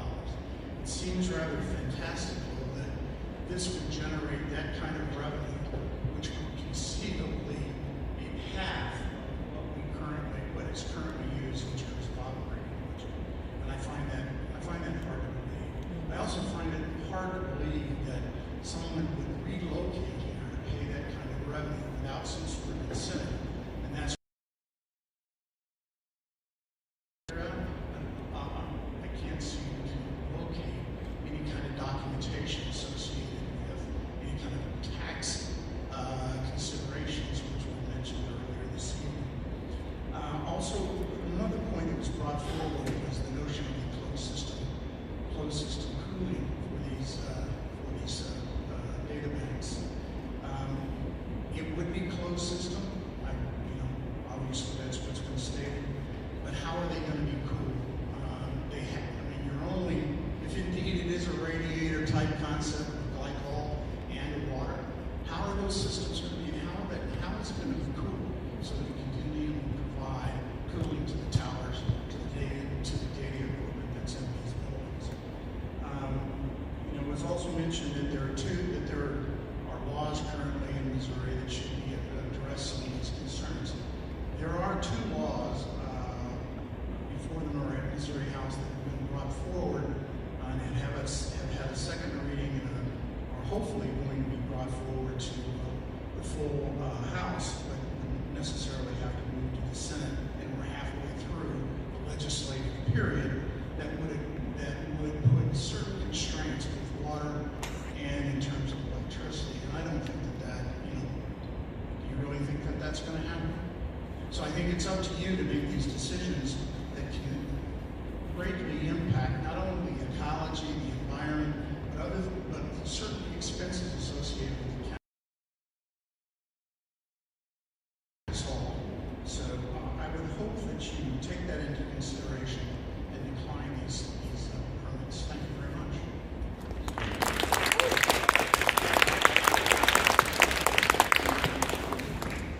Eugene Bell. Here. Eugene. Okay. And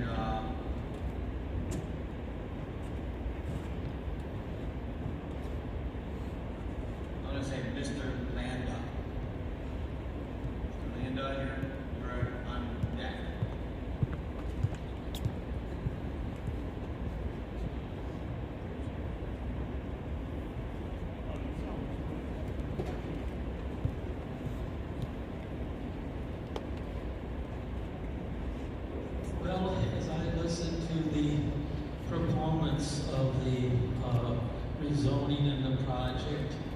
I seem to be looking at a spin Dr. Rosie scenario working very effectively here. These projections seem to be so incredibly optimistic. This is the best that's going to happen. And I understand why people want to present that, but reality is seldom the best. Fortunately, it's seldom the worst. But I'm not convinced this is a good economic match for the county. Find it interesting. When I read in the paper $1 billion of tax revenue over the next 25 years, I did the math and came up with 40 million. And I hear 50 million, which is 10 times what the other fellow brought up the potential revenue was. The number may really be between those two, but I'd like to know where to do it and do the cost benefit. Jobs keep coming up, and I'd really love to see that quantified, and what does that mean in man hours? I'm sure everybody would like to see thousands of jobs on site all day, every day during the course of the project. That's not the way it works. If I ask my plumber, what's your schedule tomorrow, he'd say, well, I have 4 or 5 jobs. Well, if that's the case, thousands of jobs means a handful of men over a few years. Again, reality is somewhere in between there, but where is it? And where the reality line is and where the cost-benefit line is what we need to be looking at.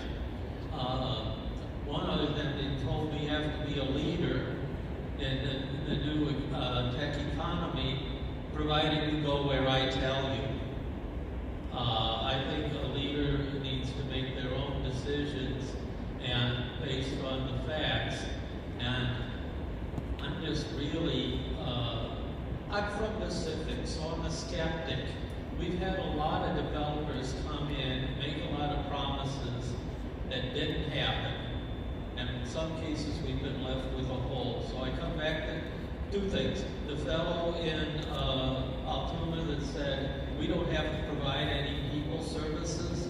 There's no people there. We keep hearing about the jobs. Where are they? Not here. And the other thing we hear is get it in writing. Because that's what's cost Pacific an awful lot, is promises that aren't kept, but were gotten in writing. Thank you. Yep. Thank you.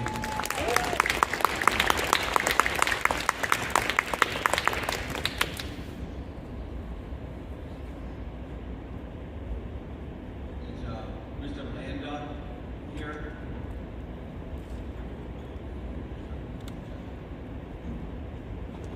Kathy Bolden?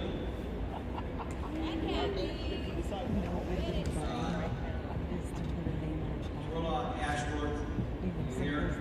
Brian Dack. Why did we do that? Why didn't we put her here?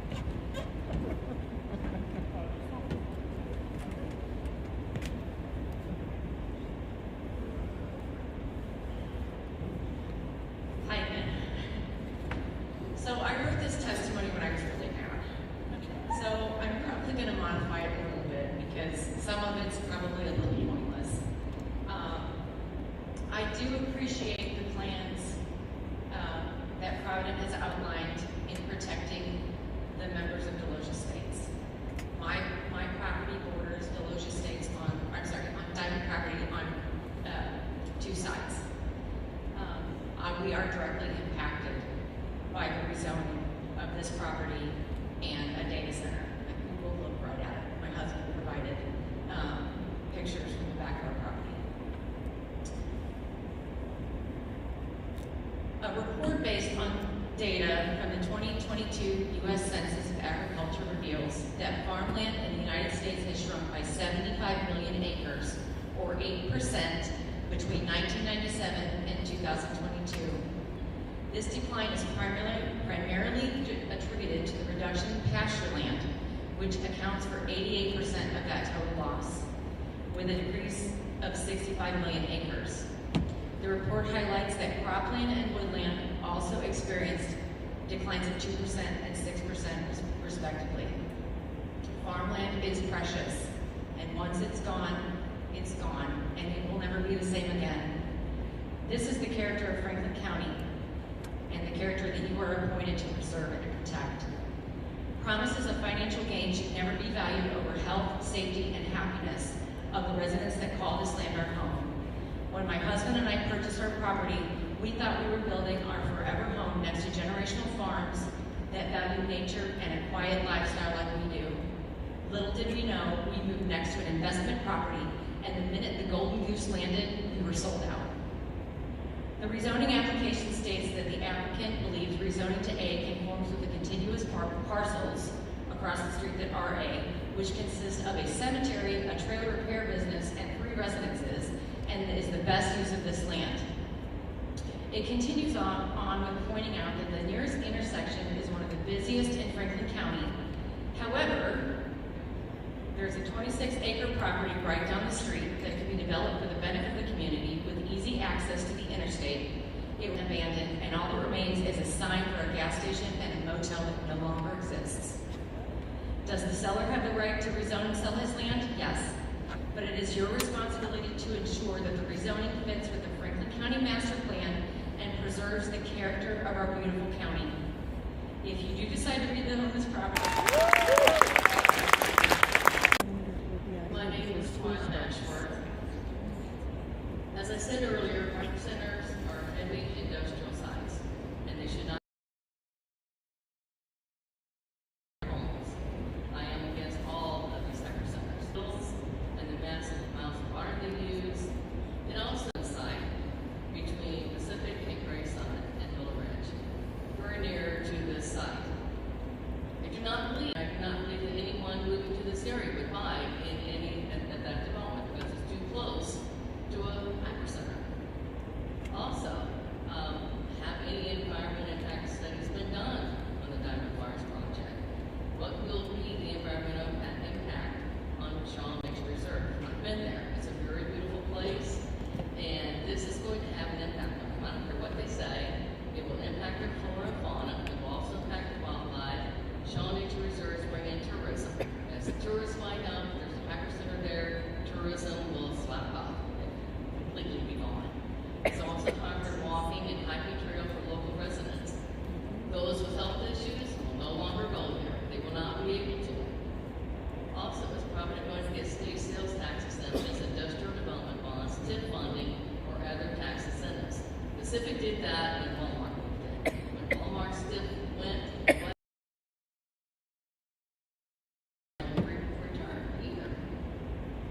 and I'd like to know how many diesel cars, what about the heat island effect that will have on Shaw Nature Reserve and the surrounding area? Cars discharged in that wet rain. Where will the discharge be loose being released into the air? Is there an emergency plan in place to conduct the proper environmental studies before construction begins? These hyper centers are truly safe, like they say.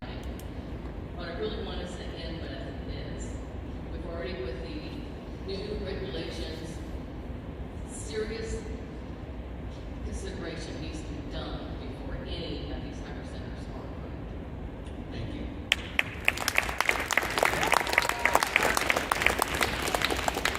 Jim Pavey. Jim Pavey still here? And Luella Maxwell.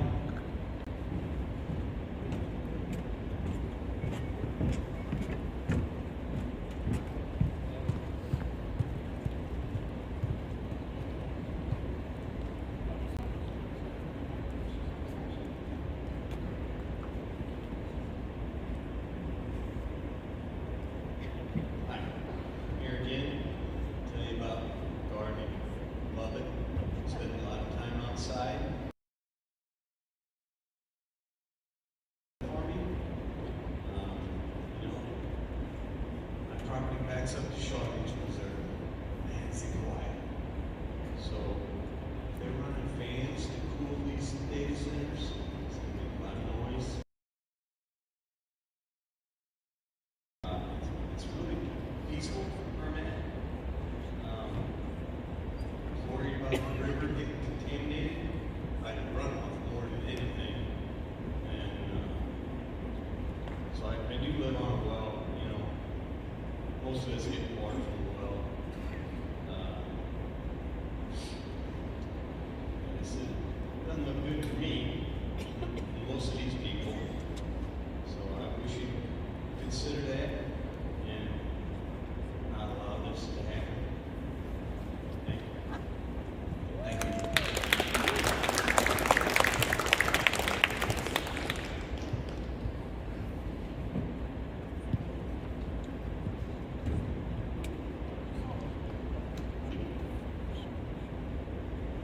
Yep. I'm so glad that we are talking about health. First off, okay, this is not healthy for any of us in our community right now. Just even this process tonight, if I have some time, I will talk about that, but right now, we're all talking about Shaw's, that's all good. What also needs to be talked about is the American Red Wolf. There is a place that no one seems to be talking about here. The St. Louis Zoo Sears Lehman Jr. Wildlife Reserve is a 355-acre natural area located 40 miles southwest of St. Louis in Franklin County. The zoo is collaborating on this critical conservation project with the U.S. Fish and Wildlife Service, which is responsible for managing the wild American red wolf population and reintroduction efforts in the eastern U.S., as well as with the Conservation Centers for Species Survival, C2S2, a science-based global initiative taking collective action to save animals from extinction. As the zoo plans its entry into the effort to save American red wolves from extinction, the Endangered Wolf Center has generously shared its 50 years of expertise and advice related to the location and construction of the zoo's new wolf habitats. Who are these people to go against their word and their expertise on where that should be located? They chose Franklin County. We want to keep it the way it is. The silence should be deafening when no one claps for this project. The only one that can speak in support of it is their own people. There are less than 20 red wolves left in the wild. The American program here in Franklin County to save the species from extinction. Again, 20 left in the wild. We have more people here than they have in their native habitat. They should be here, but they're not. This life-saving center is in our county that wants to rezone properties in favor of data centers, agricultural to industrial. As it is, these wolf pups have a 50% chance of survival. They are a delicate species on the brink of extinction. Critically endangered American red wolves do not need and may be harmed by the sound pollution, air pollution, and other nuisances the rezoning by Franklin County would allow. The St. Louis Zoo and Endangered Wolf Sanctuary collaborated in around 2021 to get the successful program and facility running in Franklin County. There's the Eastern Hellbender, there are the sturgeon, the flathead chub, the gray bat, the Indiana bat. I dare one of these people sitting behind me to name one wild animal or one river they've been on.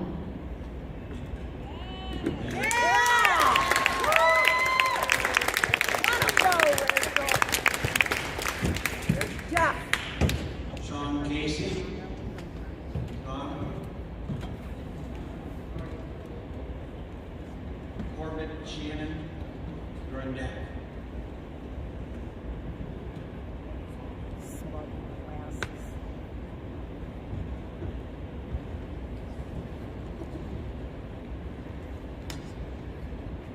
Thank you guys for still being here. If you haven't spent at least 8 hours walking around Shaw Nature Reserve in the summer, in the fall, in the winter, in the spring, in the past year, you can't name 5 unique species of trees, plants, birds, reptiles, mammals, amphibians, and fish that are in Shaw's Nature Reserve, then you should vote no on this rezoning. If you don't know the names Nolan, Dolan, Coons, and Sheets, or the terms essential nexus and roughly proportional, or or how they apply to the data center development agreements, then you should vote no on this rezoning. If you cannot speak intelligently on Ohm's law, voltage, amperage, watts, power factor, kW, kVA, if you can't estimate the kW and fuel type of a generator by looking at it, if you can't speak intelligently about CPUs, GPUs, D2C cooling, or Vera Rubin, if you can't name the companies that manufacture these or how much they cost or weigh, then you should vote no on this rezoning. If you haven't met with at least 3 independent experts in groundwater, wastewater, public water system design, and air pollution, then you should vote no on this rezoning. If you haven't met with a qualified independent third-party acoustical engineer, and if you don't know what an A-weighted sound level meter is, then you should vote no on this rezoning. If you cannot speak intelligently about Chapter 100 bonds, IRBs, property tax abatements, personal property tax abatements, payments in lieu of taxes, sales tax exemptions, buyback and lease agreements, and how they will be used to let data centers avoid paying taxes, then you should vote no on this rezoning. If you haven't actually been in and directly around a new hyperscale data center before in the middle of the summer at or above 100 degrees Fahrenheit, then you should vote no on this rezoning. If you have no idea that the Labadie power plant will consume 5.8 billion gallons of water more per year, powering just one of these developments, and where the plant gets its water from, then you should vote no on this rezoning. If you can't write a report defending your approval of this rezoning that includes aspects of all of the above, and the completely glaring inconsistency and hypocrisy of the past 50 years of climate alarmism versus the acceptance of these hyperscale data centers, the largest consumers of resources by far in the last 50 years, then you should vote no on this rezoning. Thank you. Thank you.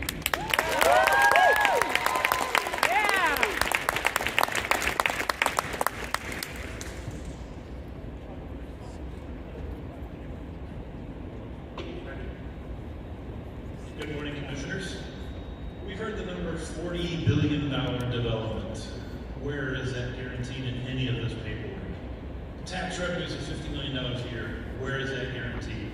Let me let you know a secret. It's not. The first speaker said there's a lot of fear. No, sir, not fear. Rightful concerns. Do you live here? If you did, would you be concerned? Don't discount our valid concerns. This community lives here. You don't. The second speaker, 1,000-foot setback.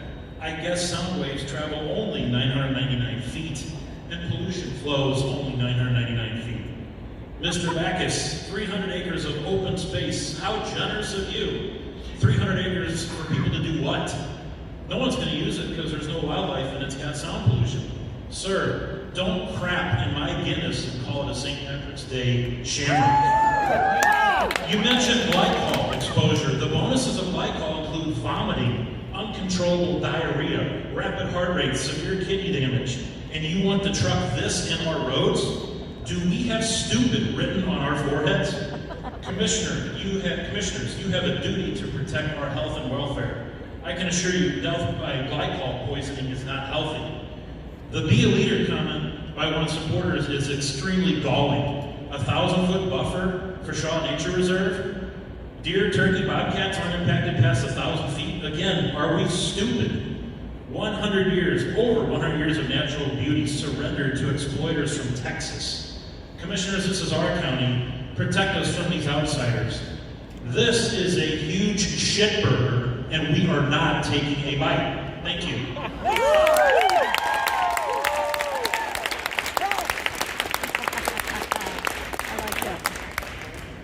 Carla Abel. Carla here.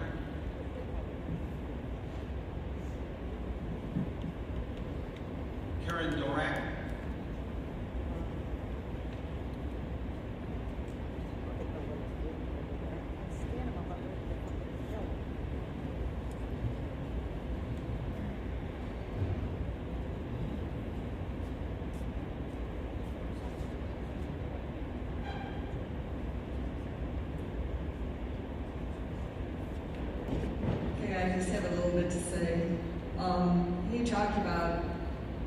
the closed loop system, and that it usually requires changing only 3 years. In everything that you read, it says that closed loop water system, needs to be changed at least annually, and then it should be checked at least every 3 months. That is a lot of contaminated water, what I call going out in trucks to wherever. Who knows where that's going to be. I'm glad that it's not going down Robertsville Road, but 1 gallon of water weighs 8 pounds, and so when you change all that out, you need to think about your road infrastructure and stuff. Realize the amount of weight that water is going out onto the highways. Thank you.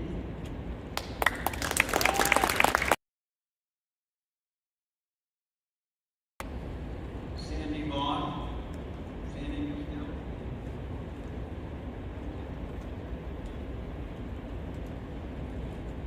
Samantha Crooks.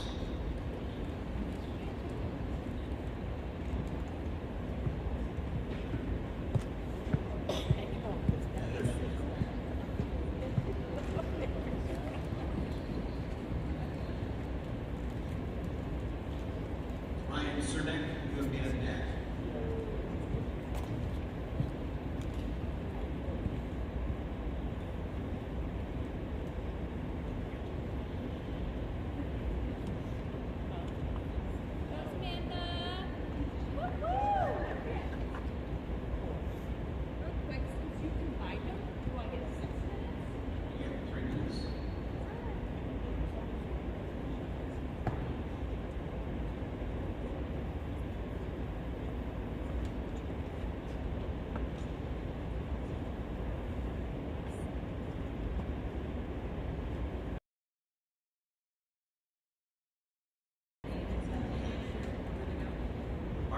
Do you need my name and spelling again? Did you get sworn in? Okay, yeah, you're good. Thank you. My name is Samantha Crooks, and I stand before you not just as a landowner bordering Diamond Farms, but as a homeschool mother of 6 and part of a farming legacy that stretches back 7 generations. Together with my family, we raise beef and dairy cattle, horses, sheep, chickens, ducks, geese, turkey, pigs, dogs, cats, and my 12-year-old daughter just got emus. If you have known me since I was a little girl, then you know that farming is the only thing that I ever wanted to do. Farmland is not just dirt. It is living, breathing ground that produces food that we rely on every single day. Once it is rezoned, paved over, and industrialized, it's gone forever. You cannot recreate fertile soil. You cannot replace generations of care, knowledge, and stewardship with concrete and steel. Rezoning farmland opens the door for industrial expansion that often brings noise pollution, increased traffic, and unknown environmental risks. These changes don't life and the water we all depend on. I dream of growing old with my family next to my husband, surrounded by my children and grandchildren and great-grandchildren. The question we must ask ourselves is, what kind of world are we leaving our children? Technology itself is not evil, or maybe it is. It has brought many benefits to society, but when technology becomes so powerful that it begins to consume the very land and resources that sustain life, we must stop and ask whether we're moving in the right direction. What good is technological advancement if it destroys farms that feed us?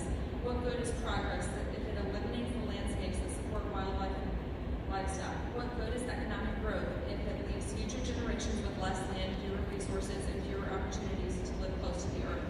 If we allow industrial growth to replace these farms without thoughtful consideration, we risk losing something that we cannot easily be rebuilt. Once fertile farmland is paved or industrialized, it will not return to agriculture. We must act over the land that feeds us and our animals that depend on us. One day we will answer for how we treated what God entrusted to us. Did we protect His creation? Did we preserve the land that sustains life? Did we defend the vulnerable, both people and animals, when powerful forces threatened them? Or did we allow short-term progress to permanently erase the landscape that God designed to sustain life? We cannot stop progress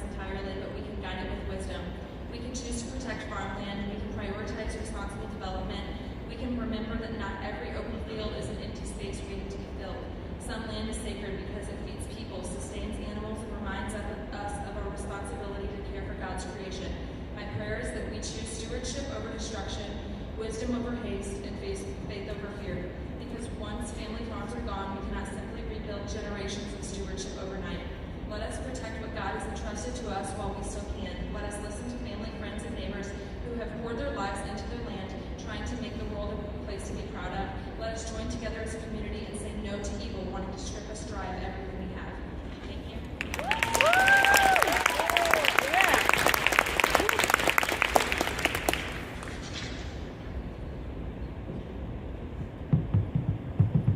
Ryan Cernak, are you here?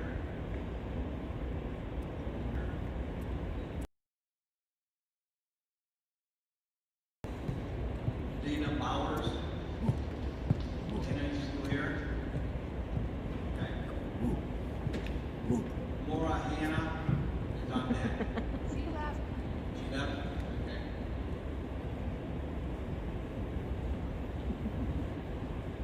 Keith Kirchesai will be on that.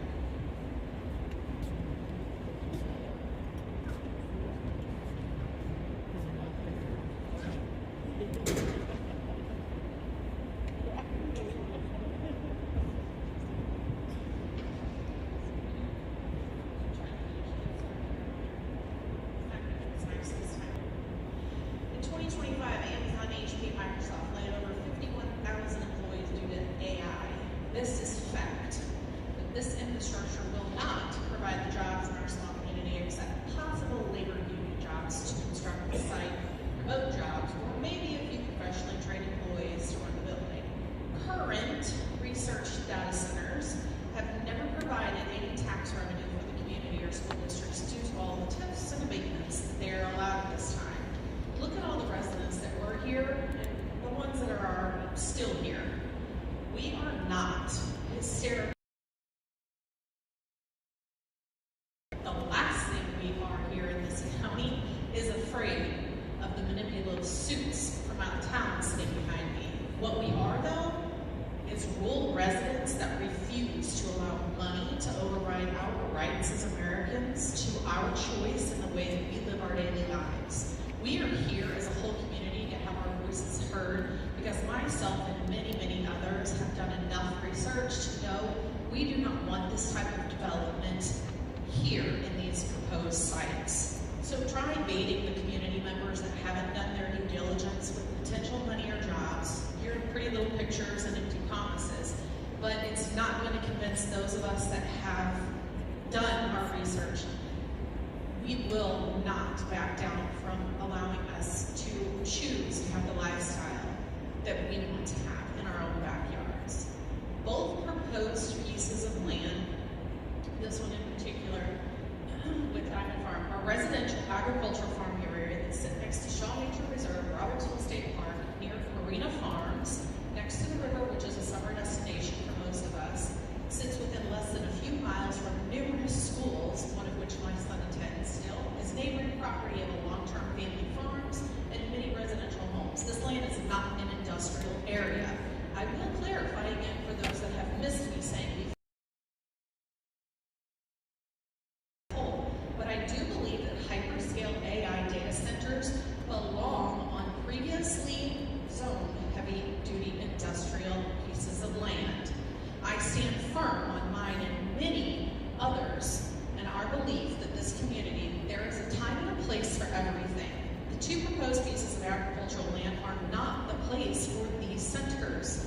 If the three commissioners want these centers so badly in our county, then they can find an already zoned heavy-duty industrial area to put them there, or they can put them in their own backyards.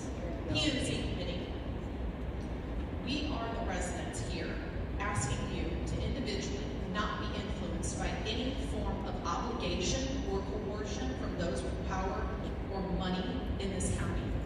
Please be compassionate and understand that all of our many concerns from this residents table this. Slow down. Please hear our voices. Do the professional thing. Thank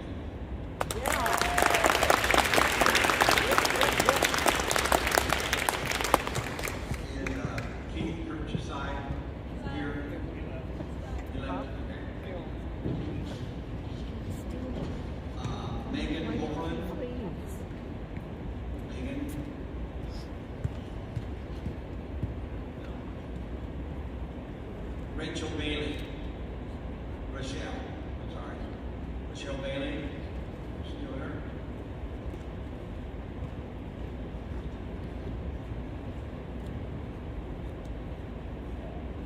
Melissa Humphreys, here you'll be on deck.